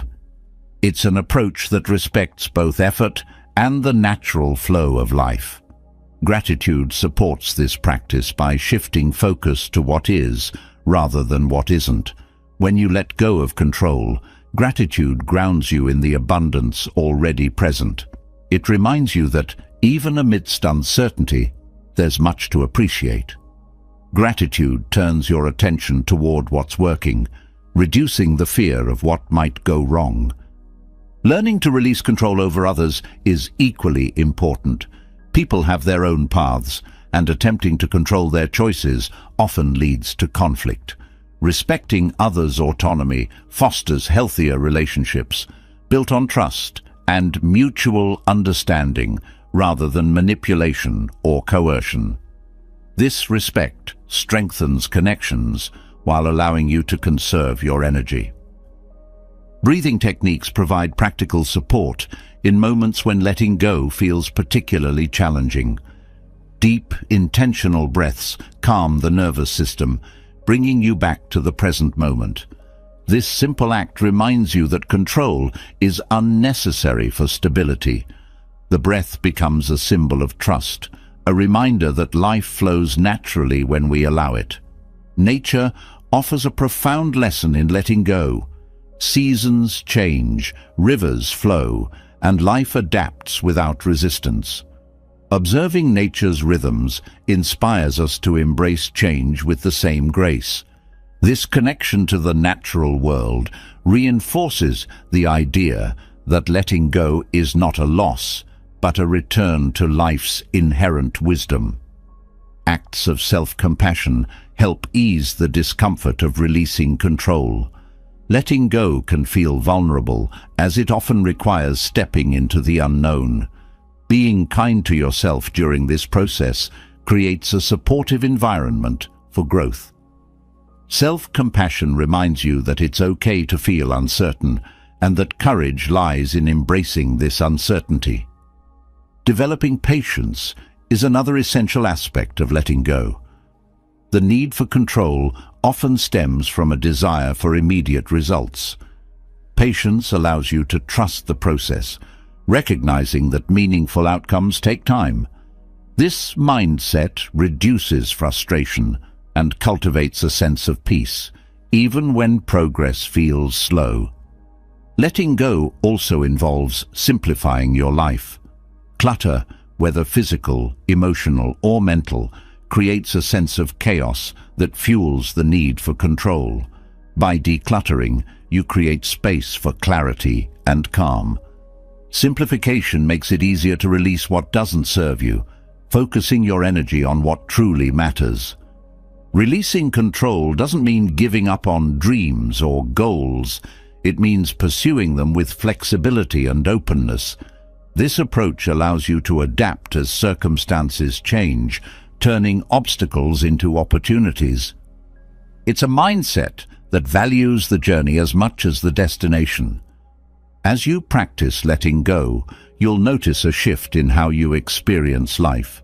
Stress diminishes, relationships deepen, and moments of joy become more frequent. This freedom is not a fleeting state, but a lasting transformation, rooted in acceptance and trust. Letting go of control isn't just a strategy for reducing stress. It's a pathway to living with greater ease, authenticity, and peace. Letting go of control opens the door to a deeper freedom, but as life unfolds, challenges remain an inevitable part of the journey. While they may initially feel like barriers or setbacks, challenges carry the potential to reshape us in ways we never anticipated. Growth often hides within adversity, waiting to be uncovered by those willing to see difficulties through a different lens. By learning to reframe challenges as opportunities, we transform life's trials into profound lessons that strengthen, refine, and elevate us. The way we perceive a challenge determines how we approach it. When a situation feels like an insurmountable obstacle, the mind narrows its focus, often spiraling into doubt, fear, or frustration. Reframing invites a broader perspective. It encourages us to ask different questions. What can this teach me? How can this moment shape me for the better? Shifting the narrative doesn't erase the difficulty, but allows us to engage with it in a way that fosters growth rather than resistance. Challenges test our resilience, but they also reveal it. The strength you possess often becomes most visible when it's called into action. Obstacles are like weights in a gym. They might feel heavy and uncomfortable at first, but as you face them, they build your capacity. Reframing a challenge as a form of training shifts the focus from the pain of the moment to the progress it can bring. Each effort becomes a step toward becoming stronger and more adaptable. Perspective is key to this transformation. When you zoom out from a challenging situation, it often looks less overwhelming. This doesn't diminish its importance, but places it within the larger context of your life. A temporary setback doesn't define your journey. It's a single chapter in a much longer story. Recognizing this helps you approach challenges with patience and curiosity rather than despair or urgency. Reframing challenges also requires embracing discomfort. Growth rarely happens in comfort zones. Challenges stretch us, pushing us to confront limitations and expand our capabilities. The discomfort you feel in these moments is not a sign of failure, but evidence of transformation in progress. By leaning into this discomfort with an open mind, you allow it to shape you in meaningful ways. Adopting a problem-solving mindset is another powerful tool for reframing. Challenges often feel overwhelming when viewed as problems with no solutions. Shifting your focus to actionable steps, no matter how small, helps break the issue into manageable pieces. Each step forward builds momentum, transforming what seemed impossible into a series of achievable tasks. The stories we tell ourselves about challenges significantly influence how we navigate them. A narrative of defeat, "I can't do this," or "this always happens to me," creates barriers to growth. Rewriting these stories with language that empowers, "I'm learning through this," or "this is preparing me for something greater," changes the way we engage with difficulties. Words are not just descriptions, they are tools for shaping reality. Self-reflection plays a crucial role in reframing challenges. Taking time to examine what the situation is teaching you uncovers insights that might otherwise go unnoticed. Reflecting on past challenges can also remind you of your ability to overcome adversity. The knowledge that you've faced hardships before and emerged stronger creates confidence and optimism for tackling present difficulties. Gratitude offers another layer of perspective. While it might seem counterintuitive to feel grateful for challenges, this mindset shifts the focus from loss to learning. Gratitude acknowledges the growth that comes from hardship, the lessons learned, the resilience built, and the opportunities uncovered. This doesn't mean denying the difficulty, but finding meaning within it.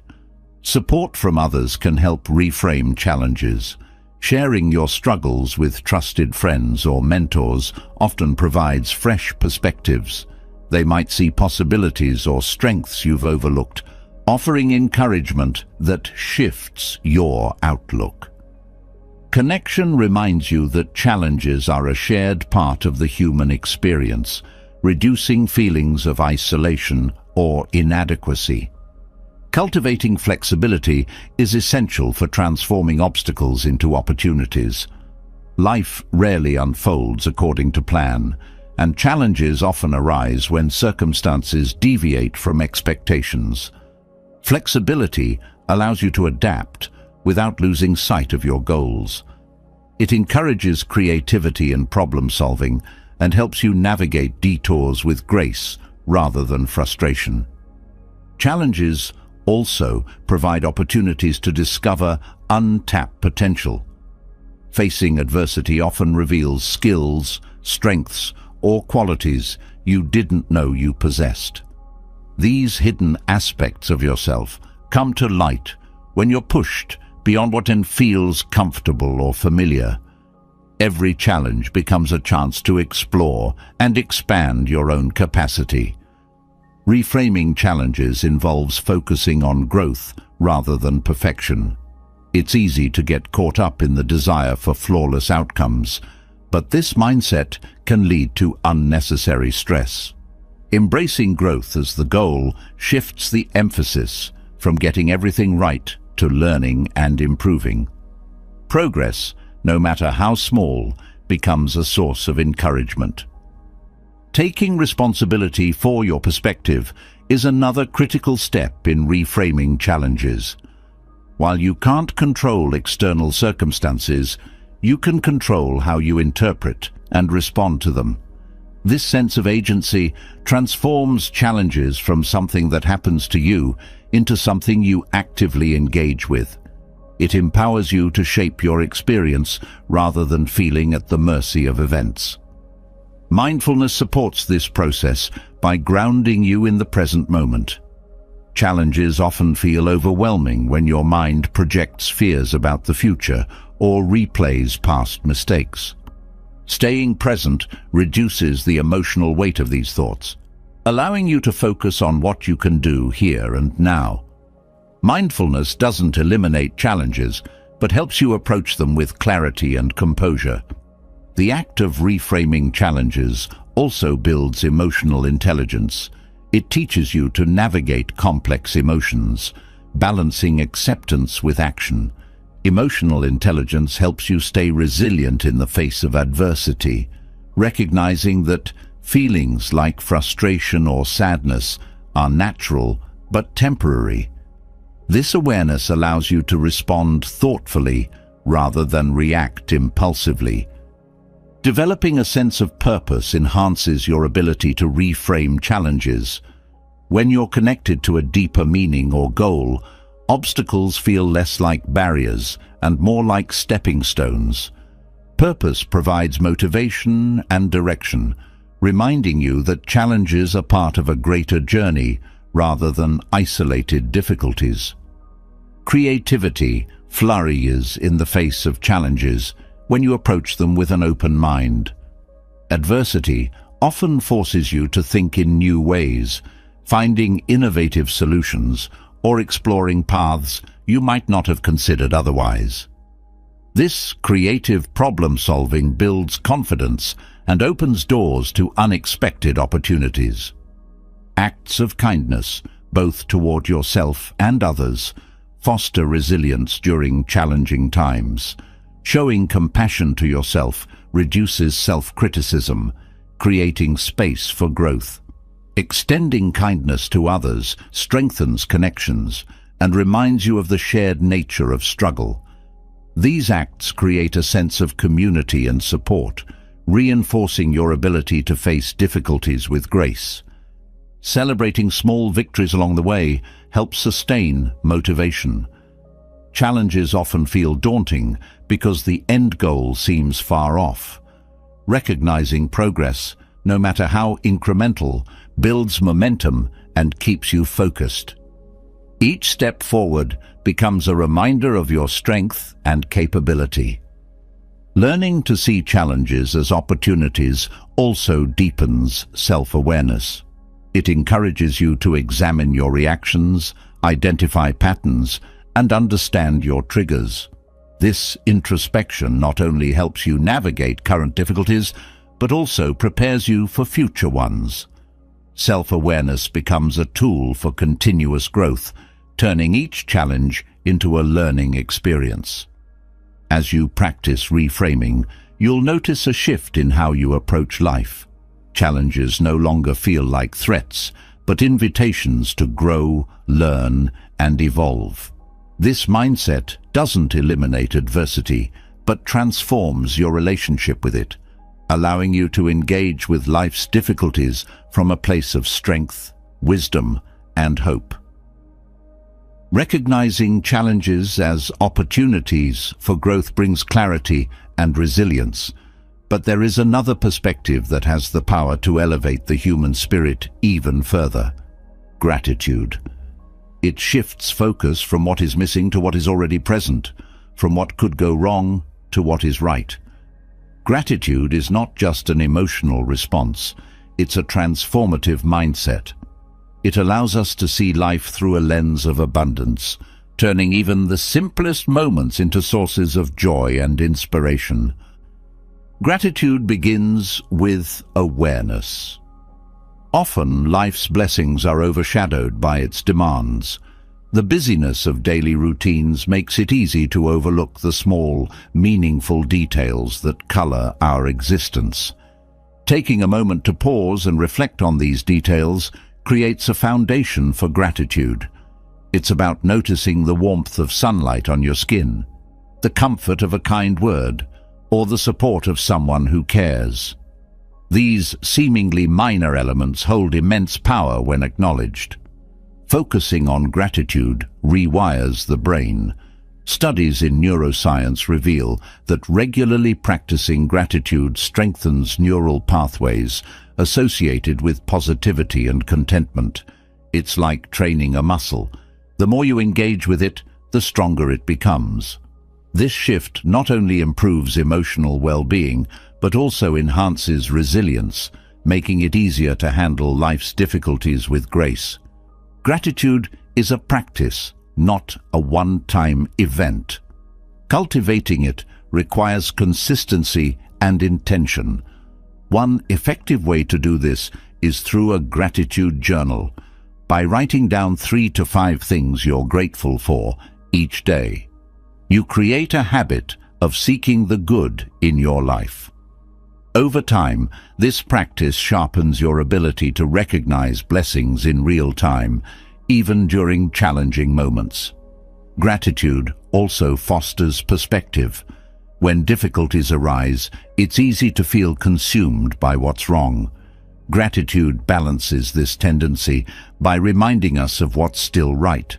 For instance, facing a tough decision might feel overwhelming, but gratitude for the ability to choose reframes the situation.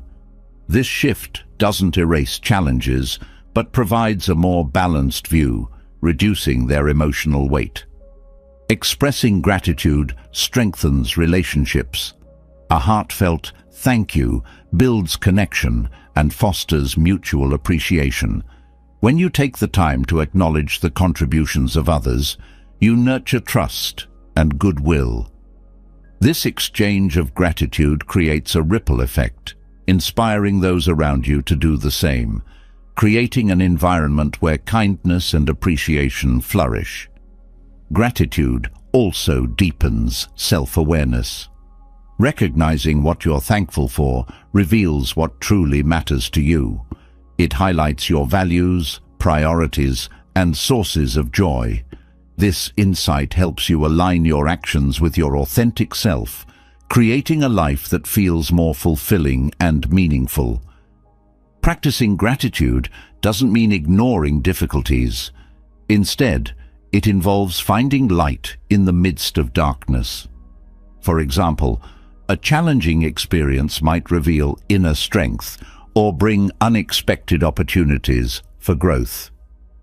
Acknowledging these silver linings doesn't diminish the difficulty, but transforms how you engage with it. Gratitude is closely linked to mindfulness. By staying present, you become more attuned to life's subtle blessings. This presence enhances your ability to appreciate fleeting moments that might otherwise go unnoticed.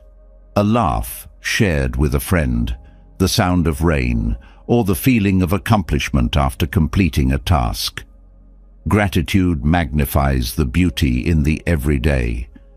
Physical health benefits also arise from practicing gratitude.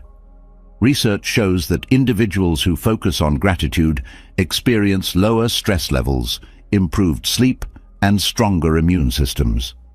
This connection between gratitude and well-being underscores its holistic power, benefiting not just the mind, but the body as well. Gratitude expands your capacity for joy. When you actively seek reasons to be thankful, you shift from passively experiencing life to actively celebrating it. This mindset opens you to greater appreciation for the world around you, enriching your experiences and deepening your sense of connection. Acts of kindness amplify gratitude. When you extend generosity to others, it often inspires reflection on the kindness you've received. This cycle strengthens your awareness of the interconnectedness of humanity, reinforcing the idea that gratitude is not just personal, but communal. Gratitude also challenges the scarcity mindset. Instead of focusing on what's lacking, it redirects attention to what is already abundant. This shift reduces feelings of envy or inadequacy, fostering contentment and inner peace. By appreciating what you have, you create a sense of sufficiency that grounds you, even in times of uncertainty. Rituals of gratitude enhance its impact. Whether it's taking a moment to give thanks before meals, sharing what you're grateful for during conversations, or dedicating time to reflect at the end of the day, these rituals anchor gratitude in your daily life. They create a rhythm that ensures gratitude remains an integral part of your experience. Gratitude is a bridge to hope. In difficult times, reflecting on what you're thankful for reminds you that goodness persists even in the face of adversity. This hope provides the strength to keep moving forward, reinforcing resilience and determination. Learning to express gratitude inwardly is equally important. Often we are quick to acknowledge others but overlook ourselves.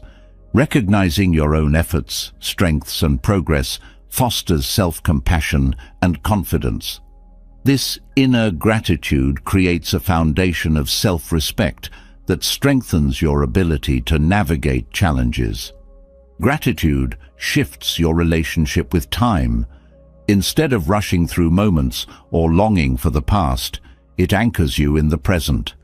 This shift enhances your ability to savor experiences, turning ordinary moments into treasured memories. It transforms the way you engage with life, emphasizing quality over quantity. The environment you create also impacts your ability to cultivate gratitude. Surrounding yourself with people, spaces, and experiences that inspire positivity enhances your capacity for appreciation. Decluttering your physical and mental space allows gratitude to take root more easily, free from distractions or negativity. Gratitude inspires creativity by opening your mind to new possibilities. When you focus on what's working well, you're more likely to approach challenges with optimism and ingenuity. This creative energy fuels problem-solving and innovation, transforming obstacles into opportunities. Sharing gratitude multiplies its effects. Expressing thankfulness publicly through a note, conversation, or even a gesture spreads positivity to others. This act not only uplifts those around you, but reinforces your own sense of appreciation, creating a cycle of shared joy. Practicing gratitude in nature enhances its impact. Observing the natural world fosters a sense of awe and interconnectedness, deepening your appreciation for life's beauty and resilience. Whether it's watching a sunrise, walking in a forest, or simply feeling the breeze, nature amplifies the practice of gratitude. The practice of gratitude doesn't require perfect conditions. It thrives even in challenging times, proving its transformative power. By choosing gratitude, you align yourself with a perspective that uplifts, heals, and connects. Over time, this mindset becomes second nature, reshaping how you experience the world and enriching every aspect of your life. Gratitude teaches us to focus on the beauty of what we already have, and its ripple effects touch every area of life. But even the most grateful heart thrives best in an environment that supports and uplifts it. The people we surround ourselves with play a vital role in shaping our thoughts, emotions, and sense of peace. Relationships, when rooted in positivity, can nurture our growth, amplify joy, and provide strength during difficult times. Building a circle of positive energy is not about perfection. It's about creating a space where support, understanding, and encouragement flourish. The energy of those around you directly influences your own. If surrounded by negativity, doubt, or criticism, it becomes harder to maintain your own sense of peace and optimism. On the other hand, being in the presence of those who inspire, uplift, and encourage can transform your perspective, making even the toughest challenges feel lighter. Positive energy is contagious, and choosing the right environment allows you to absorb and share it freely. Building a supportive circle begins with self-awareness. Reflecting on how different relationships affect your emotions and energy helps you identify which connections nurture you and which may drain you. This awareness isn't about judging others, but understanding what aligns with your values and needs. By focusing on relationships that contribute positively to your well-being, you prioritize your peace without compromising your compassion for others. Creating positive relationships requires intentionality. It's not just about avoiding negativity, but actively seeking and nurturing bonds that inspire growth. This could mean finding mentors who challenge you in a constructive way, friends who celebrate your achievements without jealousy, or loved ones who offer empathy rather than judgment during tough times. These connections create a foundation of trust and mutual respect, allowing positivity to thrive. Communication plays a crucial role in cultivating positive energy. Open, honest conversations foster understanding and deepen connections. Expressing your thoughts and feelings with clarity invites others to do the same, creating an environment where authenticity is valued. This openness builds stronger bonds, allowing relationships to grow on a foundation of mutual respect and care. Listening is equally important. When you truly hear someone, you validate their experiences and emotions, creating space for meaningful connection. Active listening goes beyond waiting for your turn to speak. It involves being fully present and engaged. This attentiveness strengthens relationships, making them a source of comfort and encouragement. Boundaries are essential in maintaining a positive circle. While compassion and empathy are vital, protecting your energy ensures that you can give and receive positivity without becoming overwhelmed. Boundaries help you navigate relationships with clarity, allowing you to address conflicts constructively and maintain healthy dynamics. They're not about shutting people out, but about creating balance and mutual respect. Gratitude also strengthens relationships. Expressing appreciation for the people in your life reinforces the bond between you. Whether it's a simple thank you or a heartfelt acknowledgement of their impact, these moments of gratitude nurture positivity and deepen connections. Gratitude shifts the focus from what might be lacking in a relationship to the value it brings, creating a cycle of mutual appreciation. Surrounding yourself with positive energy doesn't mean avoiding difficult conversations or pretending everything is perfect. True positivity includes the ability to address challenges with kindness and understanding. Relationships built on honesty and trust can navigate conflicts without resorting to blame or negativity. These moments, when handled with care, often strengthen bonds rather than weaken them. The environments you share with others also shape the energy of your relationships. Gathering in spaces that promote relaxation, creativity, or joy enhances the quality of your interactions. Whether it's a cozy living room, a serene outdoor setting, or a lively cafe, the atmosphere contributes to the energy exchanged between people, reinforcing positivity. Diversity within your circle adds another dimension to positive energy. Surrounding yourself with people from different backgrounds, perspectives, and experiences enriches your understanding of the world.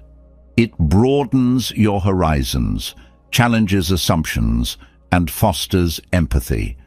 This diversity creates a dynamic and inspiring network where positivity thrives through shared growth and learning. Acts of kindness strengthen the bonds within your circle. Small gestures, like offering support during a tough time or celebrating someone's success, reinforce the connection between you. These acts don't have to be grand to be meaningful. Their consistency and sincerity matter most. Kindness creates a ripple effect, inspiring others to reciprocate and pass it on. The energy of your relationships also reflects the energy you bring to them. Cultivating your own positivity ensures that you contribute constructively to the dynamics of your circle. This involves managing your emotions, practicing self-care, and addressing your own challenges with resilience. When you approach relationships from a place of balance and inner peace, you inspire others to do the same.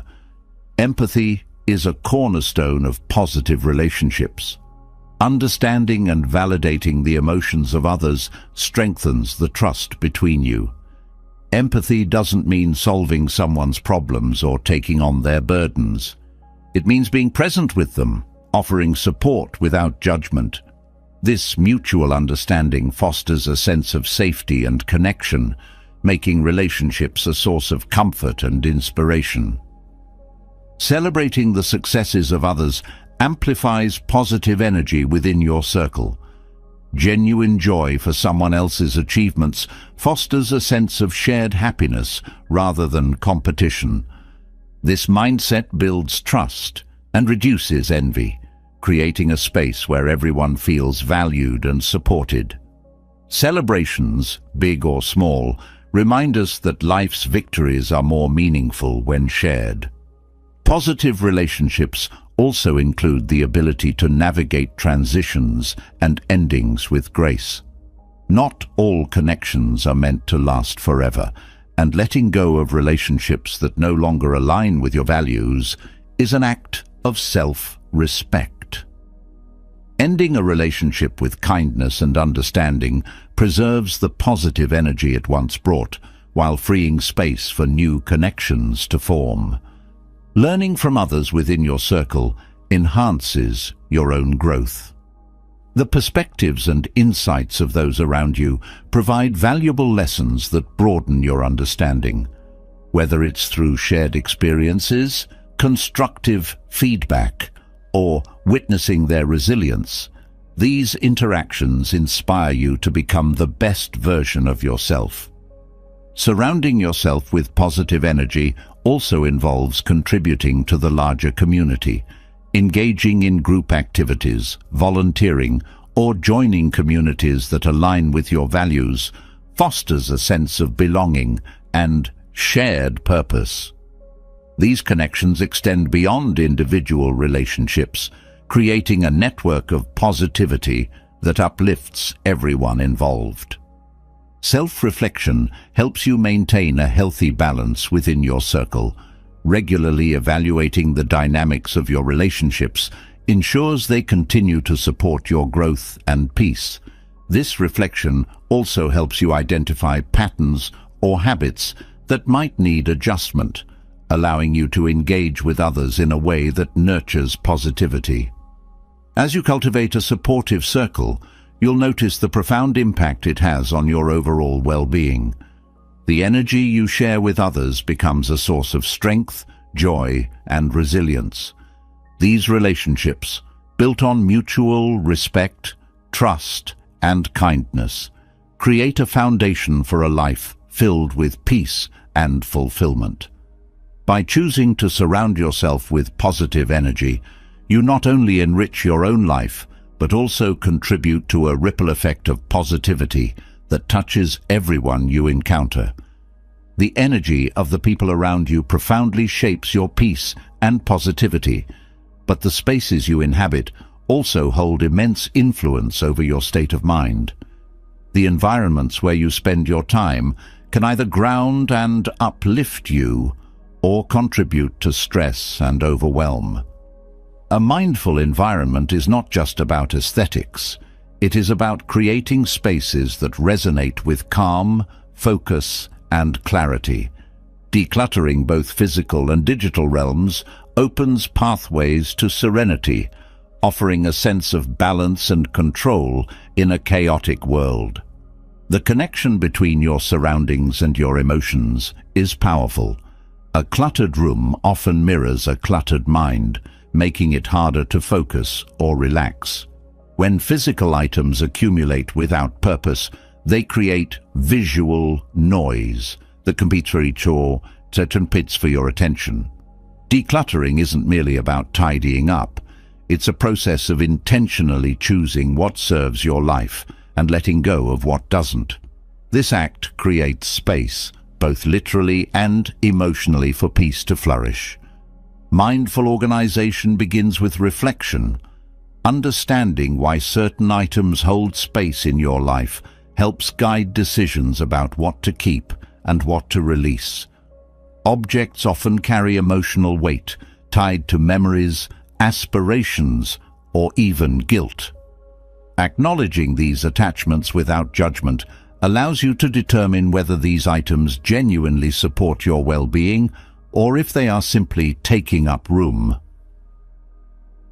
Creating a mindful environment doesn't mean striving for perfection.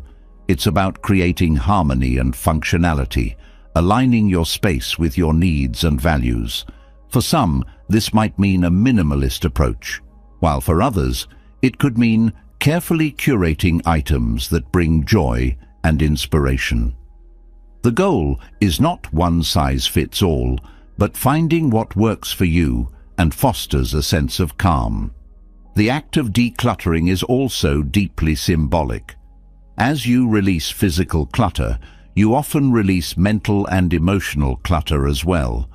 Letting go of unused or unnecessary items becomes an act of trust. Trust that you have enough, that you are enough, and that you don't need to hold on to excess to feel secure.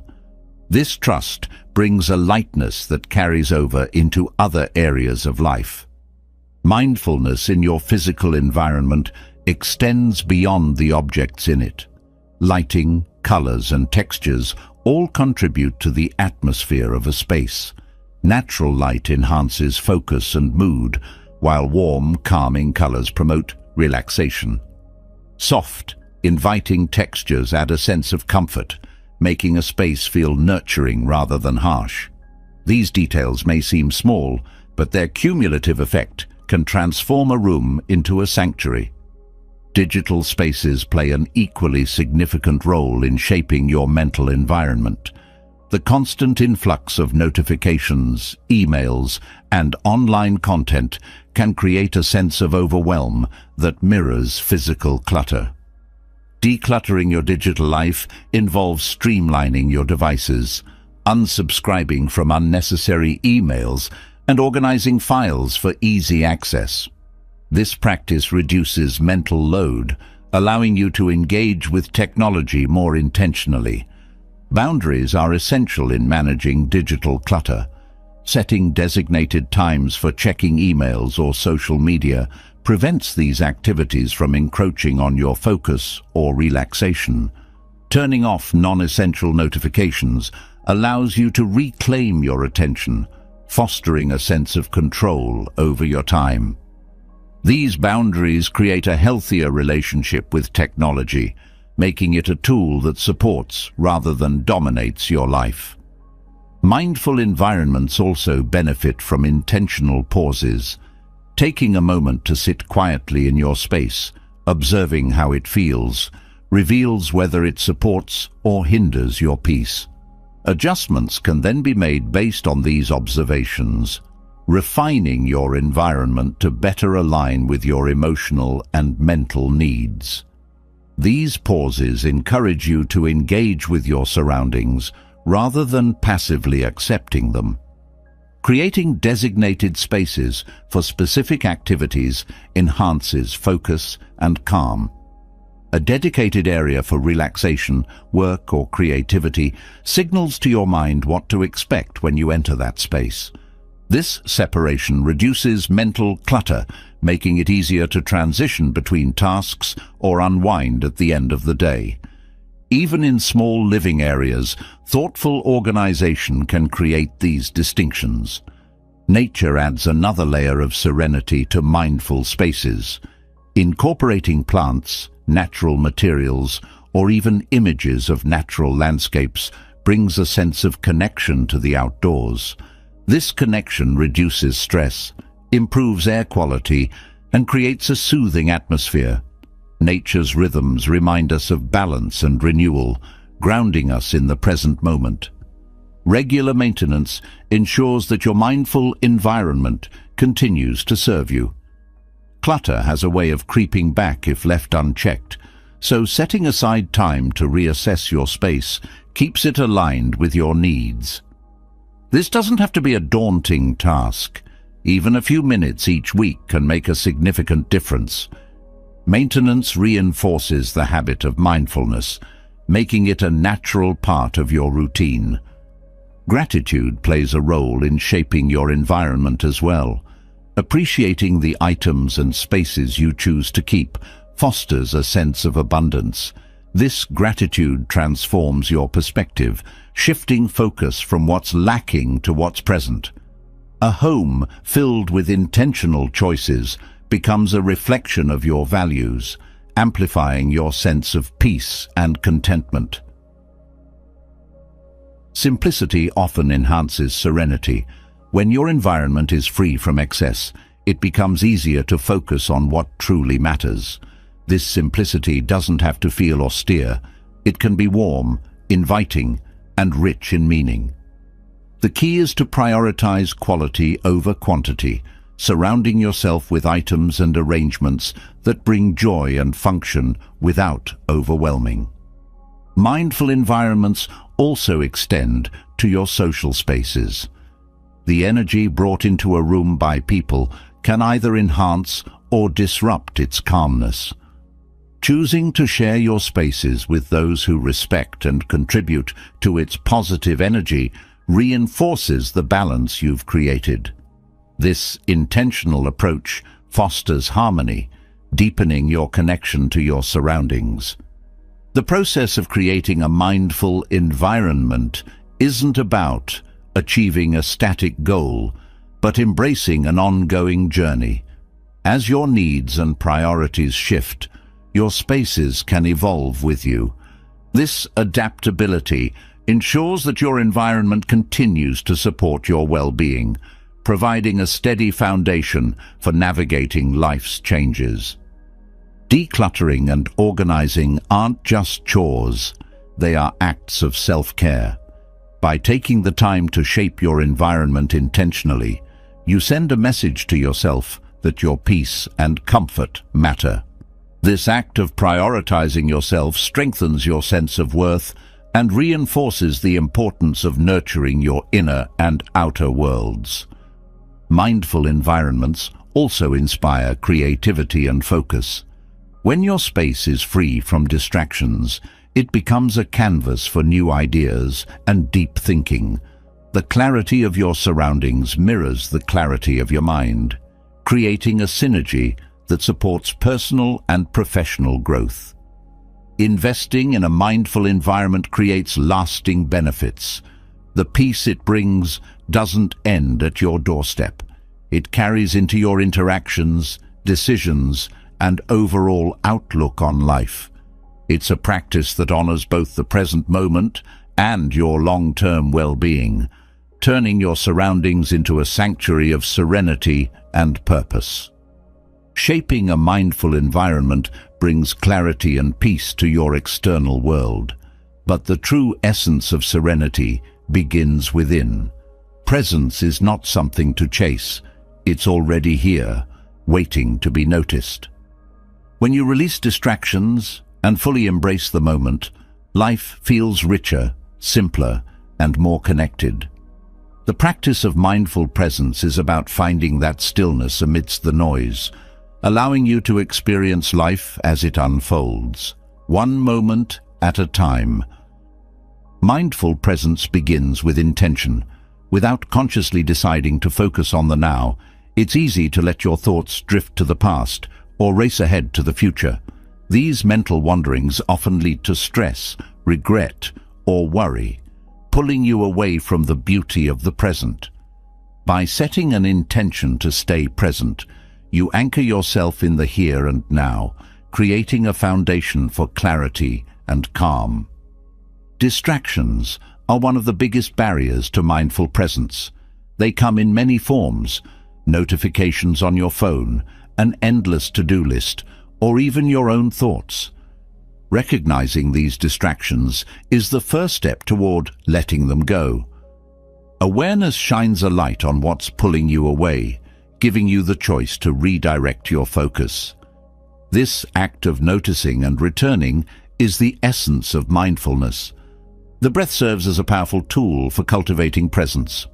Each inhale and exhale is a constant grounding rhythm that connects you to your body and the current moment. When your mind starts to wander, returning to the breath brings you back with simplicity and ease. It doesn't require effort or perfection, just the willingness to be here, now. Mindful presence also involves embracing what is, without judgment or resistance. Life is filled with moments that don't align with expectations, but resisting them only creates tension. Accepting the moment as it is, even if it's uncomfortable, allows you to engage with it fully. This doesn't mean giving up on change. It means responding to life from a place of peace rather than conflict. Engaging your senses deepens your connection to the present. The feel of the ground beneath your feet, the sound of wind moving through trees, or the taste of your morning coffee are all invitations to experience the now. By focusing on these details, you pull your attention away from distractions and into the richness of your surroundings. This sensory awareness transforms even ordinary moments into something extraordinary. Letting go of multitasking enhances mindful presence. While it may seem productive to juggle multiple tasks at once, this habit often scatters your focus and diminishes the quality of your attention. By dedicating yourself fully to one task at a time, you not only accomplish more, but also experience greater satisfaction in the process. Presence turns mundane activities into opportunities for focus and fulfillment. Mindfulness in daily routines fosters consistency in presence. Simple acts like brushing your teeth, preparing a meal, or walking from one room to another can become moments of mindfulness. By focusing fully on these activities, you train your mind to stay present, even during life's quieter moments. This practice builds a habit of presence that extends into more complex situations. Letting go of the need for constant stimulation creates space for presence. In a world that demands your attention at every turn, choosing moments of stillness feels like a radical act. Whether it's turning off your phone, stepping away from screens, or simply sitting quietly. These moments of intentional quiet allow you to reset and reconnect with yourself. The stories you tell yourself about the past or future often pull you out of the present. While reflecting on the past or planning for the future has its place, getting lost in these thoughts creates unnecessary stress. By recognizing when your mind drifts and gently returning to the present, you break the cycle of overthinking. This practice teaches you to engage with life as it happens, rather than as you fear or hope it might be. Mindful presence also strengthens relationships. When you give your full attention to someone, you create a space where they feel seen, heard, and valued. This deepens trust and connection, transforming conversations into meaningful exchanges. Presence in relationships is a gift, not just for others but for yourself as well, as it fosters deeper understanding and empathy. Gratitude naturally arises from mindful presence. When you're fully engaged in the moment, it's easier to notice the abundance around you, the kindness of a stranger, the warmth of the sun, or the laughter of a friend. These moments of gratitude anchor you further in the now, creating a positive feedback loop that strengthens your mindfulness practice. The practice of letting go enhances presence. Often, we carry worries, regrets, or expectations that cloud our experience of the moment. Letting go doesn't mean ignoring these thoughts, but releasing their hold on you. This act of release clears mental space, allowing you to focus on what truly matters. Movement can also bring mindfulness into the body. Activities like yoga, walking, or stretching ground you in the physical present, drawing your attention away from mental clutter. These practices connect mind and body, reinforcing a sense of wholeness and presence. Mindful presence transforms how you approach challenges. Instead of reacting impulsively, you pause, assess, and respond thoughtfully. This shift not only reduces stress, but also leads to better outcomes, as your actions come from a place of clarity and intention rather than fear or frustration. Creativity flourishes in the presence of mindfulness. When you're fully engaged in the moment, your mind becomes more open to new ideas and connections. This state of flow, often experienced by artists, writers, and innovators, arises naturally when distractions are set aside and attention is focused. Presence nurtures this creative energy, allowing it to unfold organically. Mindfulness also strengthens resilience. Life's challenges can feel overwhelming when approached with a scattered mind. Presence brings focus and calm, making it easier to navigate difficulties with grace. By staying grounded in the now, you build the inner strength needed to face adversity with courage and confidence. The ripple effects of mindful presence extend beyond yourself. When you embody presence, you inspire those around you to do the same. Your calm energy creates an atmosphere of peace, encouraging others to slow down and engage more deeply with their own lives. This shared mindfulness fosters a sense of connection and community.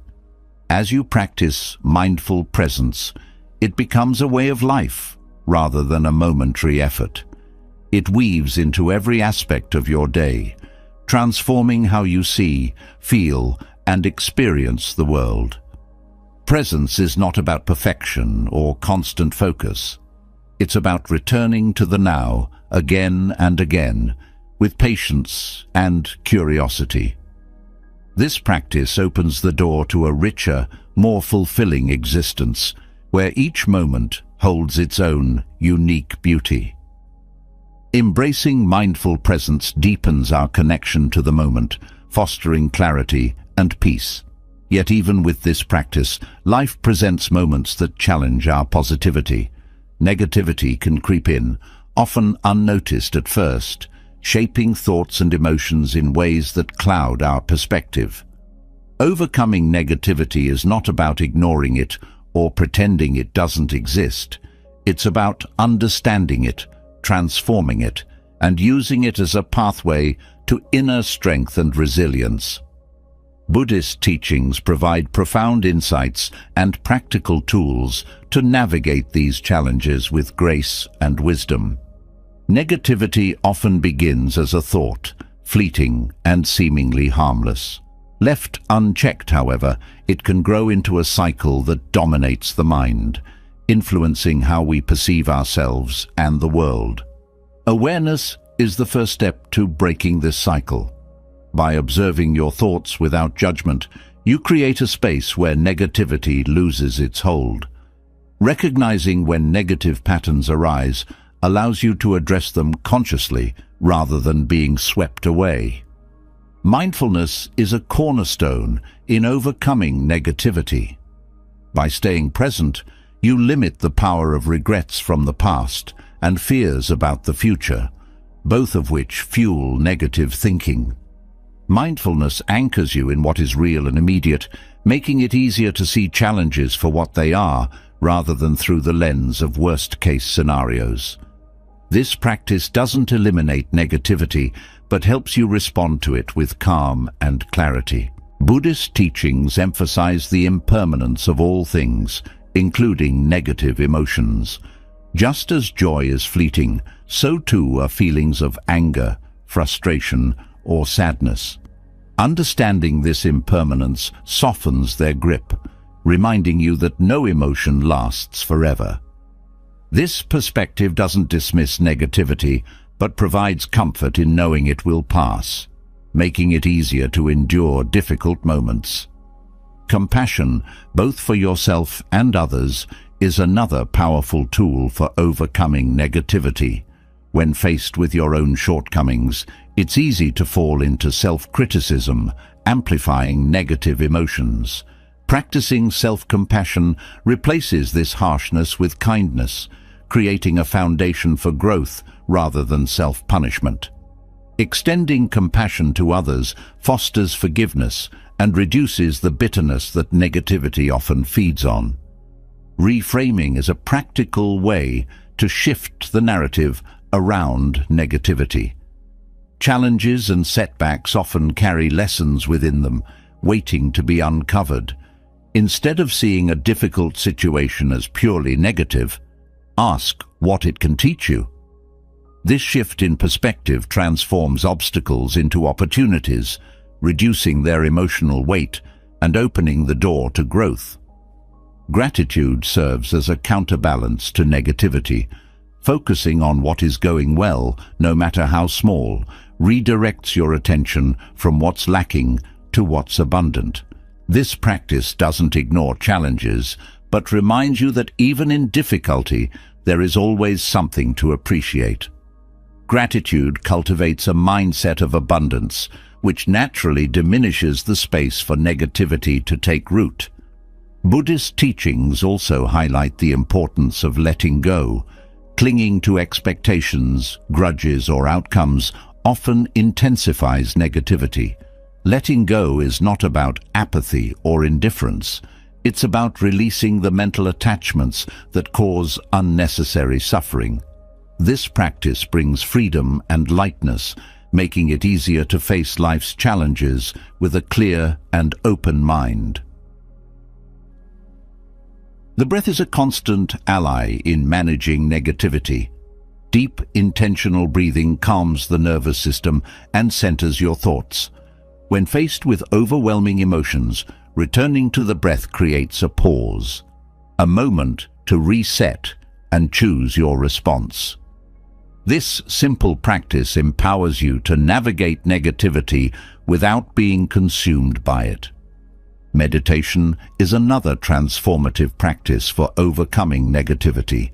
By sitting in stillness, you observe your thoughts without attaching to them, creating a sense of detachment from negative patterns. Over time, this practice rewires the mind, fostering resilience and equanimity. Meditation teaches you that you are not your thoughts. You are the observer, capable of choosing which thoughts to nourish. Engaging with the present moment also reduces negativity. Often, negative emotions arise from dwelling on past mistakes or worrying about future outcomes. Fully immersing yourself in the now, whether through mindful eating, walking, or simply observing your surroundings, shifts your focus away from these sources of distress. This engagement not only diminishes negativity, but enhances your appreciation for life's simple joys. Acts of kindness create a ripple effect that diminishes negativity. Helping others shifts your focus outward, reducing the inward spiral of negative thinking. These acts don't have to be grand gestures. Even small moments of generosity or support can uplift both the giver and the receiver. Kindness nurtures a sense of connection, breaking through feelings of isolation that negativity often fosters. Buddhist teachings encourage the practice of detachment from outcomes. Negativity often stems from unmet expectations or perceived failures. By focusing on the effort rather than the result, you free yourself from the weight of disappointment. This mindset doesn't lower standards, but shifts the emphasis to what you can control, your actions and intentions. Journaling offers a practical way to process negativity.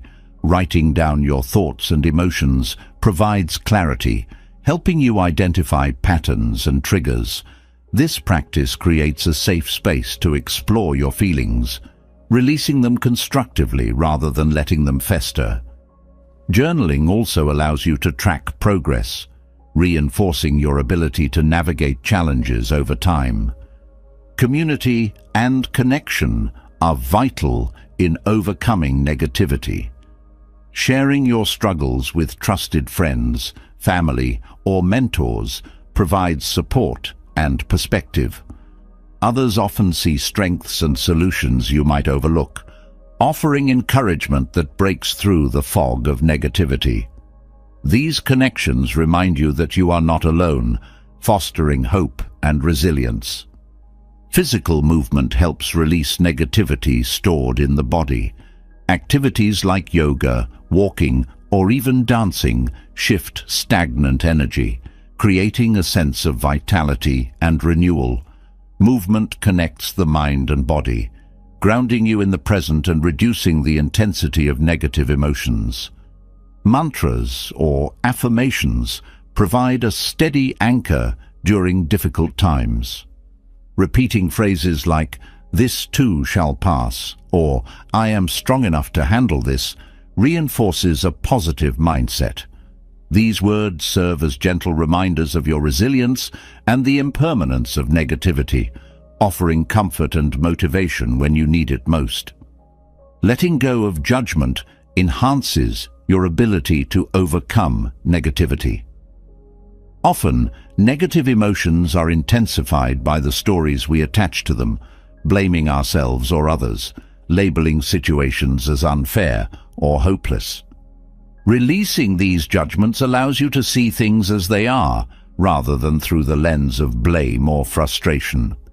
This clarity fosters acceptance and peace. Regular reflection strengthens your ability to navigate negativity. Taking time to evaluate your reactions and responses helps you identify what works and what needs adjustment. This practice deepens self-awareness, enabling you to approach future challenges with greater insight and calm. Embracing the Buddhist principle of the middle way, a path of balance and moderation, offers guidance in managing negativity. Extremes, whether in thought or action, often exacerbate distress. Finding the balance between acknowledging emotions and not being ruled by them creates stability. This balance fosters a sense of control and calm, even amidst difficulty. Overcoming negativity is not about eliminating it entirely, but learning to transform it into a tool for growth and connection. Buddhist teachings remind us that life's challenges, while inevitable, are also opportunities to cultivate strength, compassion, and wisdom. Through these practices, negativity loses its grip, leaving space for a deeper sense of peace and positivity to emerge. Transforming negativity into growth fosters resilience, but there is another profound shift that amplifies inner peace: the embrace of simplicity. Complexity often weighs heavily on the mind, with too many choices, possessions, or commitments creating unnecessary noise. Simplicity is not about doing less for the sake of it, but about intentionally focusing on what truly matters. In simplifying, you create space for clarity, joy, and a deeper connection to yourself and the world. Embracing simplicity begins with recognizing how much excess can impact your mental and emotional well-being. Clutter, whether physical, mental, or emotional, creates distractions that sap your energy and focus. When there is too much to navigate, decisions feel heavier, and moments of calm are harder to find. Simplifying is about lightening that load, allowing yourself to breathe more freely. Intentionality is at the heart of simplicity. Without intentional choices, it's easy to let obligations, possessions, or habits accumulate beyond what serves you. Simplicity asks you to pause and ask, does this add value to my life? This question applies to physical belongings, social commitments, and even thought patterns. When you begin to align your life with what is meaningful, clarity naturally follows. Physical decluttering is often the first step towards simplicity. Possessions have a way of collecting over time, creating environments that feel overwhelming. Each item you own requires some level of attention, whether to maintain, clean, or store it. Letting go of what no longer serves you creates physical and mental space. This process is not about discarding everything, but about keeping what aligns with your values and letting the rest go. Digital clutter also plays a significant role in mental noise. Unread emails, excessive notifications, or an unorganized digital workspace can add layers of stress. Simplifying your digital life by organizing files, unsubscribing from unnecessary emails, or turning off non-essential notifications reduces distractions. This digital detox creates a sense of order and calm, making it easier to focus on what's truly important. Mental decluttering involves addressing the thoughts and worries that crowd your mind. Overthinking, second-guessing, or holding on to unhelpful narratives creates unnecessary complexity. Simplifying your mental space means learning to let go of thoughts that don't serve you.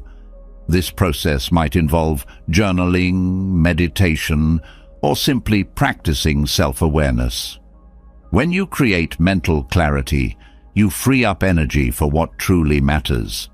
Simplifying your schedule is another powerful way to reduce mental noise.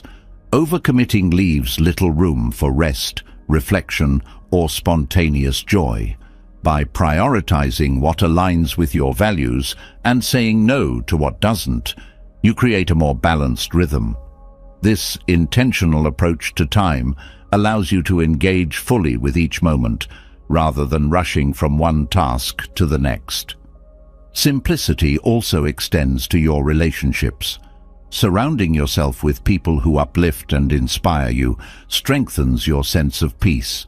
Letting go of toxic or draining connections, while challenging, creates space for more meaningful relationships to thrive. Simplicity in relationships is about quality over quantity, fostering deep, authentic connections rather than spreading yourself thin. Financial simplicity brings another layer of clarity. Living within your means and focusing on what you truly need reduces the stress of constant consumption. This doesn't mean avoiding all luxuries, but choosing them intentionally. When spending aligns with your values, it brings satisfaction rather than guilt or regret. Financial simplicity fosters a sense of security and freedom. Practicing gratitude supports simplicity by shifting your focus from what you lack to what you have. Gratitude reminds you that abundance isn't about quantity, but about recognizing the value of what's already present. This perspective naturally reduces the desire for excess, allowing you to appreciate the simplicity of enough. Simplicity also encourages mindfulness. When life is less cluttered, physically, mentally, or emotionally, it's easier to be fully present. There's less to distract you from the beauty of the moment. This mindfulness deepens your connection to yourself, others, and the world around you, creating a sense of harmony and balance. The choices you make each day shape your experience of simplicity. Choosing nutritious meals over fast food, meaningful conversations over superficial chatter, or time in nature over endless scrolling are small shifts that align with a simpler, more intentional life. These choices accumulate, creating a lifestyle that feels lighter and more fulfilling. Simplicity often requires letting go of perfectionism.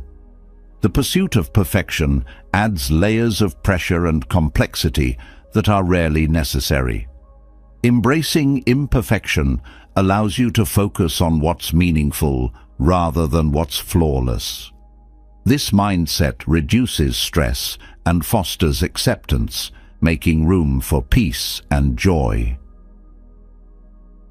Nature provides profound lessons in simplicity.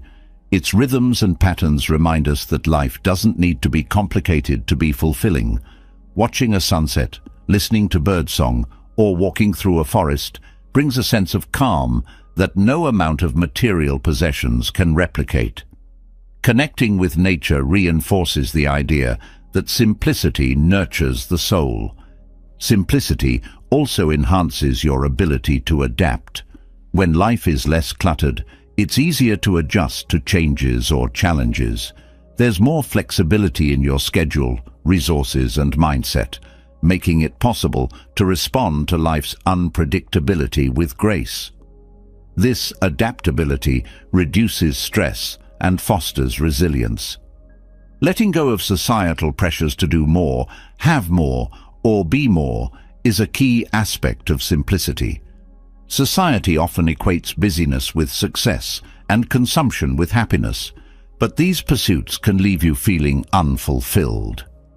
By redefining success and happiness on your own terms, you create a life that aligns with your values and brings true contentment. Simplicity doesn't mean giving up ambition or drive. It means channeling those qualities toward what genuinely matters. When you simplify, you focus your energy on pursuits that align with your purpose, making your efforts more impactful and rewarding. This focus enhances your sense of accomplishment and satisfaction. Community plays an important role in simplicity. Sharing resources, skills, or time with others reduces the need for excess while fostering connection. Whether it's borrowing tools, exchanging knowledge, or participating in communal activities, these interactions enrich life without adding unnecessary complexity. Simplicity often reveals what truly brings joy. It's not the latest gadget or a packed schedule, but the quiet moments, heartfelt conversations, and meaningful experiences that linger. By stripping away distractions, you create space for these moments to flourish, deepening your sense of fulfillment. As you embrace simplicity, you may notice a ripple effect in other areas of your life. Clarity in your physical space fosters clarity in your thoughts. Balance in your schedule creates balance in your emotions. This interconnectedness reinforces the power of simplicity to transform not just one aspect of life, but your overall sense of well-being. The journey towards simplicity is deeply personal. It's not about following a specific formula, but about finding what aligns with your unique values and needs. Each step, whether letting go of an unused item, setting a boundary, or pausing to appreciate the moment, brings you closer to a life of greater clarity, peace, and purpose. Simplicity clears the clutter from life, offering a direct path to clarity and calm. But beneath this external and internal decluttering lies a deeper foundation for lasting peace: acceptance. True harmony arises not from changing the world to fit our expectations, but from embracing reality as it is. Acceptance is not about resignation or passivity. It is about recognizing the natural flow of life and finding contentment within it. In this wisdom lies profound peace, a freedom from unnecessary struggle, and a deeper connection to the present. Acceptance begins with acknowledging the nature of change. Life is in constant motion, shaped by cycles of growth, loss, and renewal. Resisting these changes often leads to frustration and disappointment. By accepting impermanence, you allow yourself to flow with life rather than against it. This perspective transforms change from an adversary into a natural rhythm that brings both challenges and opportunities. One of the greatest barriers to acceptance is the attachment to how things should be. These expectations create a gap between reality and perception, leading to dissatisfaction. When you release these rigid ideas, you open yourself to the richness of what is, rather than being confined by what you believe should happen. Letting go of these expectations frees your mind to appreciate life as it unfolds. Self-acceptance is a cornerstone of this practice. Embracing who you are, with all your strengths and imperfections, fosters a deep sense of peace. This doesn't mean settling for less or avoiding growth. It means acknowledging your humanity. When you accept yourself fully, you create a foundation of self-worth that is not dependent on external validation or achievements. Acceptance also extends to others. People will not always behave in ways that align with your preferences or beliefs. Instead of trying to control or change them, recognizing their autonomy brings harmony to relationships. This doesn't mean condoning harmful behavior, but understanding that everyone is on their own path. Compassion grows from this understanding, fostering connections built on respect rather than conflict. The practice of acceptance helps navigate difficult emotions. Anger, sadness, or fear are natural responses to life's challenges. Denying or suppressing these emotions often intensifies them, creating inner turmoil. By accepting and acknowledging these feelings, you allow them to move through you without becoming trapped by them. This process brings clarity and relief, making space for healing and growth. Buddhist teachings emphasize the importance of accepting suffering as a part of life. Pain, loss, and disappointment are inevitable, but they are also opportunities for growth and transformation. When you accept this reality, you reduce the additional suffering that comes from resisting or avoiding it. Acceptance turns hardship into a teacher, guiding you toward resilience and wisdom. Gratitude supports the practice of acceptance by shifting focus from what is missing to what is present. This perspective doesn't erase difficulties, but provides a balance that reduces their emotional weight. Gratitude reminds you that even amidst challenges, there are blessings to be found. This balance fosters a deeper sense of peace and contentment. Acceptance is not about giving up on change. It's about recognizing where your influence ends and letting go of the rest. This practice is rooted in the wisdom of discernment, knowing when to act and when to release. It allows you to focus your energy on what you can control while finding peace in what you cannot. Mindfulness deepens acceptance by grounding you in the present.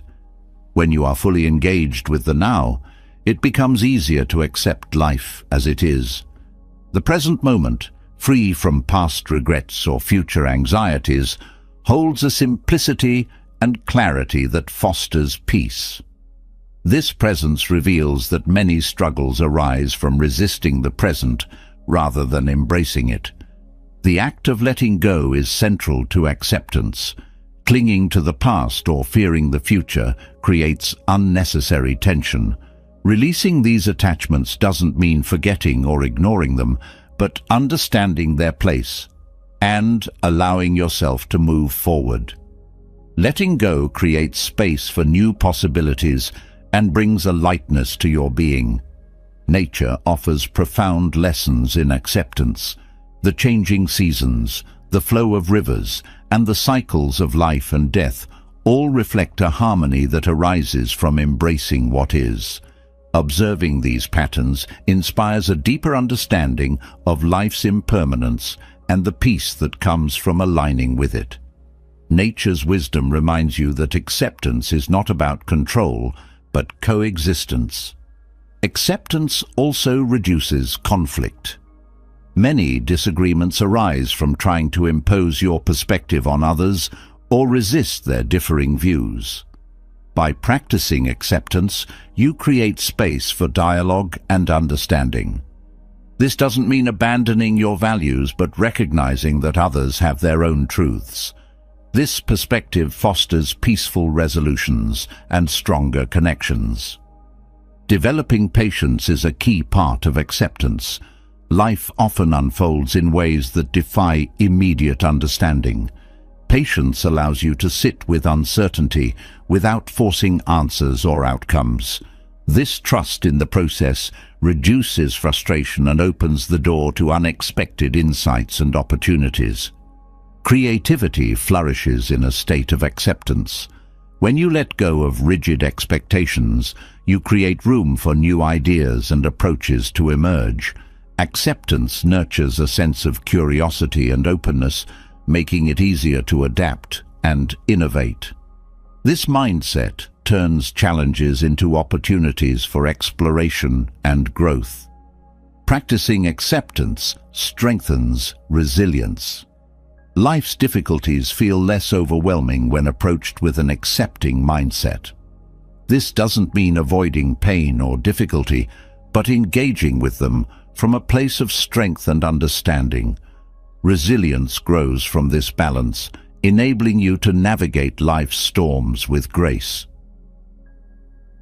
Forgiveness is another powerful aspect of acceptance. Holding on to resentment or blame creates mental and emotional clutter that blocks peace. Forgiving others and yourself is not about condoning harm, but about freeing yourself from the weight of anger and bitterness. This act of release brings clarity and paves the way for healing. Acceptance transforms your relationship with time. Instead of rushing toward the future or dwelling on the past, you learn to savor the moment. This presence enhances your ability to find joy in the small, everyday experiences that often go unnoticed. It turns ordinary moments into sources of extraordinary peace. Living in harmony with reality doesn't mean abandoning ambition or hope. It means pursuing goals and dreams with an understanding that outcomes may differ from expectations. This flexibility allows you to adapt without losing sight of your purpose. It transforms setbacks into stepping stones, enriching your journey rather than derailing it. Acceptance is a practice, not a destination. It requires patience, self-compassion, and a willingness to return to it again and again. Each moment of acceptance deepens your sense of peace and strengthens your connection to the present. Over time, this practice becomes a way of life. fostering contentment, clarity, and a profound sense of harmony. Acceptance invites harmony by teaching us to embrace reality as it unfolds, but within that embrace lies an even deeper path to joy, kindness, and compassion. When the heart opens to others, the act of giving creates a ripple of love that often returns with greater force. Kindness and compassion are not merely acts of charity or goodwill. They are profound tools that connect, heal, and nurture both the giver and the receiver.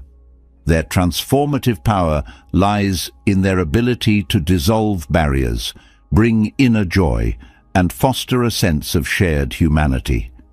Kindness begins with a decision to act from love rather than fear.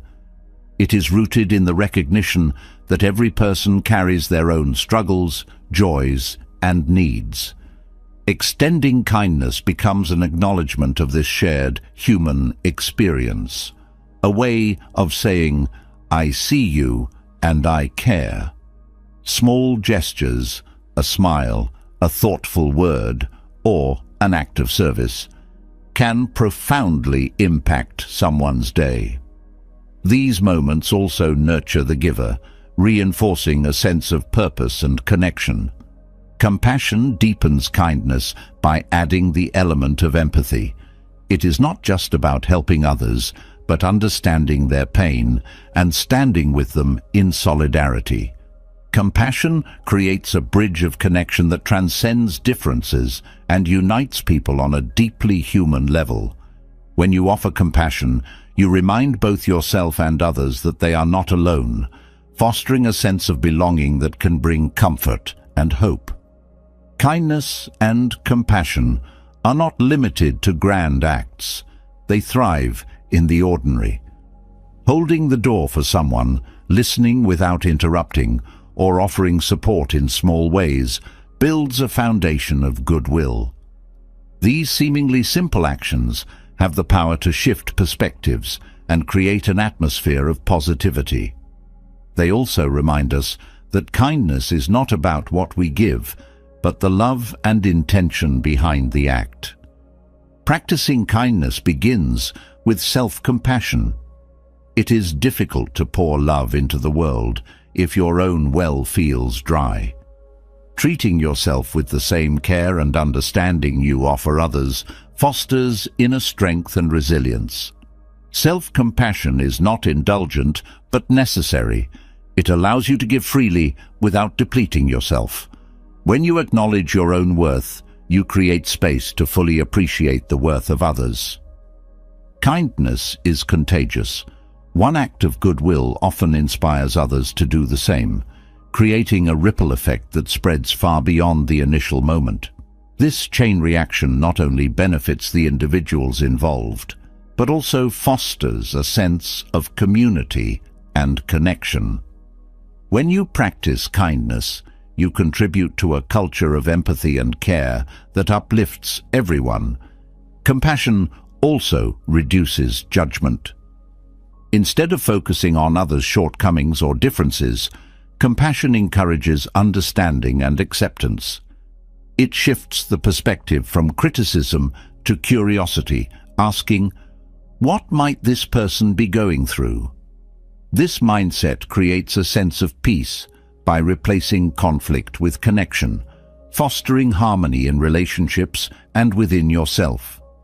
Kindness and compassion also foster gratitude. By focusing on how you can contribute to others' well-being, you often gain a deeper appreciation for what you have.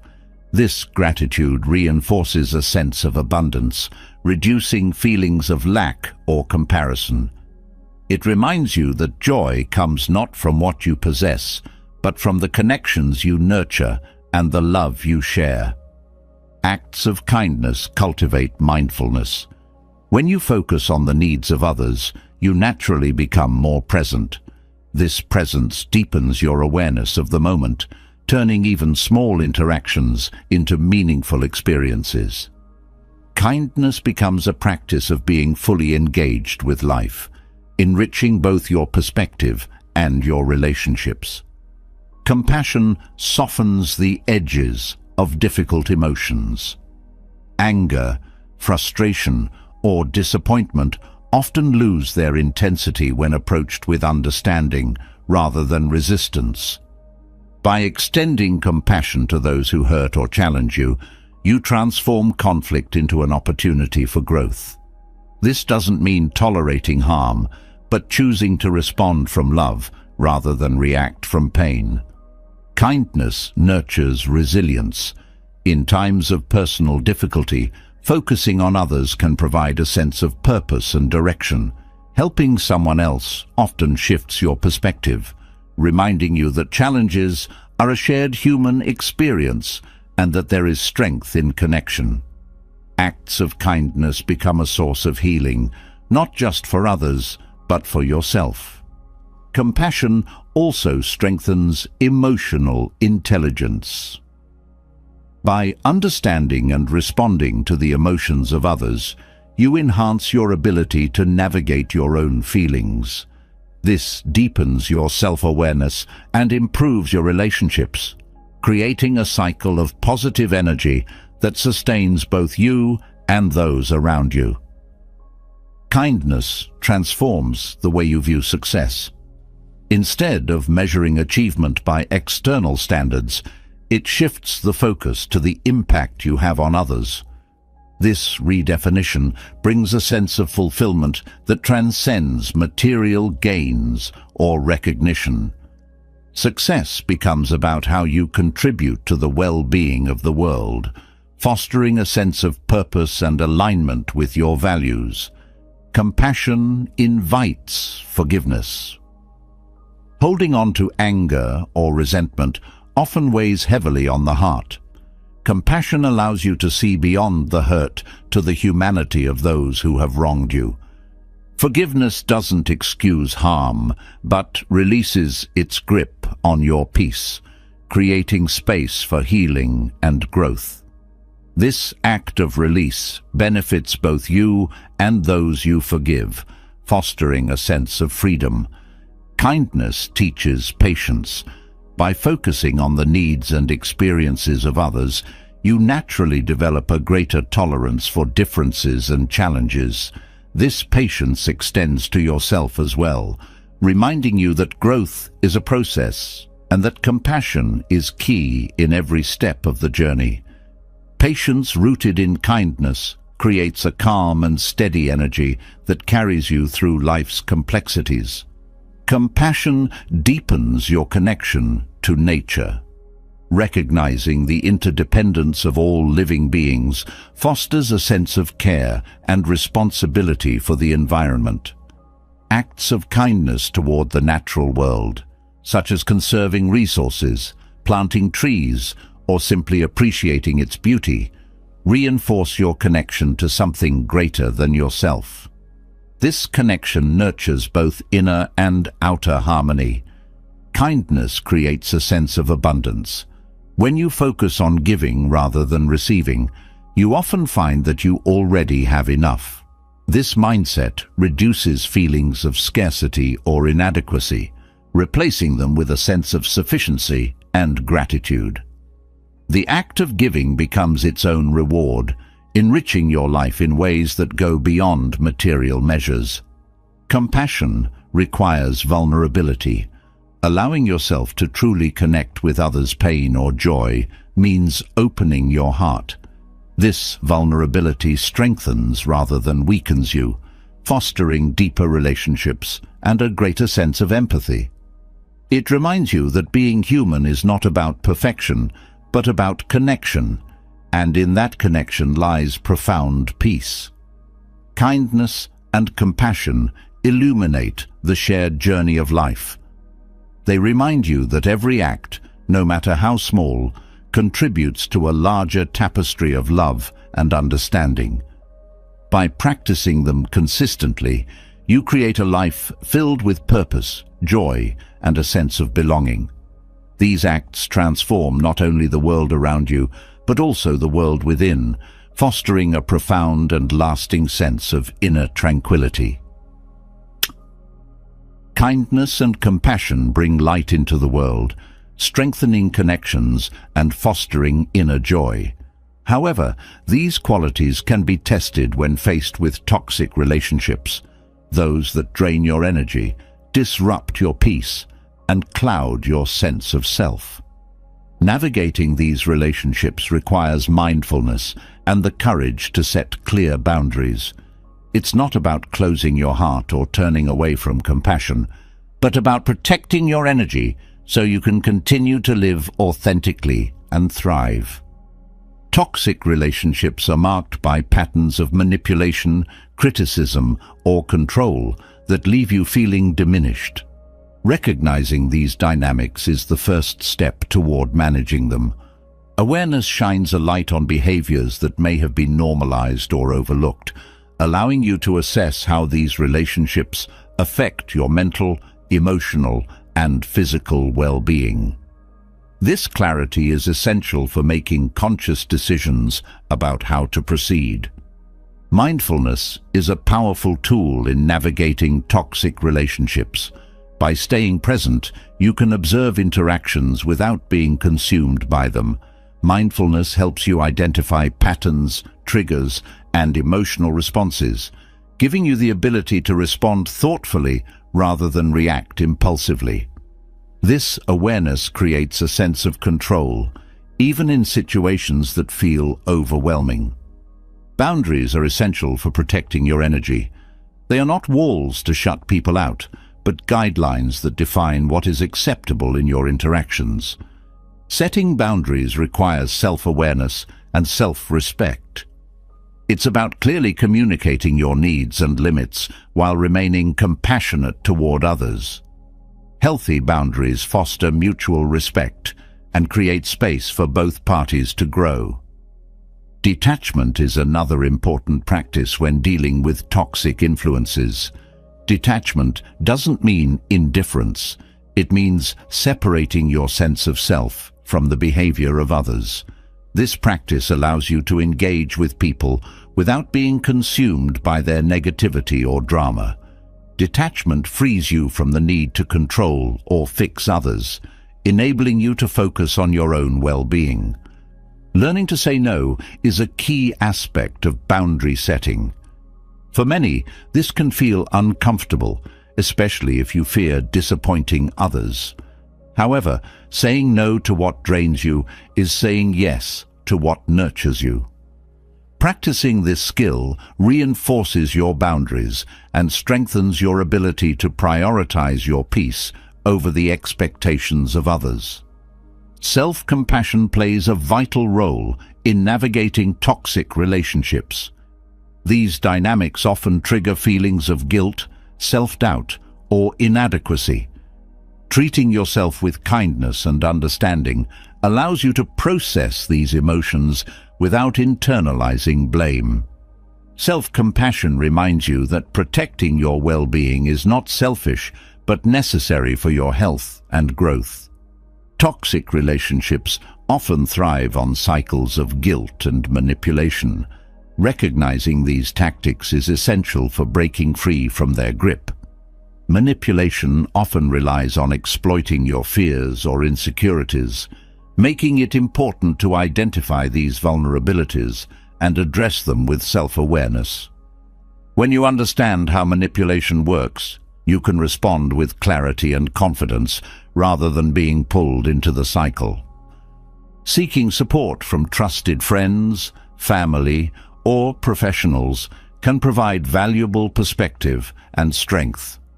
Sharing your experiences with someone you trust helps you process your emotions and gain insight into the situation. Support systems remind you that you are not alone, offering encouragement and guidance as you navigate challenging dynamics. Practicing detachment also involves releasing the need for approval from toxic individuals. Their validation is often tied to control, making it important to find your sense of worth from within.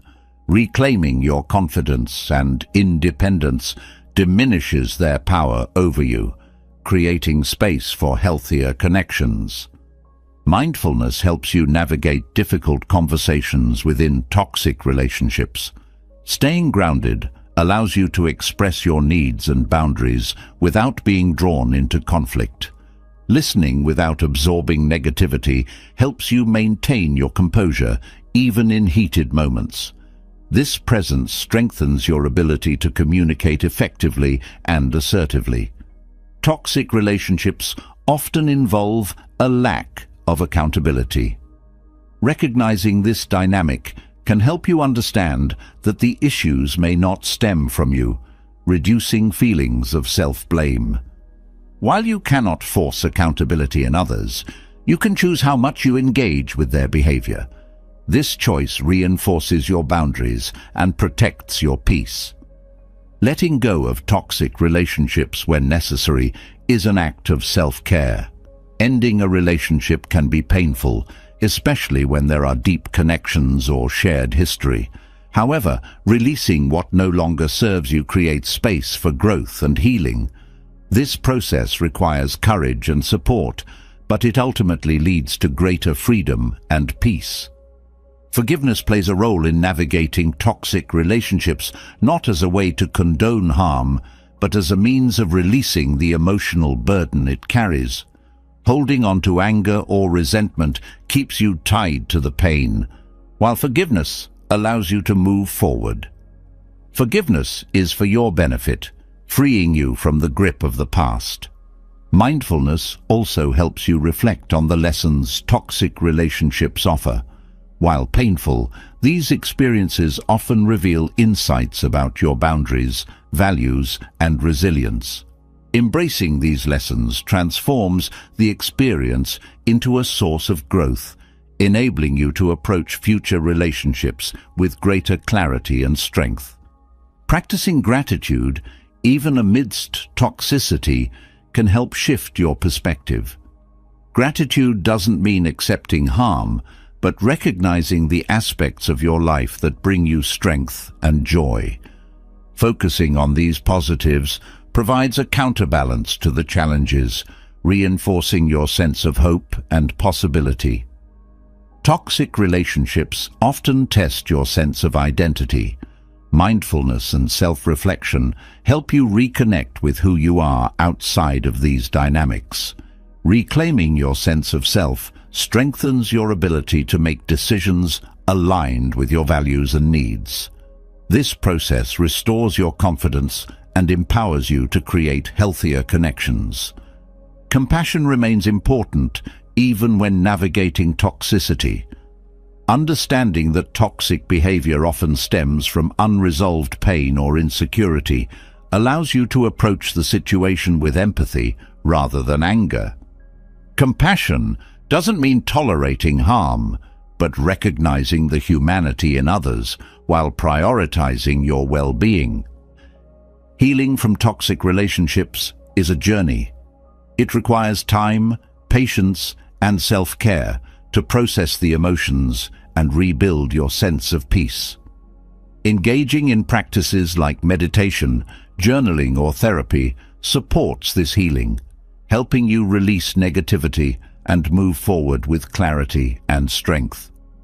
As you heal, you create space for relationships that uplift and nurture you. By navigating toxic relationships with mindfulness and boundaries, you protect your energy and foster a deeper connection to your authentic self. These practices empower you to approach challenges with clarity and compassion, creating a life filled with healthier, more fulfilling connections. Navigating toxic relationships requires mindfulness and boundaries, but sustaining inner clarity and peace demands a deeper practice. Meditation offers a way to steady the mind, fostering clarity and calm even in the face of life's challenges. Rooted in Buddhist teachings, meditation is not an escape from reality, but a means to fully embrace it. By observing thoughts without attachment and cultivating stillness, meditation opens the door to a profound sense of balance and awareness. Meditation begins with the simple act of sitting and turning inward. In a world full of distractions, this practice can feel unfamiliar at first. However, the beauty of meditation lies in its simplicity. There is no need to perform or achieve, only to be. This stillness creates space for the mind to settle, revealing a deeper clarity that often remains hidden in the rush of daily life. The breath is a foundational anchor in meditation. Focusing on the natural rhythm of your inhale and exhale brings your attention to the present moment, gently pulling you away from the noise of your thoughts. The breath is always with you, steady and constant, offering a grounding presence even when your mind feels restless. By returning to the breath, you cultivate a sense of stability that can extend into all aspects of life. Meditation teaches you to observe your thoughts without judgment. The mind naturally produces a constant stream of thoughts, some helpful, others distracting or overwhelming. Instead of trying to control or suppress these thoughts, meditation invites you to watch them as they arise and pass, like clouds moving across the sky. This practice creates distance between you and your thoughts, reducing their power over your emotions and actions. Detachment is a central principle in Buddhist meditation. It is not about ignoring or denying thoughts and emotions, but about seeing them for what they are, temporary and ever-changing. Detachment allows you to acknowledge these experiences without becoming entangled in them. This perspective fosters a sense of calm, even when the mind is busy or emotions run high. Mindfulness meditation emphasizes being fully present.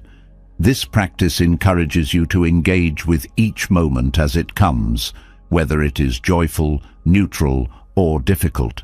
By paying attention to the sensations, thoughts, and emotions that arise in the present, you develop a deeper connection to yourself and the world around you. Mindfulness transforms ordinary moments into opportunities for insight and peace. Loving-kindness meditation, or metta, focuses on cultivating compassion and goodwill toward yourself and others.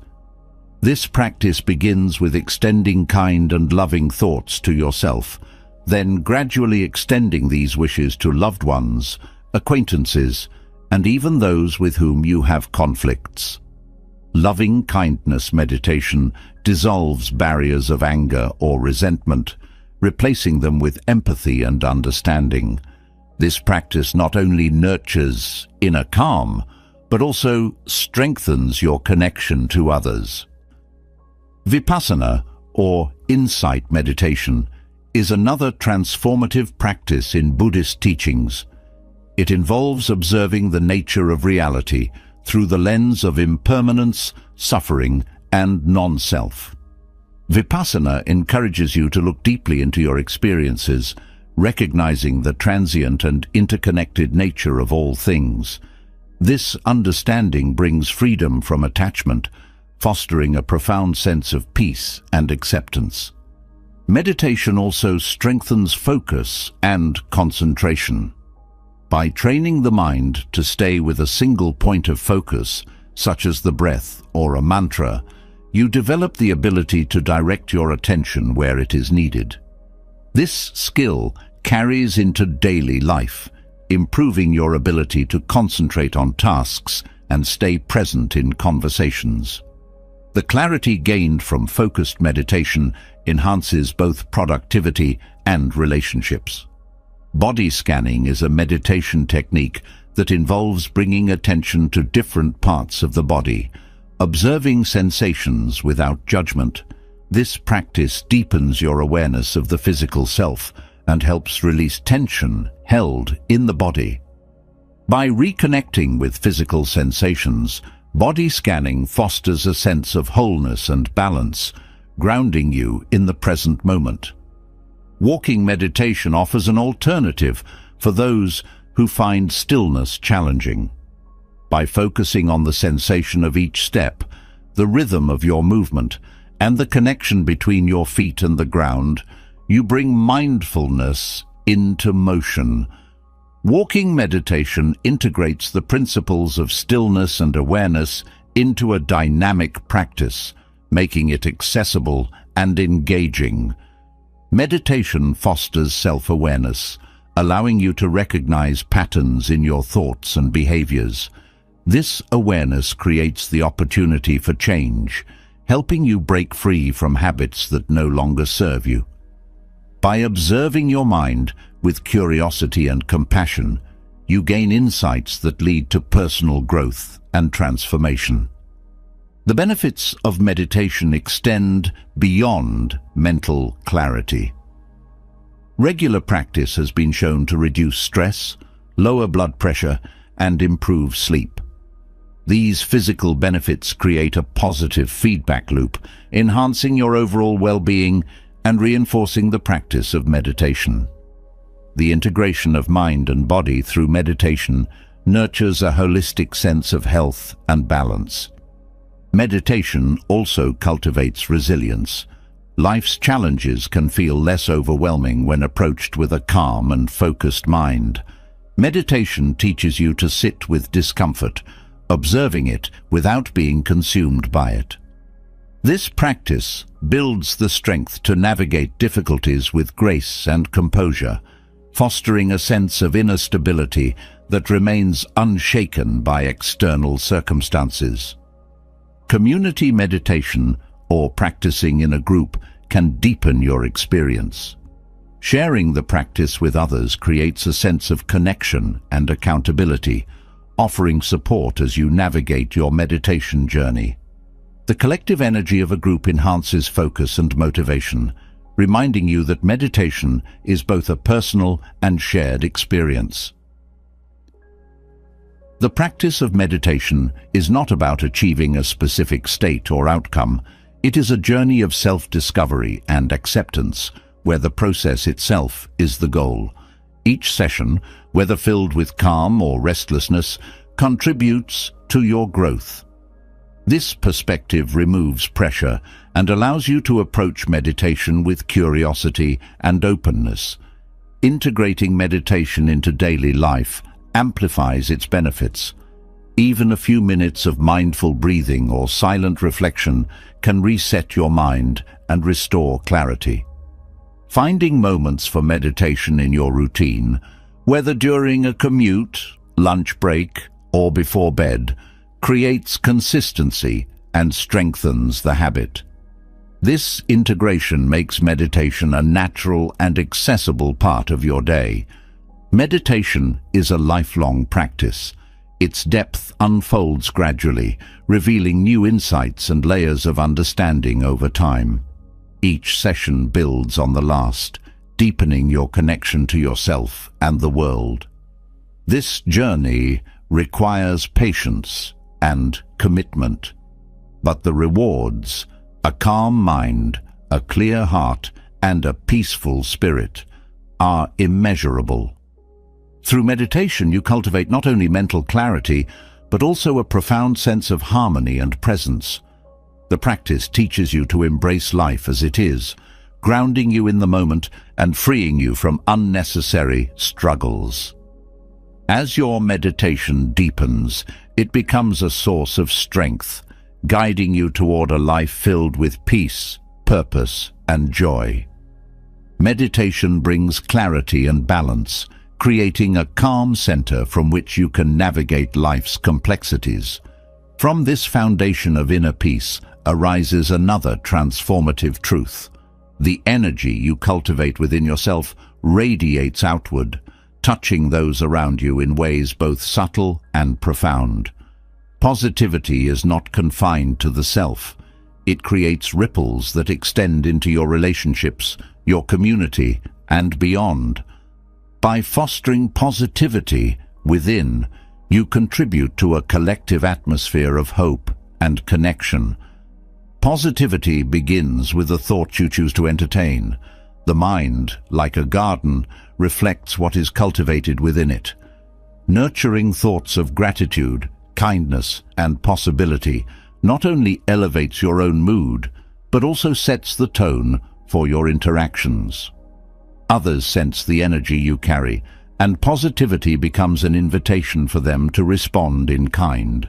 This exchange transforms simple moments, greetings, conversations, shared silences, into opportunities for connection and warmth. Energy is contagious, and positivity holds the power to shift the emotional climate of a space. A smile, a kind word, or a gesture of understanding carries weight far beyond its simplicity. These acts disarm defensiveness, dissolve tension, and create an atmosphere of safety and trust. When you approach others with genuine positivity, you encourage them to let down their guard, fostering openness and collaboration. The ripple effect of positivity begins with self-awareness. Recognizing your own emotional patterns allows you to choose how you show up in the world. It doesn't mean forcing cheerfulness or ignoring challenges, but choosing to respond to difficulties with grace and resilience. This approach inspires others to do the same, demonstrating that positivity is not about denying hardship, but about rising above it. Empathy strengthens the ripple of positivity. By attuning yourself to the needs and feelings of others, you create a sense of belonging and support. Empathy bridges the gap between individuals, reminding us of our shared humanity. When you act with empathy, you cultivate a sense of connection that uplifts both you and those you interact with, creating an ever-widening circle of kindness. Positivity also amplifies when paired with authenticity. Genuine positivity stems from a place of sincerity, not performance. When your actions and words align with your true self, they carry a depth that resonates with others. Authentic positivity encourages others to embrace their own truth, fostering relationships built on trust and mutual respect. The ripple effect of positivity extends to how you handle conflicts and challenges. Approaching disagreements with calmness and a willingness to understand creates a foundation for resolution. Positivity in these moments shifts the focus from blame to collaboration, transforming potential divisions into opportunities for growth. This approach not only strengthens your relationships, but also sets an example for others to follow. Generosity is a powerful amplifier of positivity. Sharing your time, resources, or support without expectation creates a sense of abundance. Acts of generosity ripple outward, inspiring others to pay it forward. This cycle of giving fosters a community rooted in care and connection, where positivity thrives and multiplies. Positivity also influences how you frame your narrative. The stories you tell about yourself and your experiences shape not only your perspective, but also the way others perceive the world. By choosing narratives of resilience, growth, and hope, you encourage those around you to see challenges as opportunities and setbacks as stepping stones. This shift in perspective empowers others to approach life with optimism and courage. Gratitude fuels the ripple effect of positivity. By focusing on what you appreciate, you create a mindset of abundance that inspires others to do the same. Gratitude invites a sense of wonder and connection, reminding us of the richness present in everyday life. Sharing your gratitude, whether through words, actions, or presence, reinforces this mindset, spreading it like a gentle wave. The ripple of positivity often begins with small, consistent actions, holding space for someone to share their thoughts, offering encouragement during a difficult time, or simply acknowledging someone's effort can create profound impact. These moments of presence and care demonstrate that positivity is not about grand gestures, but about showing up with intention and heart.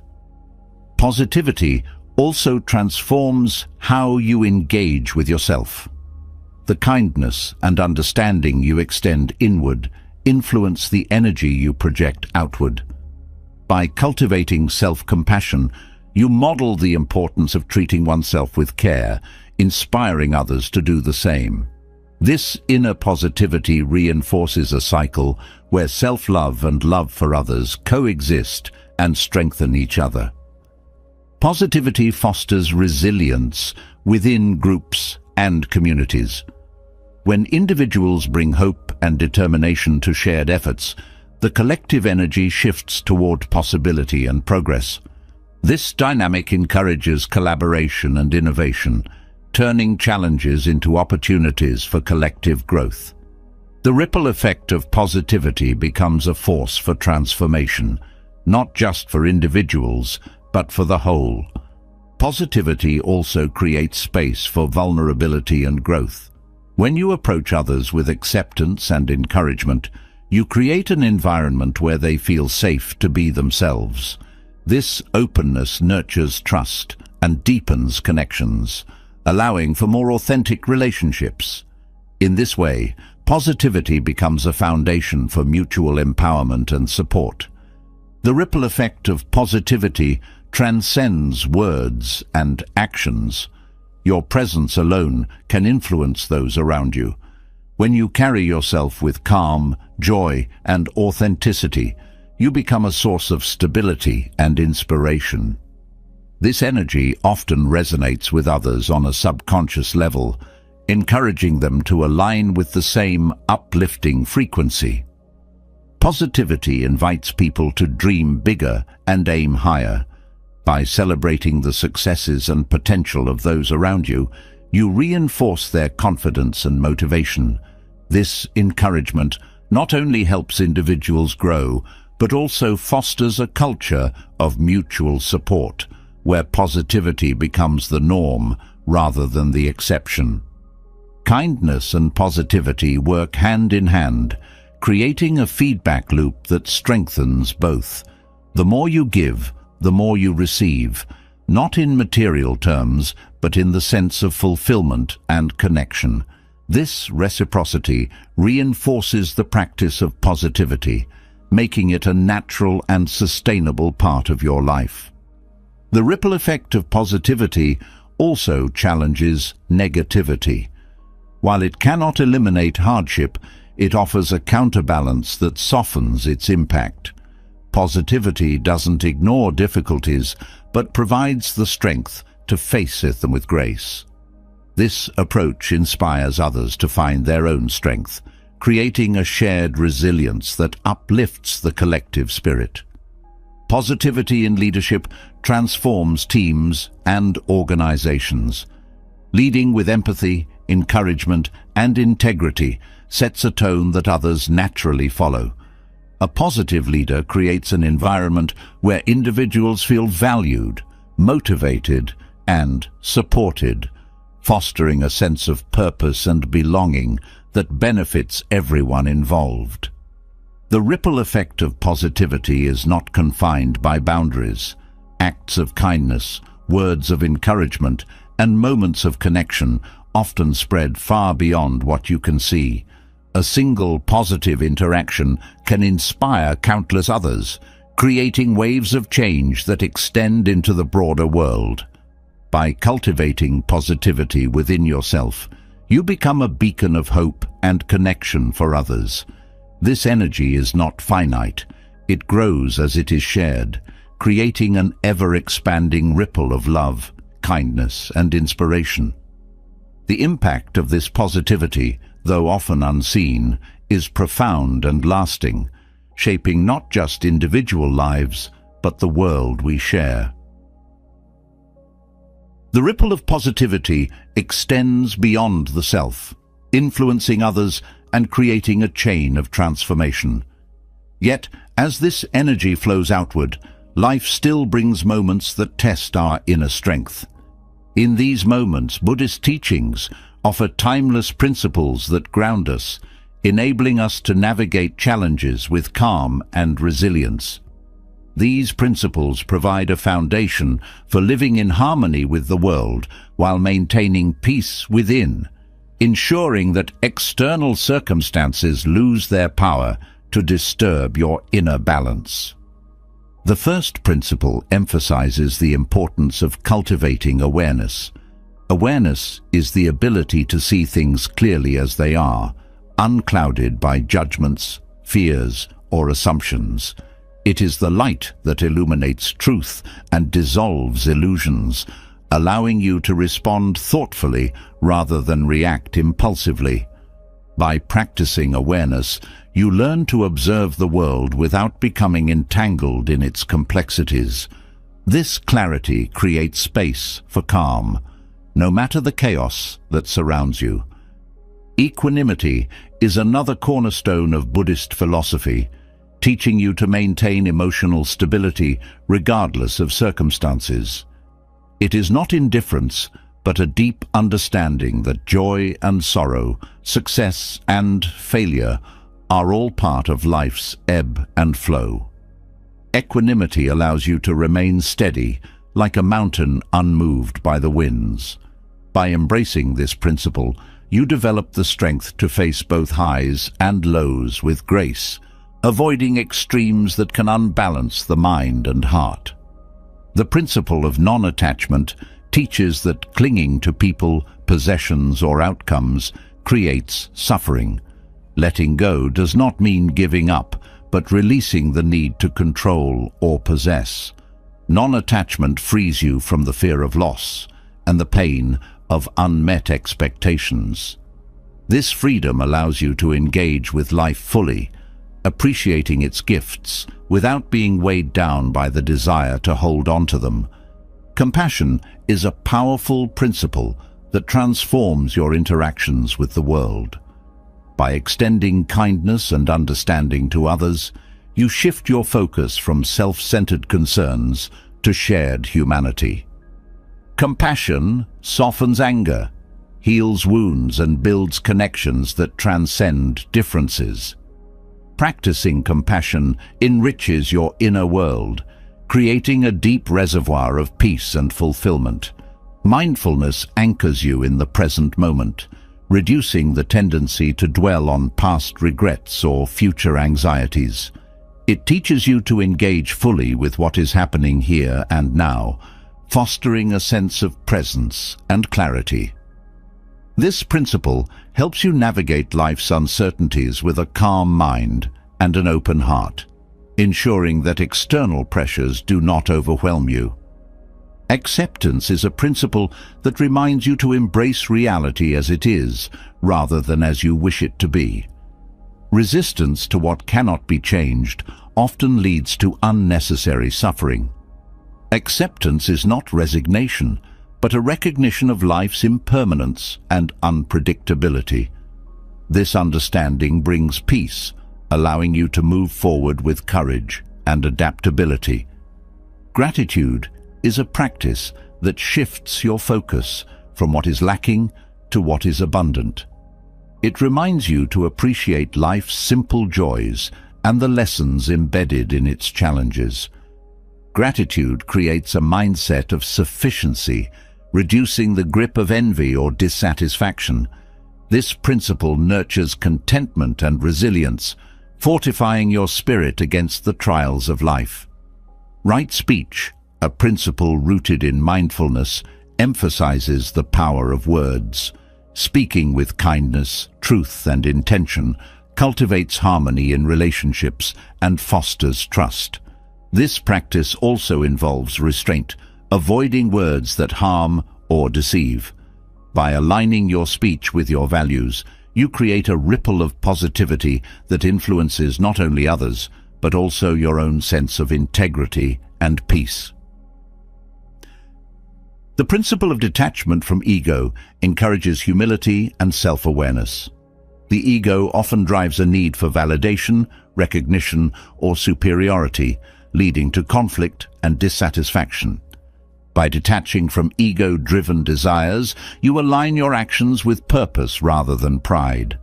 This shift fosters genuine connections and a sense of inner freedom, making you less vulnerable to external criticism or praise. Meditation, as a principle and practice, cultivates stillness and self-reflection. It allows you to observe your thoughts and emotions without judgment, creating a space of calm and clarity. Regular meditation strengthens your ability to respond to challenges with equanimity, reducing the influence of external stresses. This inner sanctuary becomes a source of strength that sustains you through life's ups and downs.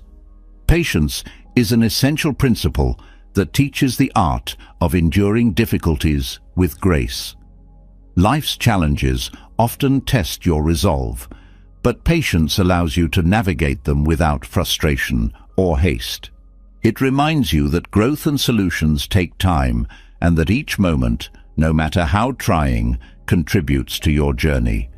Patience fosters resilience and a sense of trust in the process of life. Generosity embodies the principle of giving without expectation. Sharing your time, resources, or kindness creates a sense of abundance that transcends material possessions. Generosity not only uplifts others, but also enriches your own sense of purpose and connection. It reduces attachment to what you have, reminding you that true wealth lies in what you give. Simplicity, as a principle, encourages you to focus on what truly matters. By reducing excess and distraction, you create space for clarity and peace. Simplicity is not about deprivation, but about intentional living, aligning your actions and possessions with your values. This focus reduces mental clutter and strengthens your ability to remain centered in a complex world. The principle of humility fosters a deep respect for life and others. It reminds you that growth comes not from asserting dominance, but from listening, learning, and collaborating. Humility softens the ego, creating space for connection and understanding. This perspective reduces conflict and fosters harmony, both within and without. Through the lens of Buddhist principles, you learn to approach life with a sense of balance and resilience. Each principle offers tools to navigate challenges, cultivate inner peace, and foster meaningful connections. Together, they create a framework for living authentically and harmoniously, ensuring that external circumstances hold no power over your inner tranquility. The wisdom of Buddhist principles shows us how to live with balance, resilience, and harmony, even amidst the complexities of life. But what about the moments when we are alone? Solitude, often misunderstood as loneliness, holds profound power.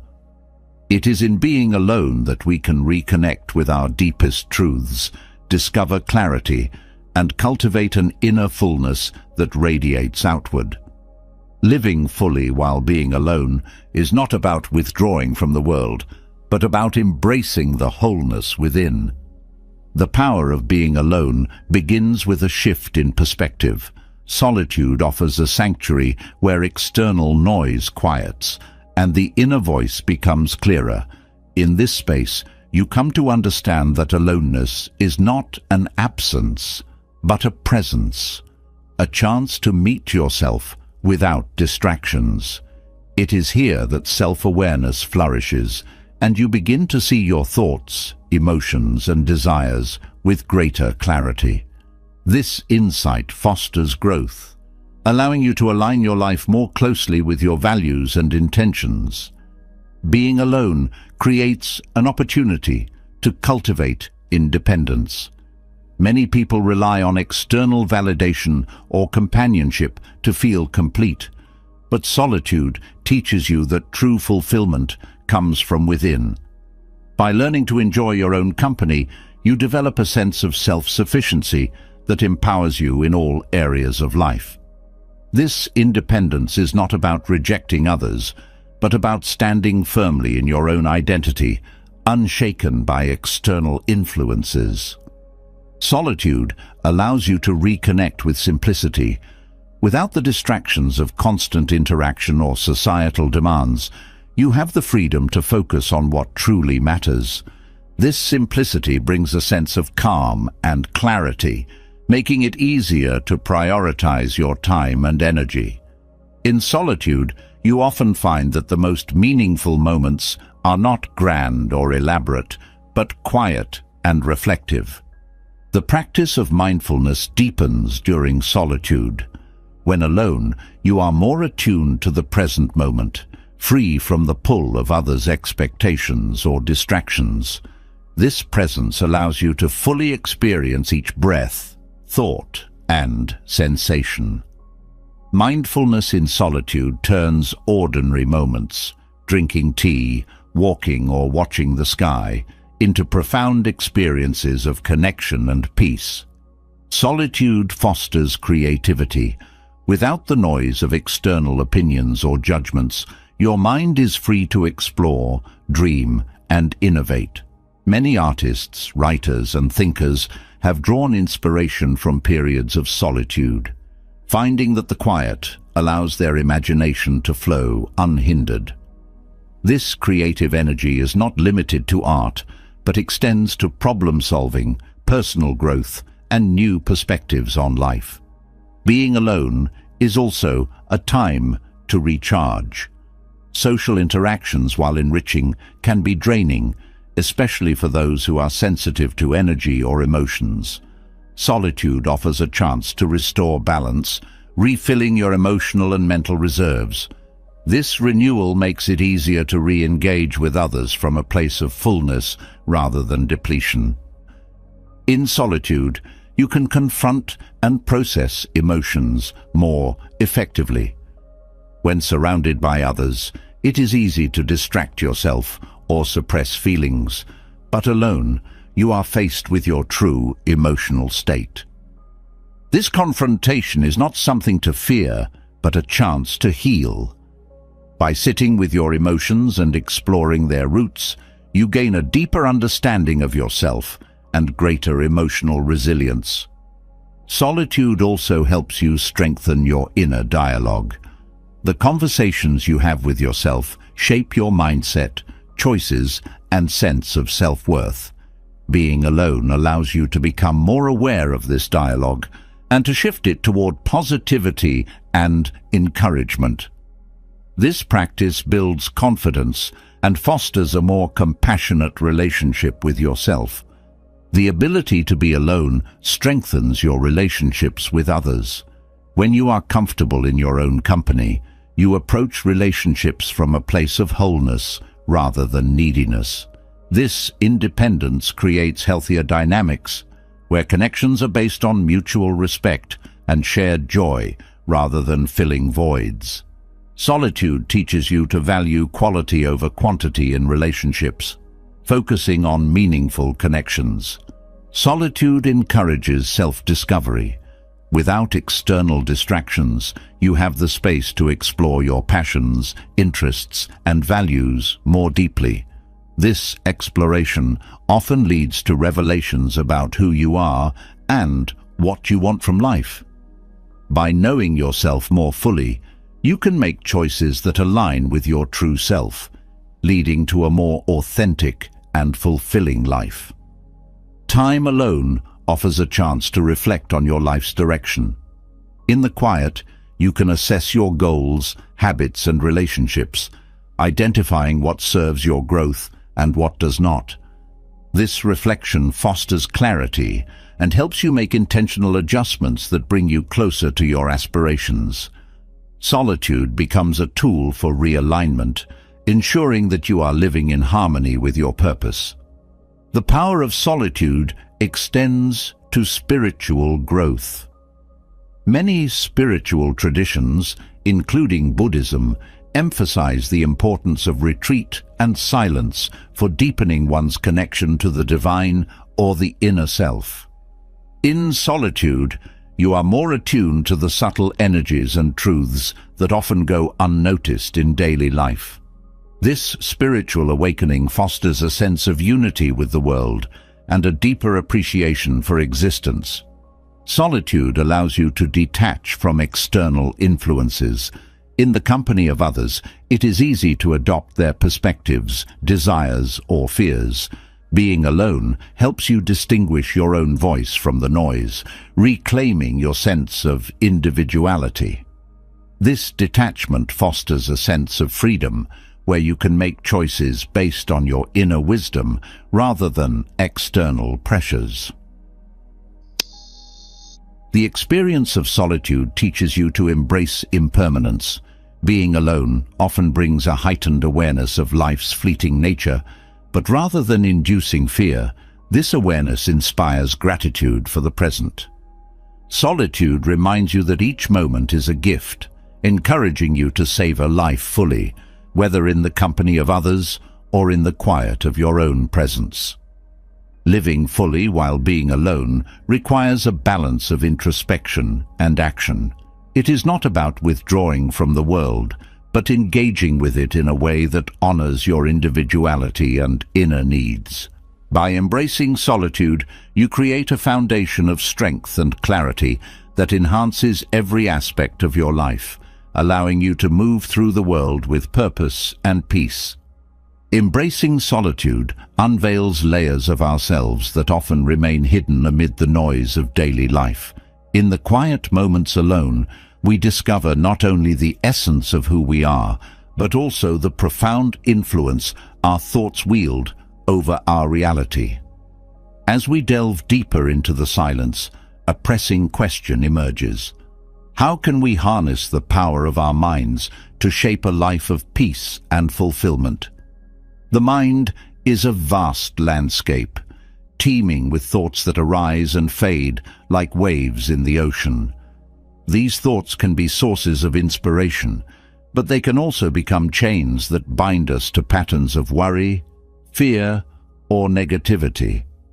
Mastering your thoughts is not about controlling every mental impulse, but about understanding and guiding them toward harmony and clarity. Buddhist wisdom offers timeless insights into this inner journey. Central to these teachings is the recognition that thoughts are not fixed realities, but transient phenomena. By observing them without attachment, we begin to see their true nature. This awareness is the first step toward mastery. When you watch your thoughts as an impartial witness, you create space between the thinker and the thought, reducing their grip on your emotions and actions. Mindfulness is a foundational practice in this process.